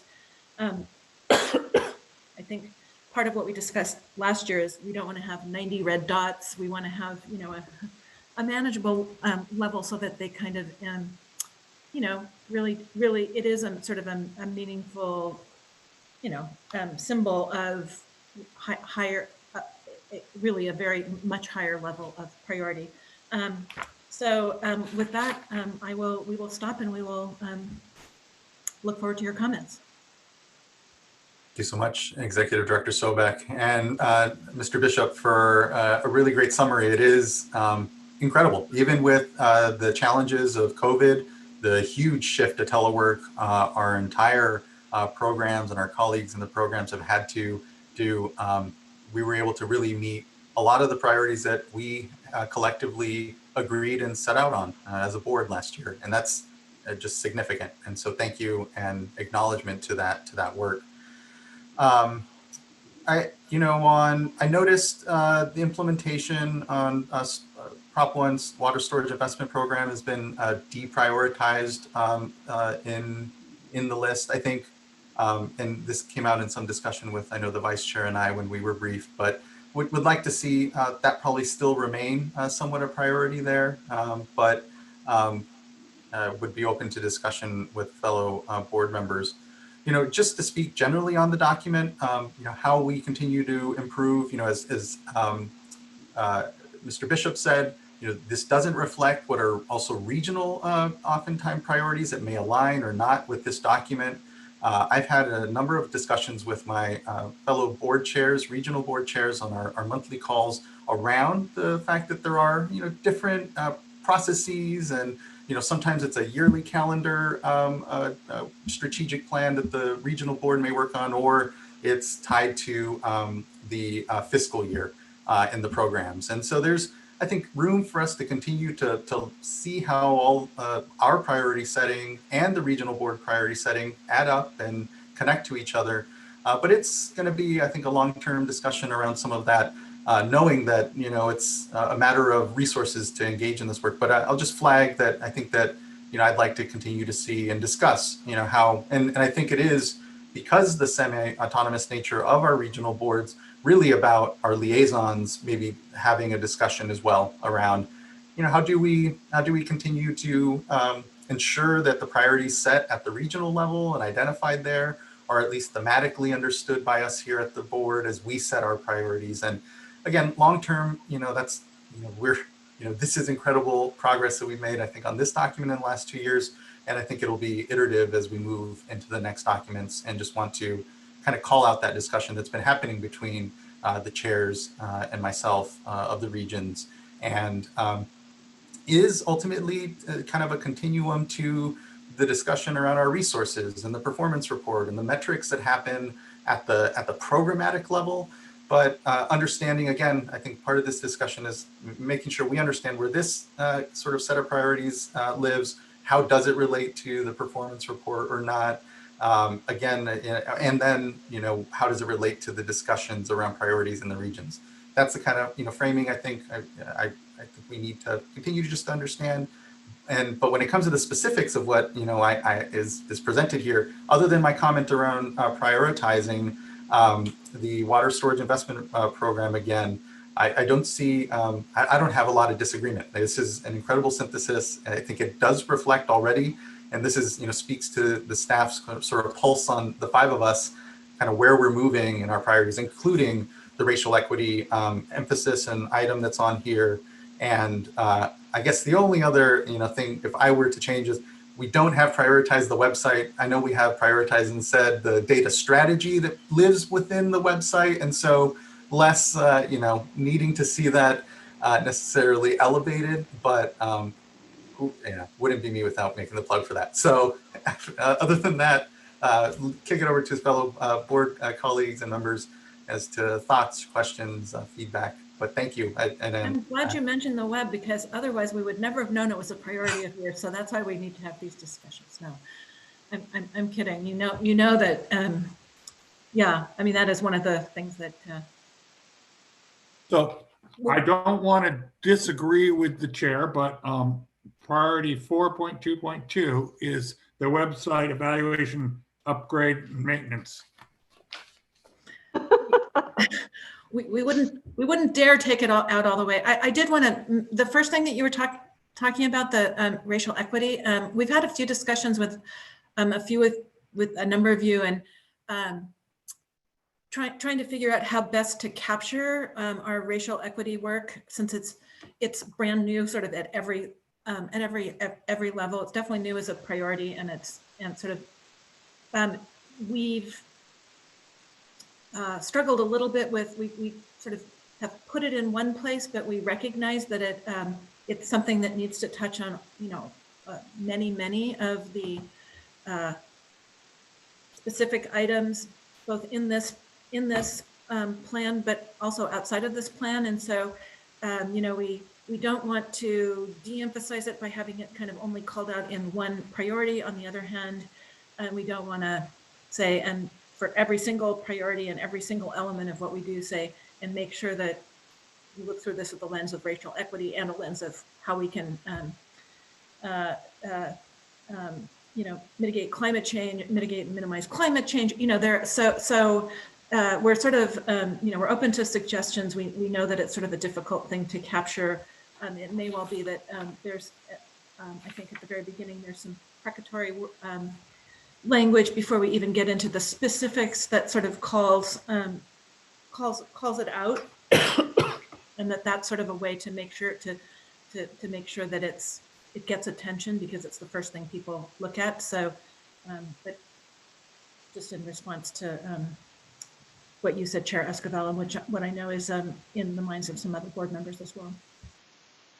So I'll just jump in here and also thank you all, and really, Chair Escobar, want to thank you for pushing us to rethink sort of how we have our periodic priority discussions. I was a little uncomfortable with this approach to begin with, because I feared that it was going to turn into a bureaucratic document, but it's brief, it's to the point, and I think it really helps us to be disciplined, as evidenced by Mr. Bishop's comments. I appreciate Executive Director Sobek, you suggesting that we break this up into 2 discussions, because there's a lot here already. So, holding off on the water rights. So it's right on target across the board. And so I just compliments all around. I have just a couple of comments. One is, please keep us disciplined where we want to take something, put it back into a priority or star again. And I concur with the chair about water investment, but I'm kind of either way on actually starring it, because I think some of the red stars, not across the board, but the red stars are really, I think, meant to keep us super focused on initiatives, in particular those that we could get across the finish line.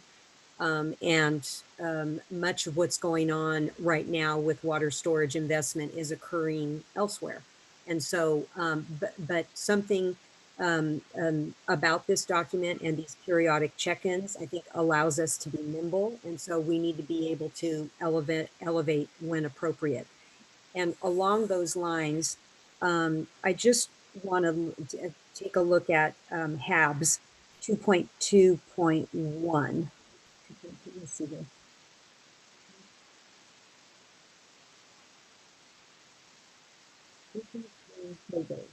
No, I lost it. I must have written it down incorrectly. Oh, 2.2.14. There we go. Okay, so this one strikes me as, and I know that I'll have, similar comments when we talk about water rights in terms of water use reporting, drought. If we don't have those starred, that doesn't mean we're not doing anything. I suppose if we really do enter into a drought, we're probably going to have to be nimble and red star these. So my question is there anything that we can do in the short term on HABs so that we are prepared, especially, in periods of low flow? And it also, makes me think of, say, the aquatic weed issue and how those invasive weeds take over the Delta and have an impact on water quality and water supply. And so are there, and not to say that it has to be starred, but are there short-term initiatives that can be elevated in this area? So we'll look into that. You're totally correct that all the items on here are priorities. The starred ones are the ones that will devote resources from other programs to ensure that they stay on track. I will connect with the program staff on short-term, initiatives and halves to be more prepared for lower water and warmer temperatures if we're into a drought scenario, and see if there's anything specific that we could add to this to highlight that. I did want to mention another issue that shows the fluid nature of this document.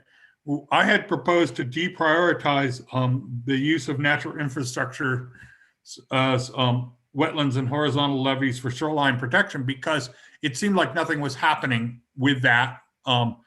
And we should wait and see. Well, yesterday I met with the Ocean Protection Council, and they are kicking off in December a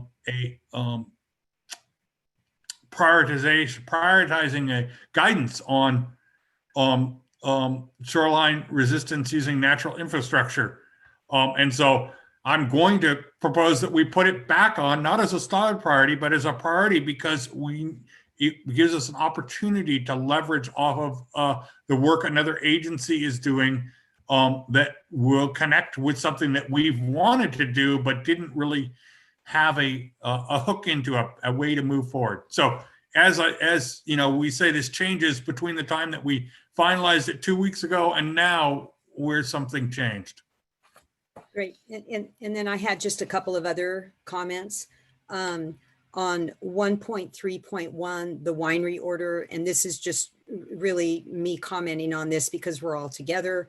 I do have I really want to compliment the division for their work on this. And I think that we're all in the process of being briefed, but I am concerned that we're going to be under too tight of a time frame. So I know it's starred. I want it to be starred, but I have, once I have my briefing, see the document and it rolls out, I may be possibly requesting for some additional time for response so that we can better understand the economic impact of what we're proposing. So I just really want to not necessarily change this, but use this as an opportunity to make some comments before my colleagues. And then, Mr. Bishop, thank you for the good work in response to the conversations that Board Member Dodek and I have had with you on stormwater and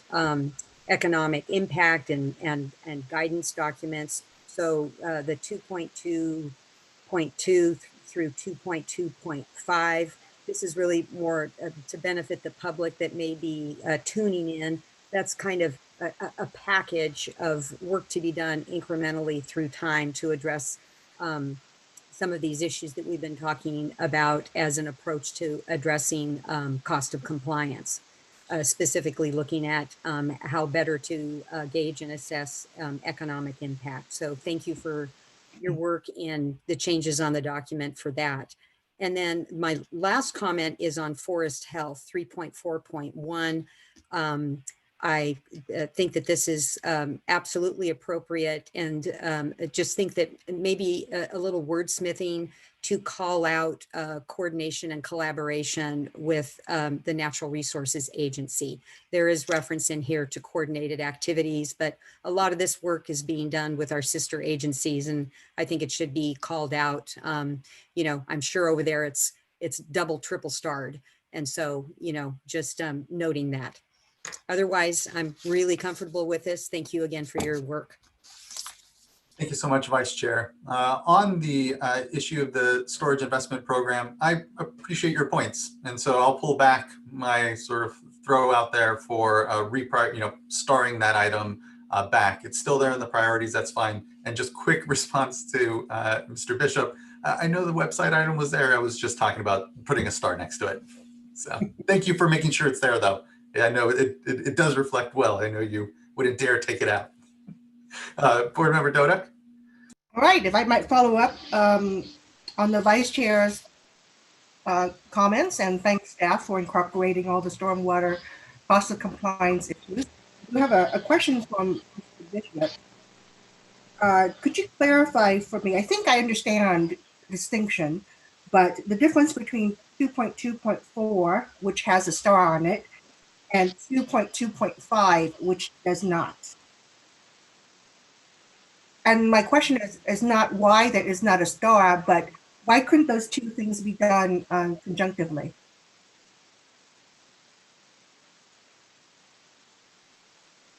So I'm going to admit that I think I'm looking at a slightly different version. So the 2.2.4 that you're talking about, is that the industrial permit, or because the numbers changed a little, and I'm sorry. Okay, this is the stormwater cost of compliance cost reporting, develop guidance for standardized cost reporting. And 2.2.5 is guidance for evaluating the cost reporting. Sure. So we see this as a two-stage process. The first is on guidance. Let me give you a little bit of background. I'm sorry. All municipal stormwater permits are required to collect the cost of the permit in the permit, and so reporting on that. There is no standard reporting requirement today. So the first part is standardizing that reporting so that we gather apples to apples in all of our stormwater permits, and we know what's being reported on and how it's being reported and how it's being calculated. Once we have that information starting to come in, then how are we going to use that in development of the MS4s? And so I see that as a second stage, and that's why it's not starred, because we need to get through the first stage before we can start evaluating how we're going to use that. So let me push back at you. I don't disagree, but I'm going to play devil's advocate and push back.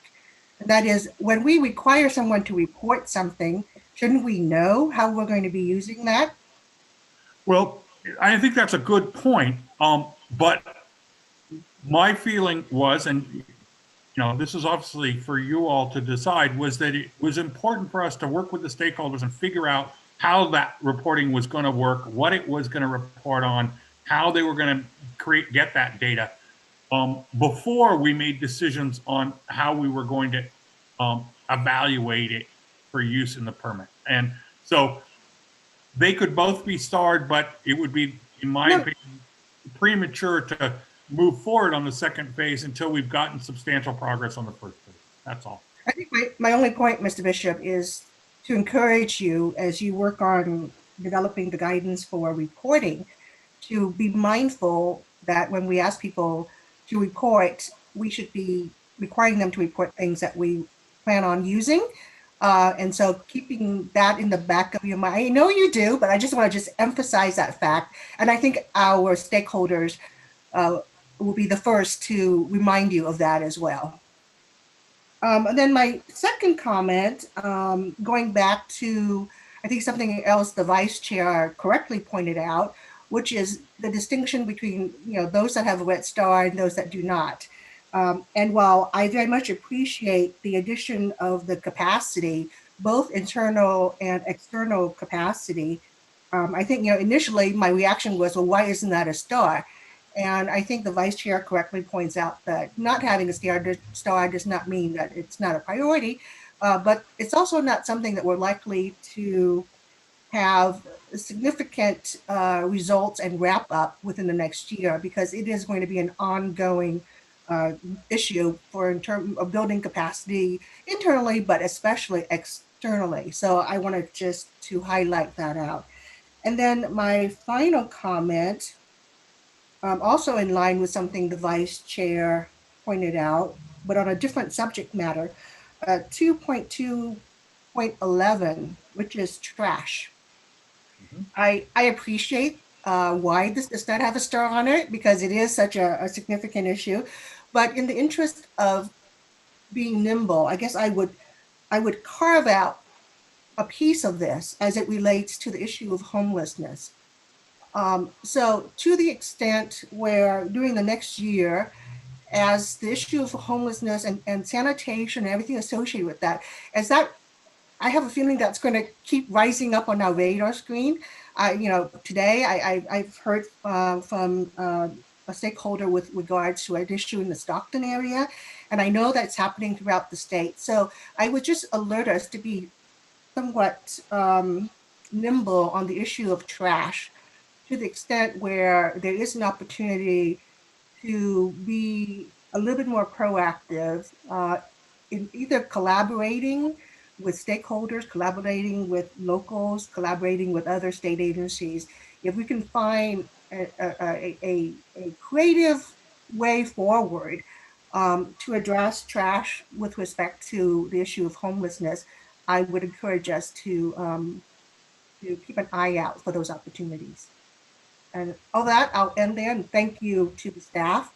Again, this started way back when. I too had my doubt about, how productive this will be, but looking at this document, it is, it's very succinct, and it, I think reflects certainly the priorities that I have in mind.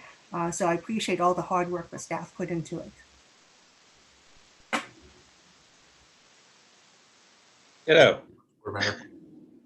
There's been a number of times this past year where I've gone back and referenced this document and really do use it as a tool to help guide, my thinking and our thinking throughout the course of the year in terms of what our priorities are, and to reflect on this discussion that we're having today. So I do appreciate all the thought and deliberate effort that's been put into this.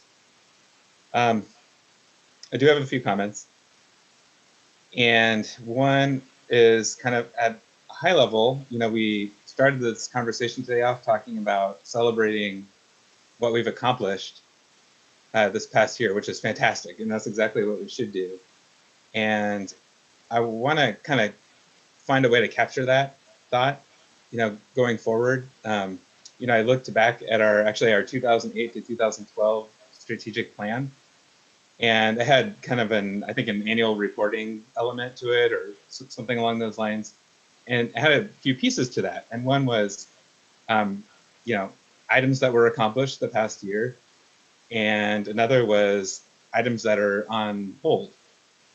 And so just, remarking that, I think those types of lists, which I know you have, would be helpful to actually include with this plan, just so we can look back and see what have we done, where have we gone, and what are some of those other good ideas that we would eventually like to see implemented, but maybe certainly don't fall to the level of having a red asterisk and maybe not even on this priority list for the next year, but maybe something a little bit farther down the road. So kind of a placeholder. So just want to throw that out there as an idea, just to capture the parking lot thoughts. That might take maybe we don't have funding or resources to do, but we'd like to see ultimately. One example would be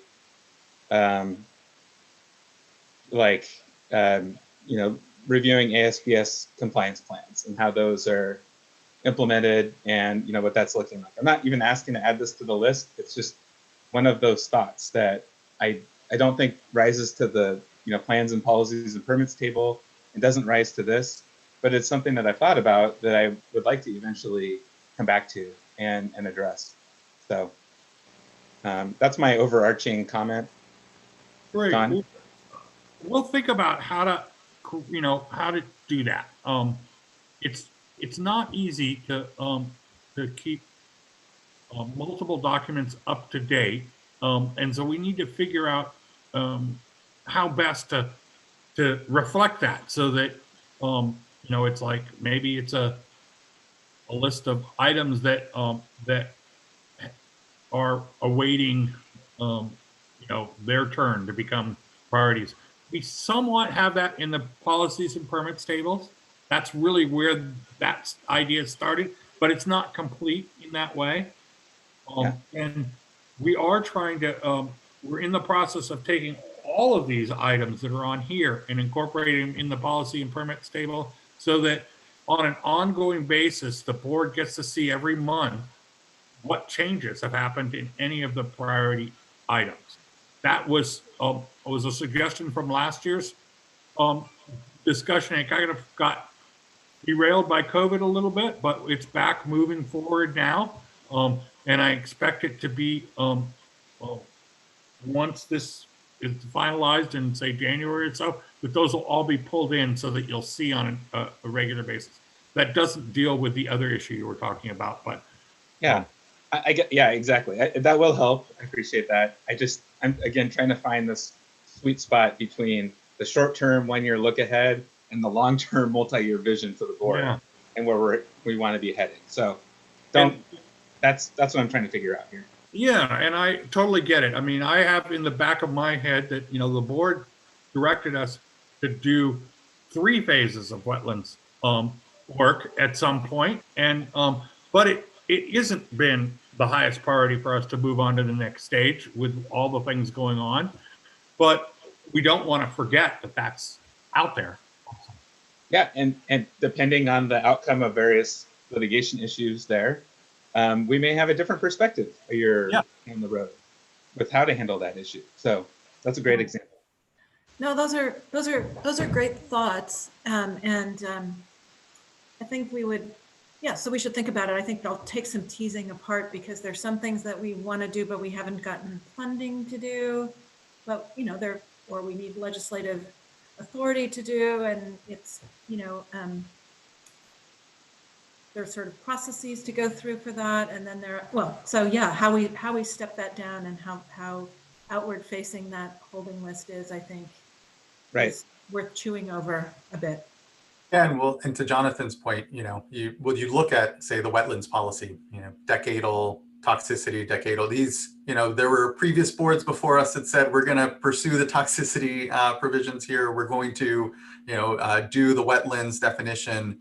And so there are different timelines here amongst all these. And I think for us, it's a recognition that we want to see less decadal efforts and more these kind of 4 or 5 year projects, definitive projects. And, it's hard. I think it's kind of a mix here to Jonathan's and Eileen's point. I think the policy and the permit table will help us kind of take a step. And I think where Board Member McGuire, you're thinking is more kind of like a brainstorm kind of parking lot where it's like, okay, well, if we had our druthers and we had the resource for a real significant project, what might those be, and how do we start kind of understanding the opportunities for them, and to provide then, but to really hear from the programs, where are those things, where can we get the most, and it's that discussion between the programs, our colleagues, and ourselves here at the board that kind of make the board work. So and can I just interject? Can I just interject as a member of a past board?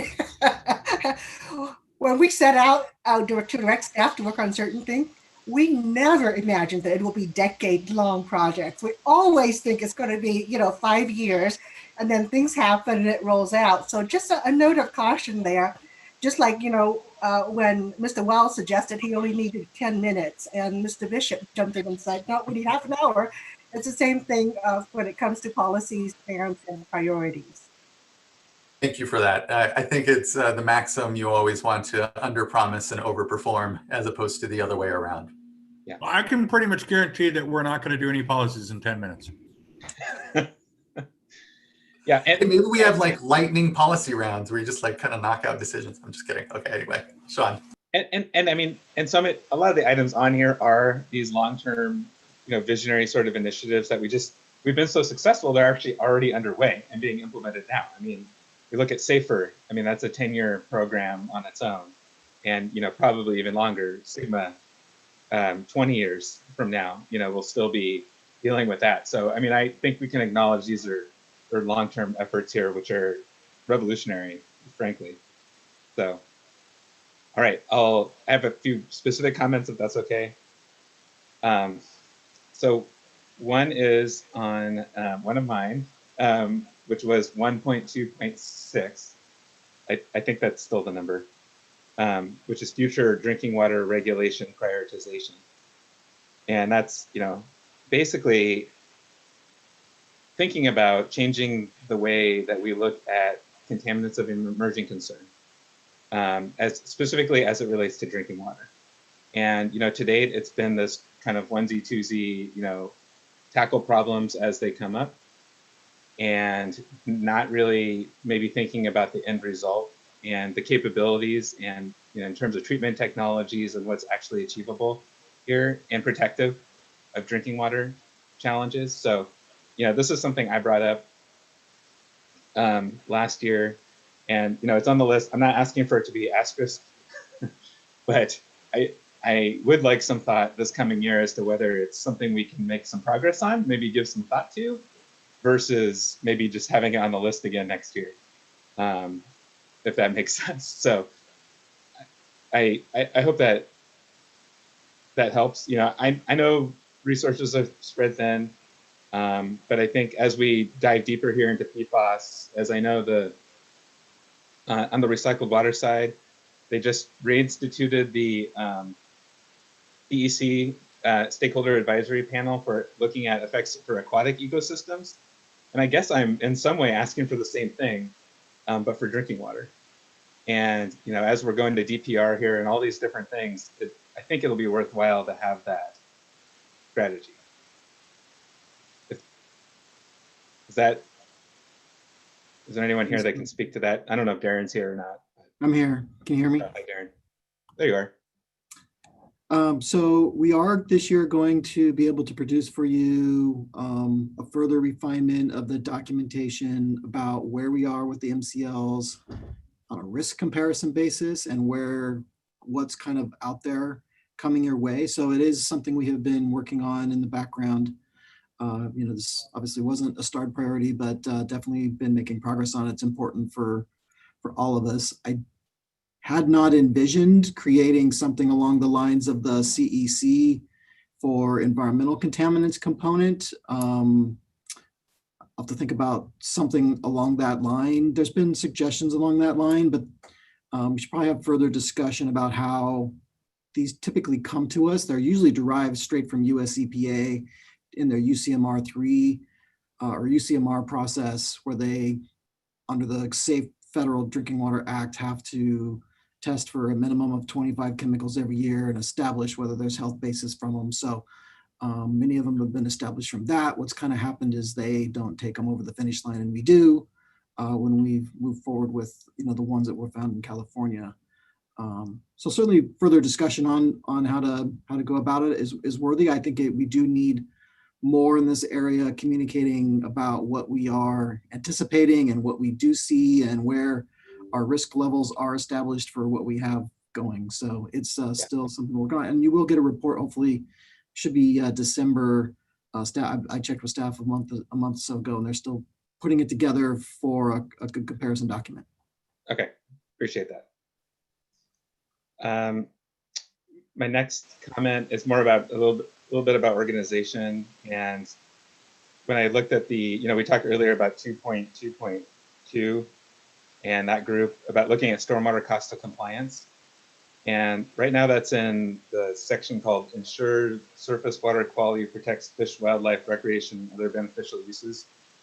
And I think it might be better to move it to, or I might prefer to move it to 3.5, which is use stormwater more fully and effectively as a resource to provide multiple benefits. Because ultimately, I think that's what we're trying to accomplish here. We're looking at cost of compliance, but as a way to leverage the limited resources we do have in the stormwater arena to provide and achieve multiple benefits. So I think that's a really good suggestion. Just trying to group them together a little bit more than they are. Right now it's sort of in the middle of a really long list. So real good spot. Thank you. Yeah. There was one other one too. If I see it, I'll point it out. Hold on a second. 2.4.2, which is MS4 low impact development, enhanced low impact development requirements. Again, same. I would move that to 3.5. And then on 3.2.4, conservation. So very important. We're making progress with water loss, and a lot of work has been done implementing, making progress with the indoor and outdoor water use regulations. And in fact, a lot of milestones are coming up here this year in 2021. So it's really just a question. It's not currently asterisked, but it's really important, I think, and critical that we meet those statutory deadlines that have been set out. And so my question is, do you think is this an area that falls under let's be nimble and we may need to redirect resources later? Do you think you have it adequately staffed and so there's no real concerns? Anyway, just thoughts as to, in discussion maybe, as to whether this one should be in fact prioritized this year. So, Board Member McGuire, I actually think this is probably one we could asterisk, although I do feel like it's one that we do have right now dedicated staff working on, and it's a priority for us. So I don't think, starting or not is really going to have a material effect on what we do. I too am concerned about the deadlines. I think it will be very challenging to get all the work done that needs to get done on time, but that's what we're working toward. And I don't think it's a staffing constraint at this point, because we do have a fairly new unit in Office of Research Planning and Performance focused on conservation that are working hard on this. They're a great group of people working on it, and we're also working quite closely and collaboratively with our partners at Department of Water Resources. It's just a very challenging topic, and so meeting the deadlines, of course, will be made challenging because of that.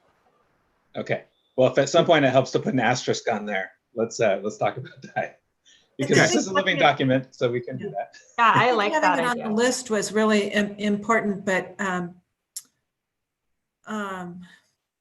Chief Deputy Oppenheimer, myself, Chair Escoval, we meet on this at various levels on a weekly, biweekly, and monthly basis, and also with Director Namath and her senior staff. So we are really giving. I'm not sure we could actually give it higher level attention or move it forward any faster than we're doing. So, I mean, we appreciate the offer, but I actually think this is one that we are writing hard right now. So let's just recognize that by putting a star next to it, maybe, because I think you're already treating it as a high priority. I think that's correct. Yeah, I like that. Yeah, I mean, in some regards, should reflect the work that we're actually doing and taking on. And when we're, making trade-offs and decisions as to other programs, for example, that might need to be lower priority because of the investments and the prioritization we're putting here. This is taking a lot of your time, Eric, and Director Sobek, your personal, limited hours that you have. So that's just that much less time for you to spend on other activities. So appreciate that. And I might be done, but let me just double check. And obviously, if you guys have, any of you have additional line edits or suggestions, happy to. You don't have to give them to us now. Yeah, that's fine. Those were my main comments I wanted to get across while I was here with the other board members as well. So thank you. Thank you for that, board member. Board Member Firestone. Yeah, great, thanks. I think this also I thought it was a great iteration on what we've been developing, and so that makes these conversations easy. In that there's, I think we're, have a common vision here, and we're somewhat just tweaking and talking through particular issues, which is great.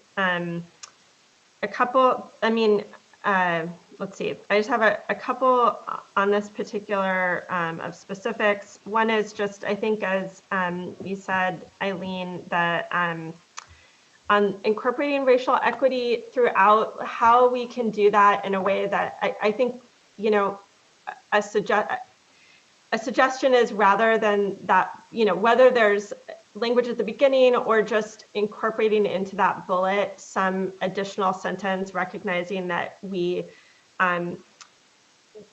that will be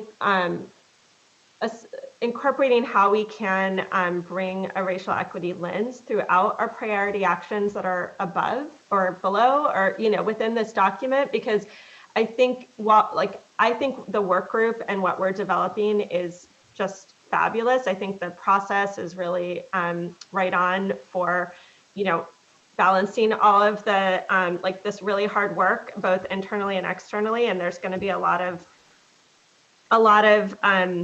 work developed about how, what the resolution says, how we do the work plan. And also, I think in addition to that, as we're saying, these are all our priorities, and, racial equity is something that we're trying to more deeply integrate into our work. Just not to say that every single one needs to have this added specifically, but just having maybe an additional call out that this applies to, is something we're looking at as a lens through all of these priority actions that we've identified. Some are probably easier than others, and a lot of that will evolve over time. Another thought was,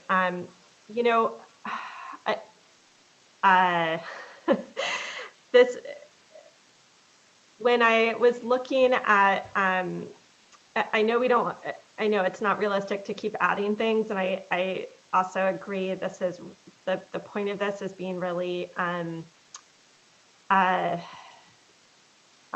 just holding ourselves to realistic expectations and strategic priorities. When I was looking at the thematic area of 3 around water resiliency, and particularly 3.1 around increasing resilience of California's water systems functions to climate change, and maybe it goes somewhere else, but I just felt like, the fact that we're spending so much on emergency response with the fires, that we are, recognizing we need to get our ducks in order now with drought preparedness, that, thinking about, do we add something on kind of emergency management resiliency measures? Like I'm thinking particularly, obviously, I've been most focused on small, rural, and highly vulnerable communities on the drinking water side, because they're often like the biggest hit and workload in the fires. Obviously, this is a big priority for drought preparedness. I know there's already a ton on Division of Drinking Water, so there's probably already too much on here to reasonably accomplish as a high priority for Division of Drinking Water, honestly. But I do feel like figuring out, as we're thinking about resiliency to climate change and drought, how we can incorporate that a little bit more explicitly in a realistic way. On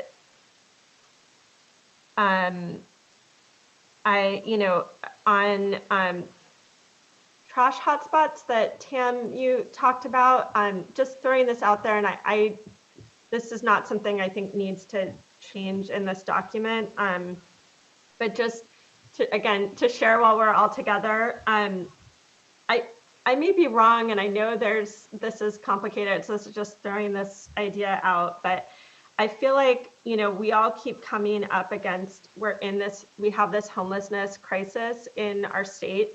It's getting worse with COVID and the economic impacts, but it was definitely a crisis before that. It seems like both trash and bacteria, so, access to sanitation. So the way that that's integrated into our regulatory programs is with trash hotspots and bacteria kind of hotspots, and just looking at how, we can continue to integrate some of that, where it's not only trash, it's not only bacteria, or access to sanitation, as we think about, focusing how we're developing that work. And then the other just idea to throw out there, which is kind of off in left field, is, you know, it seems like this could be an area that's, we're still trying to figure out our role within the state that, you know, this administration, this is a huge priority. We know each of the regional boards are doing work on this. And, you know, I think especially when we think about trash and, you know, to some degree, access to sanitation, just is there a link, an integration with CalRecycle as a, you know, Cal EPA, you know, agencies, multiple BDOs that could help us kind of identify our niche more broadly within this work and the administration's priorities on this. So just, I think we did that. We've done that with like digesters. And so that might be a model to consider. One other little thing was just, I like the idea of figuring out how we just are, as we iterate this, incorporating areas that we are prioritizing for regional board support. So each of the regional boards are setting their priorities. And we talked about how some of the, like with wetlands, a lot of that now goes on to the regional boards for implementation. One thing that stood out to me here was just maybe calling out with the Salton Sea one, I think it's 2.4.4. I need to double check that on this document, but the Salton Sea one, just maybe supporting regional board permitting and regulatory actions to support implementation of the SSMP, something like that, to just recognize the you know, that is part of a lot of our purview as in supporting that priority. Yeah, I think you know, those were my specific comments on the document. I would like to just throw out some thoughts on the like broader context of how we might think about this moving forward in terms of strategic planning. And you know, as I was looking at this, I sort of recognized that I mean, we've already got so much on here on the you know, theme 4 of strengthening our internal capacity and systems to, and so there's a lot on there. And that all takes resources and staff. And that's also an area where often we don't have dedicated staff. I am often reminded by, by Eileen, but that we, you know, there's limits on what we can do, and we are always bringing that into our work. And I think this is a good example of being kind of strategic and nimble in how we're iterating that over time. You know, I think just a lot of the themes that we've talked about today is this recognition that there's so many areas that like recognizing where things live, what the purpose of the documents are, how we're utilizing all of the like reporting and priority documents and targets and all these things that the Water Board does. It's like a huge, really impressive and powerful system of, you know, setting strategic goals, targets, tracking, being really transparent. And you know, I would love to think about how, you know, over the next year, how we can, and so maybe this fits into something in this document, but just how we might be able to bring that together in a way that acknowledges what we've done and what we're doing, and builds off that to just clarify a more comprehensive, like cohesive vision of what we want to achieve over the next 5 years, how we're aligning things around that, how that aligns with the processes that we have at the board, how we're tracking that. I think that it's not a huge lift well, everything's a significant lift, but it's not, what I'm suggesting is not like, let's start a strategic planning process from scratch. I think it's really a matter of, can we look at how we might update and clarify a strategic kind of comprehensive vision that builds off of, to me, we've already done much of the work of, these are the 4 thematic areas. We have very clear goals here. I think if we had even just a pulling that out and recognition of what that is more externally, in addition to internally, that could help. And then what we would do is adopt something like this document each year that has the more specific, so we keep some stability in like the big themes and the big goals. And of course that can adapt over time, but that we then are able to fit the kind of annual priorities and actions that are more specific on an annual basis into this kind of work plan. So just, there's sort of a foundation, and then we're developing this more dynamic work plan each year. I think, to me, that the piece that, other than sort of clarifying a lot of how this links to a lot of the work and sort of that we're already doing in processes and listening sessions that we've done around the water resiliency portfolio. And, I think there's a couple things that would be ideal to be able to add to this, which would be some kind of more concrete goals from an outcomes perspective. So I think all of these goals are, they're a lot. And so just trying to sort of track and follow these is challenging. It's not easy to develop outcome goals. And, at what level do you do that? Do you do that on every single, sub goal or what? I think even just for us as a board, if we could think about some outcomes that are more concrete that we're hoping to achieve in the next 5 years, that would kind of help narrow down when we're thinking about like reporting on outcomes, like our discussion around the performance review. It's tough to figure out how to report on outcomes. It's much more straightforward to report on our performance and kind of the outputs that we're able to do.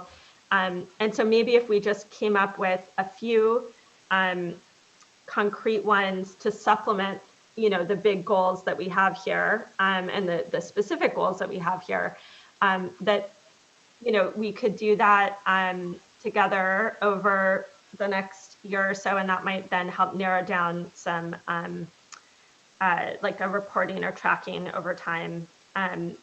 These are, I'm sort of just sharing ideas in part, to actually mostly because we're all together to talk about this now. And I'd love to get feedback from also just other board members on this, in addition to staff. But, I've gotten to talk with staff on this, so I'd really appreciate getting, kind of feedback on this from other board members in particular. And I guess, lastly, the other piece that I think would be ideal as we go through this for next year, and if we do some kind of a little bit more broad kind of alignment process or discussion as a little bit of a more broader kind of comprehensive strategic plan update that this nests within, that I think if we just lifted up what we've already done, what we already have, what this document already encompasses, and then have some kind of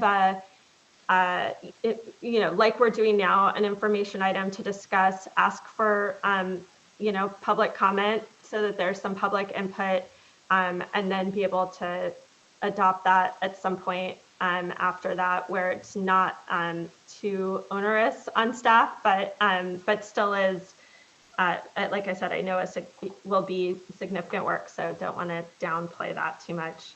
And I guess, what I would say if this is something that,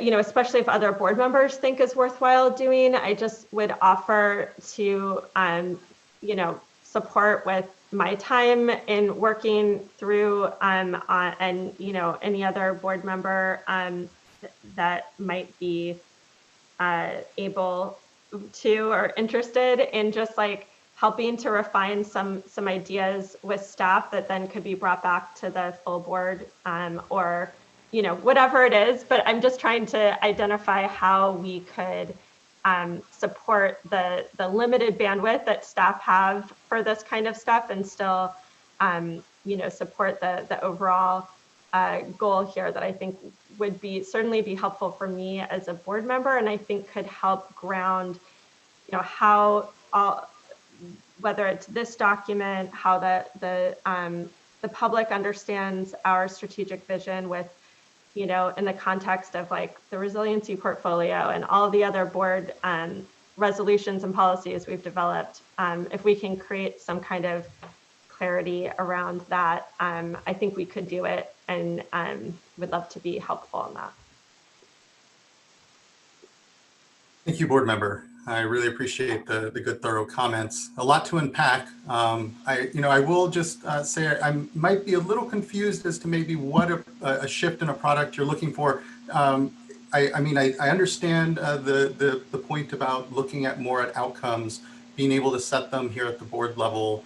You know, there is a lot of priority setting around the programs, as you know, Mr. Bishop would speak to, with the regions, with the executive officers in the regions, with the programs, around the performance report that we just went through quite a bit. And there is tucked in maybe, yes, I think we had a bit of a discussion around how do we determine some of those conversations and that work at that project into sort of outcomes. So I'm not sure. I appreciate, yeah, the good thought around, you know, what does a further iteration of this document look like? How is that sort of different as to what we're doing now, and what is maybe what we're trying to drive toward?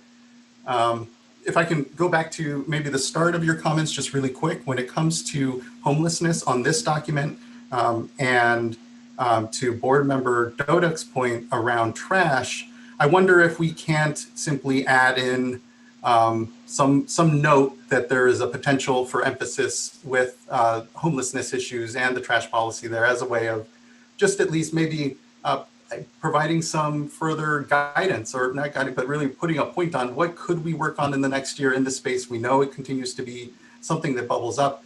I'd be concerned that we don't, I mean, if we have it here for the trash work generally, maybe the capacity is there for the lens of the homelessness challenges that the regions are also facing that are somewhat intertwined. I don't know. I would just offer that up as a way of maybe in this document, you know, not creating a large workload, hopefully, or emphasis on, but just a lens that we can look at that trash item, maybe with some emphasis to homelessness. I don't know how you feel about that, either Director Sobek or Mr. Bishop. So I was going to come back to that issue, because what struck me is that we are in a environment, I should say, where homelessness is a top priority for our administration, but we're not included in that discussion. And so maybe what we need to do is, instead of trying to invent our approach to addressing homelessness and trash issues, is to insert ourselves into the discussions on where homelessness is going statewide, and make sure that water quality issues like trash and bacteria are being considered in that process, as opposed to us identifying trash already. Yeah. And so I don't know the best way, but I think we could wordsmith something in there to emphasize, you know, coordinating with the governor's task force or something like that, and try and make sure that what we're doing is aligned with their expectations and maybe their support for it. I guess I was going to ask board member Dodek what I thought I had thought that I heard her say, I wasn't sure that she was actually asking us to add anything, but just kind of pointing out the areas where we have identified a priority, like trash or the bacteria rule, where, you know, just noting that those were areas where and right to sanitation, those are areas where we could make sure that we do look at the problems associated with homelessness, and that but I didn't know, board member, whether you were asking us to make a specific modification or you were just pointing out areas where you thought that would be likely what we were doing. I was not suggesting an addition, Sure. but now that the chair did, I like the idea. What I was suggesting is, because the issue of trash is so large. I mean, and if you look at the issue of trash, because we do have a statewide trash policy, it has a broad focus. And what I was suggesting is, to the extent that we can narrow that focus a little bit, perhaps we might find opportunities to engage where it is more manageable with our limited resources, with the limited bandwidth, either at the state level or at the regional board level. I'm thinking specifically of the Central Valley Regional Water Board, for example. If there's an opportunity for us to support their effort, if we could look at the trash issue through perhaps the lens of homelessness, access to sanitation, perhaps we might be able to find some way to engage. While I agree with what Mr. Bishop said, I am what's the word I'm looking for? I am mindful that the approach he recommends is very slow, and it really is an approach that we have been applying the last few years with very limited success, in fact, with no success whatsoever. So I don't know how much more proactive we can be in engaging ourselves in this broader homelessness issue. What I was trying to do was actually to narrow it down rather than keeping it so broad.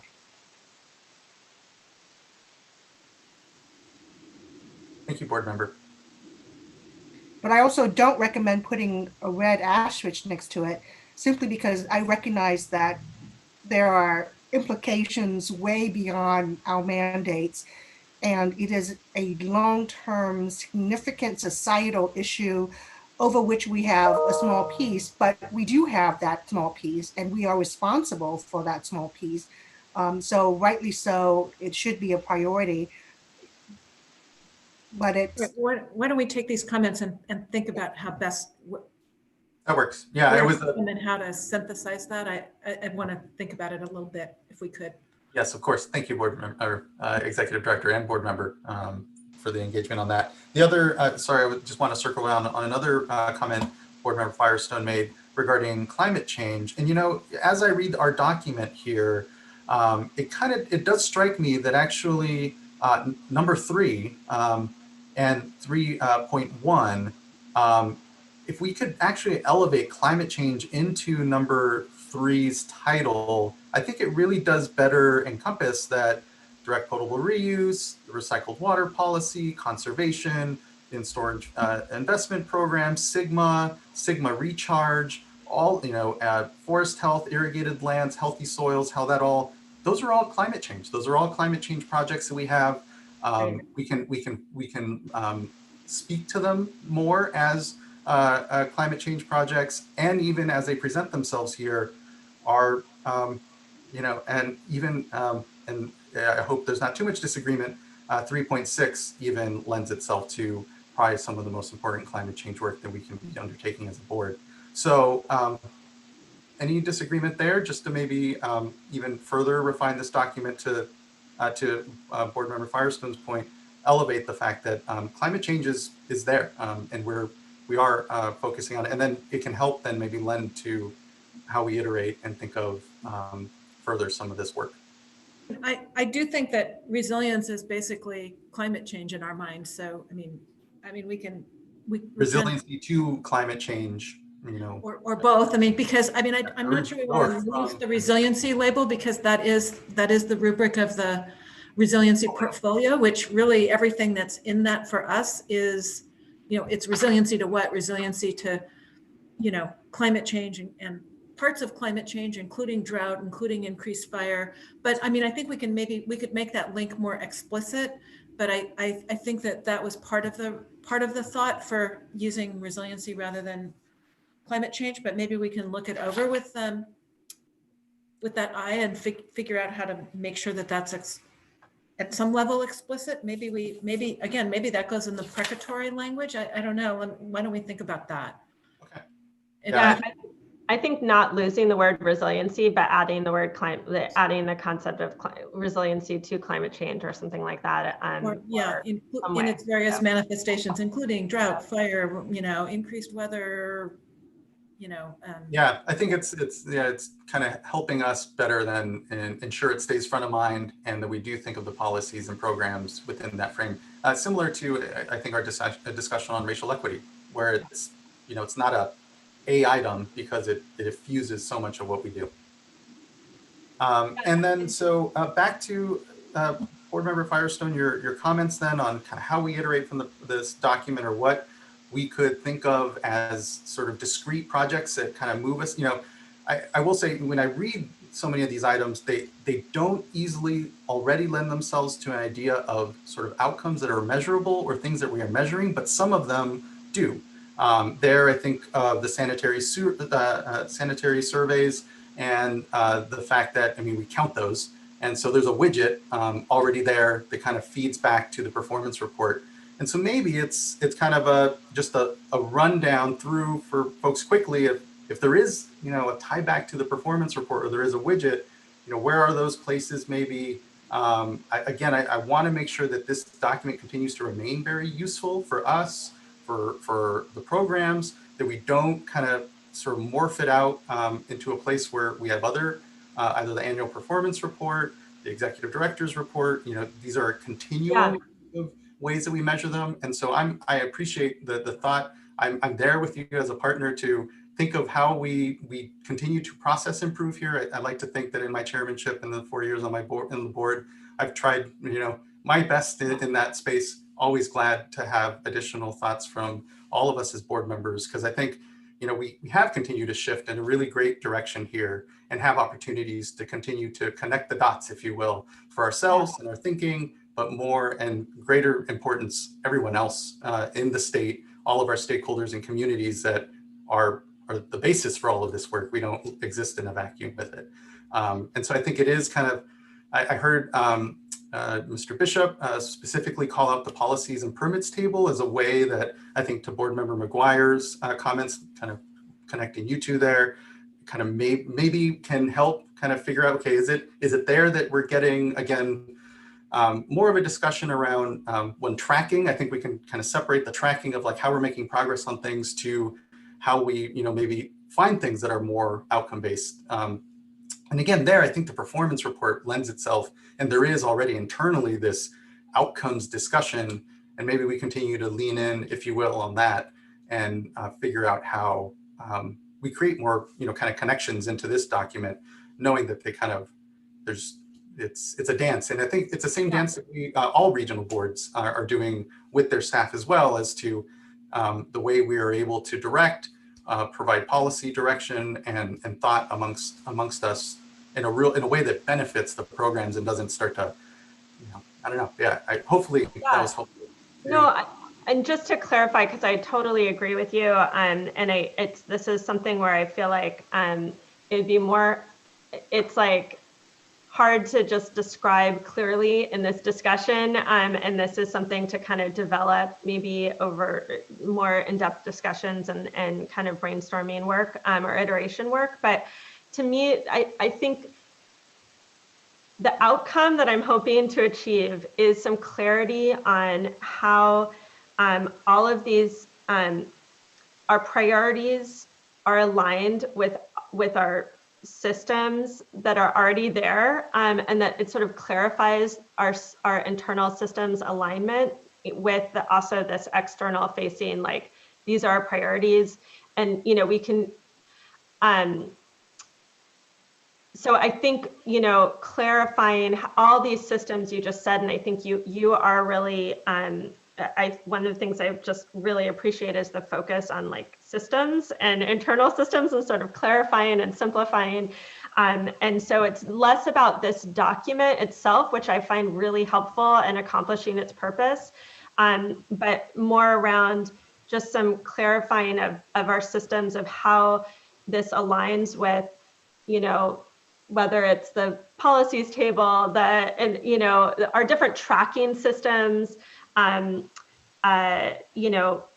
reporting systems, and then on a planning level, like just clarifying around how it aligns with things like the water resiliency, the administration's priorities around water resiliency portfolio, like thinking about all these.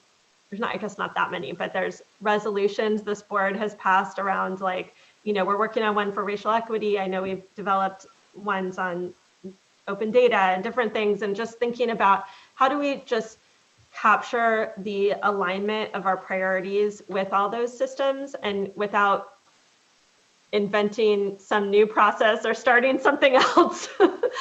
And yeah, again, would love to kind of just iterate on that a little bit. I don't have a specific need to have that resolved right this moment, and I don't think that's realistic. I think it's something we just would need to work through, and would love to get there. Yeah, let's Remember Firestone, if I could, just real quick. Let me test an example and see if this is kind of, if I'm understanding. And so I'm thinking a lot about recycled water, right? We have the recycled water policy. We set aspirational goals for the amount of recycled water we want to achieve statewide. And now we're working on regulations to help support that through direct potable reuse. And we're also implementing measures to require dischargers to report the amount of recycled water that they're producing. So through that, you can kind of show from a policy level all the way through implementation how we're working through that system in that specific area. Is that kind of? Yeah, and I think that's a really good example of, yes, and that's a great example of, we have actually identified outcomes that they are ambitious goals, but we actually had, like in that policy, we did identify kind of an outcome goal. In SAFER, we have some outcome goals that are just like high level, ambitious, but hopefully realistic goals. So, can we just pull those out? Also, again, without just in terms of acknowledging what the work we've already done, and then think about, then we can go back to, are there additional ones we haven't set yet, but, we want to do a more deliberate process around, again, just, yeah, that's a great example of just trying to think about how are we aligning all this work that's been done and that's being done in sort of a clearer manner, and also thinking about some of like pulling out some of the outcomes discussion and challenge of, it's like always a challenge of how do you measure outcomes and track that, as a lot of our discussions have been. Yeah, I think that is actually a very good example because as we see here in the performance report, recycled water is tracked by type and use. It has, references then to the permits, et cetera, and targets. And so it's, connecting the dots here and there where we can, and knowing that, there's and what we're fortunate for is that much of this consideration is actually kind of there, but I think it takes time to then say, well, how does that get set up? Where are these opportunities? And I think, again, I think we're all willing and wanting to make sure that we put in that time to better connect those dots. And then so that then again, and also I'll just flag on the current document, it does list those items that are water resilience portfolio items, and kind of, again, I think we see already there's good work amongst the staff trying to continue to connect those dots, make sure that, if we're referencing something here in our strategic work plan and it is part of the water resiliency portfolio, that it's there, and each one is noted when it is connected. And then again, similarly, as the example shows, there are these buckets of data that we as board members can make sure that we're connecting, and that we more explicitly just call them out. And so perhaps as a first pass, next year we have already in the performance report where there's a link back to one of the items, just having it there or something. I don't know. I won't. We're not making decisions here. This is our discussion around this, obviously. So just thank you, Executive Director Sobek, for I know your continued responsiveness and changing all and being receptive to these discussions. Vice Chair, others? No, I just wanted to jump in and say that I didn't estimate very well. I have another meeting that I've set up, so I'm going to go ahead and scoot, but it's a very good discussion, and I'll see you all next time. Thank you. Thank you. Thank you. We may be actually kind of drawing to maybe the close of our discussion generally, unless there's any specific items folks wanted to comment on, or please, Executive Director, yeah, any thoughts on what you heard from all of us? Well, no, I appreciate the feedback, and so we will take the comments that we've gotten so far and incorporate them in a draft that we'll bring back to you when we have the discussion about water rights, and hopefully we'll get very close at that next meeting to closure on this document. And with respect to the discussion that we've just been having about alignment, I guess my suggestion is that we take everything we've heard and that we continue to talk to you all, and sometime mid-year we come back to you with some thoughts, probably starting out coming back to you individually, not necessarily in a about whether we're with some thoughts and some options, and some that we can maybe rank in the super easy stretch categories, about sort of what we could do easily, like we have done the crosswalk with the water resiliency portfolio, and some things that would be a bit more, because I don't want us to invest in the wrong things until we've had some time to talk them through and understand sort of what we aren't doing, and what the again, back to some of our previous discussions, what the value of doing it and the cost of doing it would be. So that was just my thought. Something just occurred to me, and so I wanted to make the suggestion to Director Sobek and see if maybe this could help address Board Member Firestone's, I guess, question or suggestion. We used to, I don't know if we still do it, but we used to do accomplishments and a year-end report of accomplishments with some discussion of priorities for the following year. And this might be too late for this year, but what I'm thinking is within that, because we don't want to create another process, another document, but within that, if there is a discussion with respect to looking forward to the following year, there could be some inclusion of language description that provide that linkages that Board Member Firestone is talking about.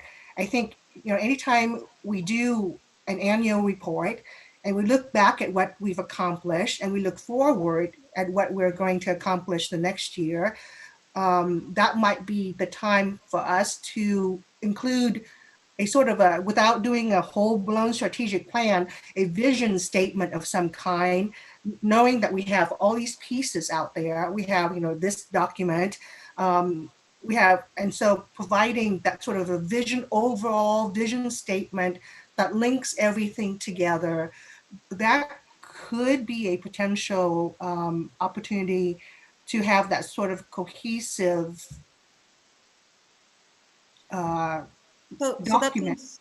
that sounds that- like a great yeah. suggestion for us to look at. I think that, I could be wrong because I haven't looked at it recently. I think that the annual accomplishment report was way more just concrete, sort of like taking the list that Mr. Bishop was talking about. Oh, Eric's going to jump in, and kind of elaborating on it. I don't think it was as much of a strategic document, but I could be, I could be about that. But I happy to- wasn't suggesting a strategic document, but I know that within that document, there was also a discussion of, a short discussion of what priorities are for the coming year. And many of that came from the regional boards as well. And so Yeah. what I was suggesting is, along with that, we include some language that provide a look forward in terms of what the visions are for next year, that links all these pieces together. And perhaps,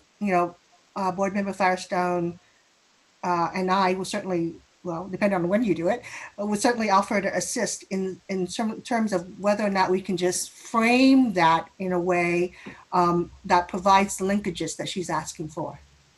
If I can push back maybe slightly, I read this document, and that's what this document is supposed to be.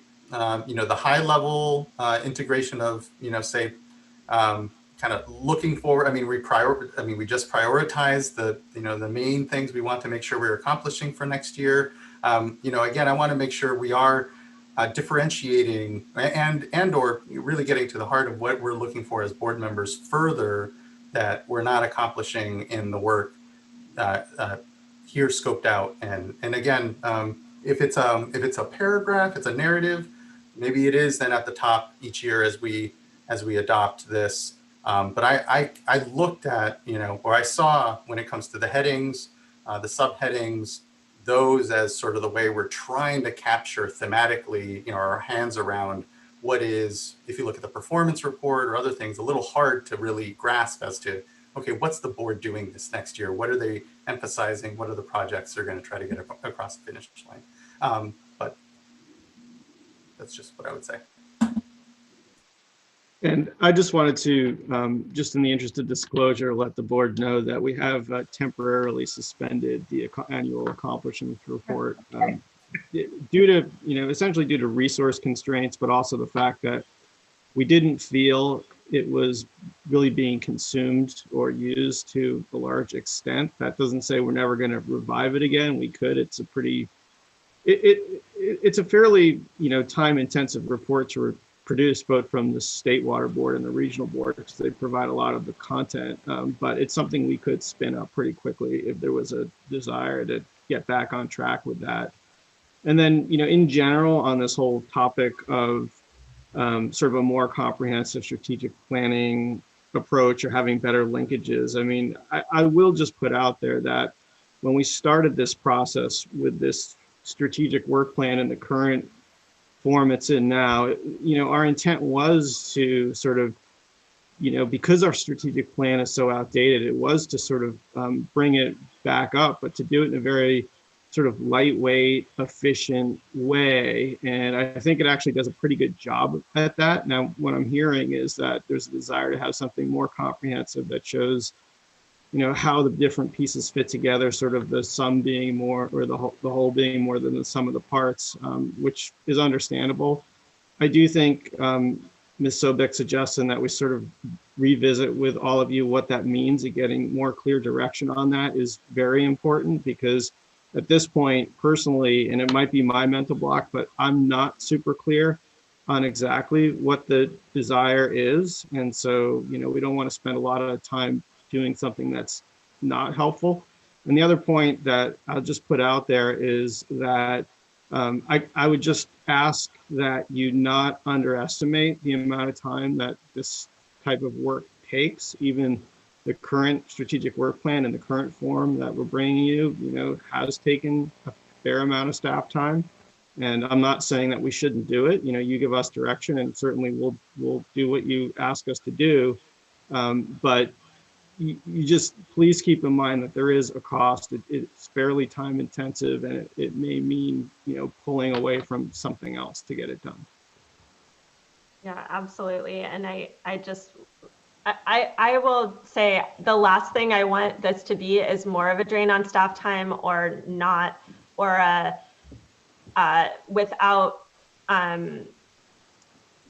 real, like, more concrete benefits. And I think if it's really, to me, what the work of this document is this, I mean, it's a strategic work plan. It absolutely is what it is. And I think huge,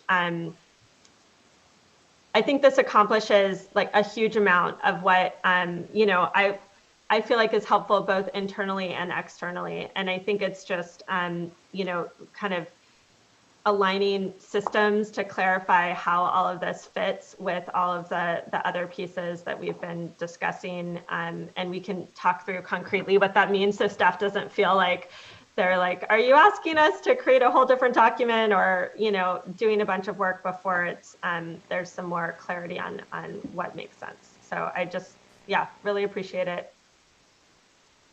Yeah, thank you, everyone.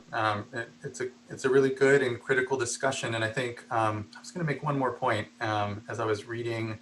There's ultimately, as Mr. Oppenheimer said, we did have an outcomes document. As we heard today during the performance report, we were starting to create these kind of narratives that are somewhat of that sort of outcomes, at least story based there, but based off of data, kind of connecting the data in the performance report to the and since we have put a pause on the outcomes report, just to ask you, Board Member Firestone, is it an that outcomes report, the accomplishments report rather, that you're kind of, the theme that you're looking for there, is that kind of a summary, or is it still more in the strategic lens here where it's like priority setting and kind of, just trying to see if that actually is the document that needs to be brought back, that, kind of stitches better together, or not. Yeah, I mean,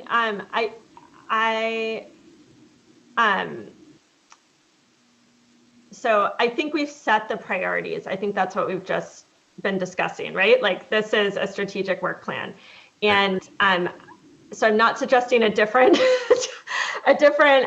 thing than that. I think just as we're thinking about, so in terms of outcomes, I just think to the extent we already have outcomes that we've identified, like the recycle water policy or safer ones, that fit into these priorities that can be more concrete about what are the outcomes we're trying to achieve for each of at least like the 4 programmatic or, thematic areas, lifting those up and being able to just make sure we can track and report out on that. I think there is this way that this is both this internal facing alignment document and it is an outward facing document, whether we like it or not. And so making sure that we can be thoughtful about how we're, how we communicate in a clear way externally, much like what we said with, in terms of different audiences that we're trying to make sure can get useful and information that they need or want to track, and that we can talk about how we're, what the outcomes are looking like to achieve these goals. And then, just a little a process thing, it would be good to have some kind of space for public. I mean, I know we have public comment in this item, and so maybe that's good, but, allowing for some public comment just to make sure that we're allowing for input on this as we finalize it or develop it. I mean, it's very much a living document, and I think we're, I do think I'm not looking for a different document. Let me just clarify that. Oh yeah, no, it's trying to help us all narrow down what is the future iteration of the documents. Again, there are multiple places where we have these touch points and data coming to us. But how do we continue to see the forest for the trees, as they say, and knowing that we have a lot of trees, nice little patch of forest we have here. So just thank you for this discussion back and forth. I think that does help, and I think to my mind, again, it's the performance report, because that's where the widgets are and the tracking and continuing to make those connections, I think, can go a long way helping with some of this discussion. So thank you for highlighting the board members. And all board members. I know Board Member McGuire as well, and Doduk and others have thematically hit on. So thank you, all of us, for the good discussion. Anything further? Anything we haven't wanted to, more? Just thank you, Eileen, and all the staff again for incredible work. I know it's a lot. We ask a lot among all 5 of us. We're very engaged, and just thank you for the patience with us. That's your job. I did want to just call out James Knockbauer. James has really done a good job of trying to capture all of this, and with help from all of you and all of senior staff. There are a lot of people who've had views about all of this, and he's really helped pull it together and synthesize it and put it in a manageable form, and has tried to help us with version control. So thanks to James and ORPP, because it can be a little gnarly when we have so many of us jumping in from all sides.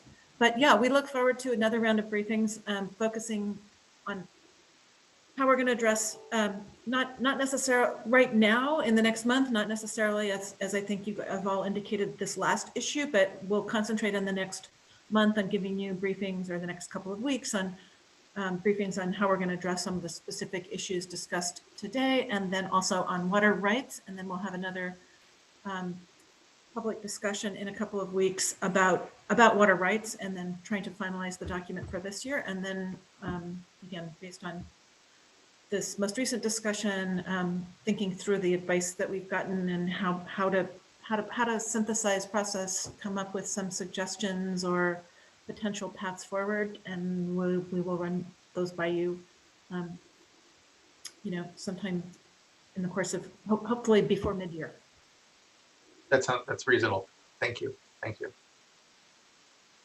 Okay, well, that concludes our last item number 8, unless any last minute thoughts. Mr. Laufer, anything I'm missing before we conclude today's board meeting? No, nothing other than I do want to point out, just for housekeeping purposes, that there will be no closed session today. The only 2 items on closed session were items 2 and 3, which were just if necessary, and the board did not convene in closed session, and the minutes will reflect that. Thank you for that. And well, thank you everyone for an incredibly productive day, and we'll see you all in 2 weeks. So, or I think it is, it's right on 2 weeks. Okay, we'll see you then. Thank you everyone. Have a great evening, and this meeting is adjourned. Take care.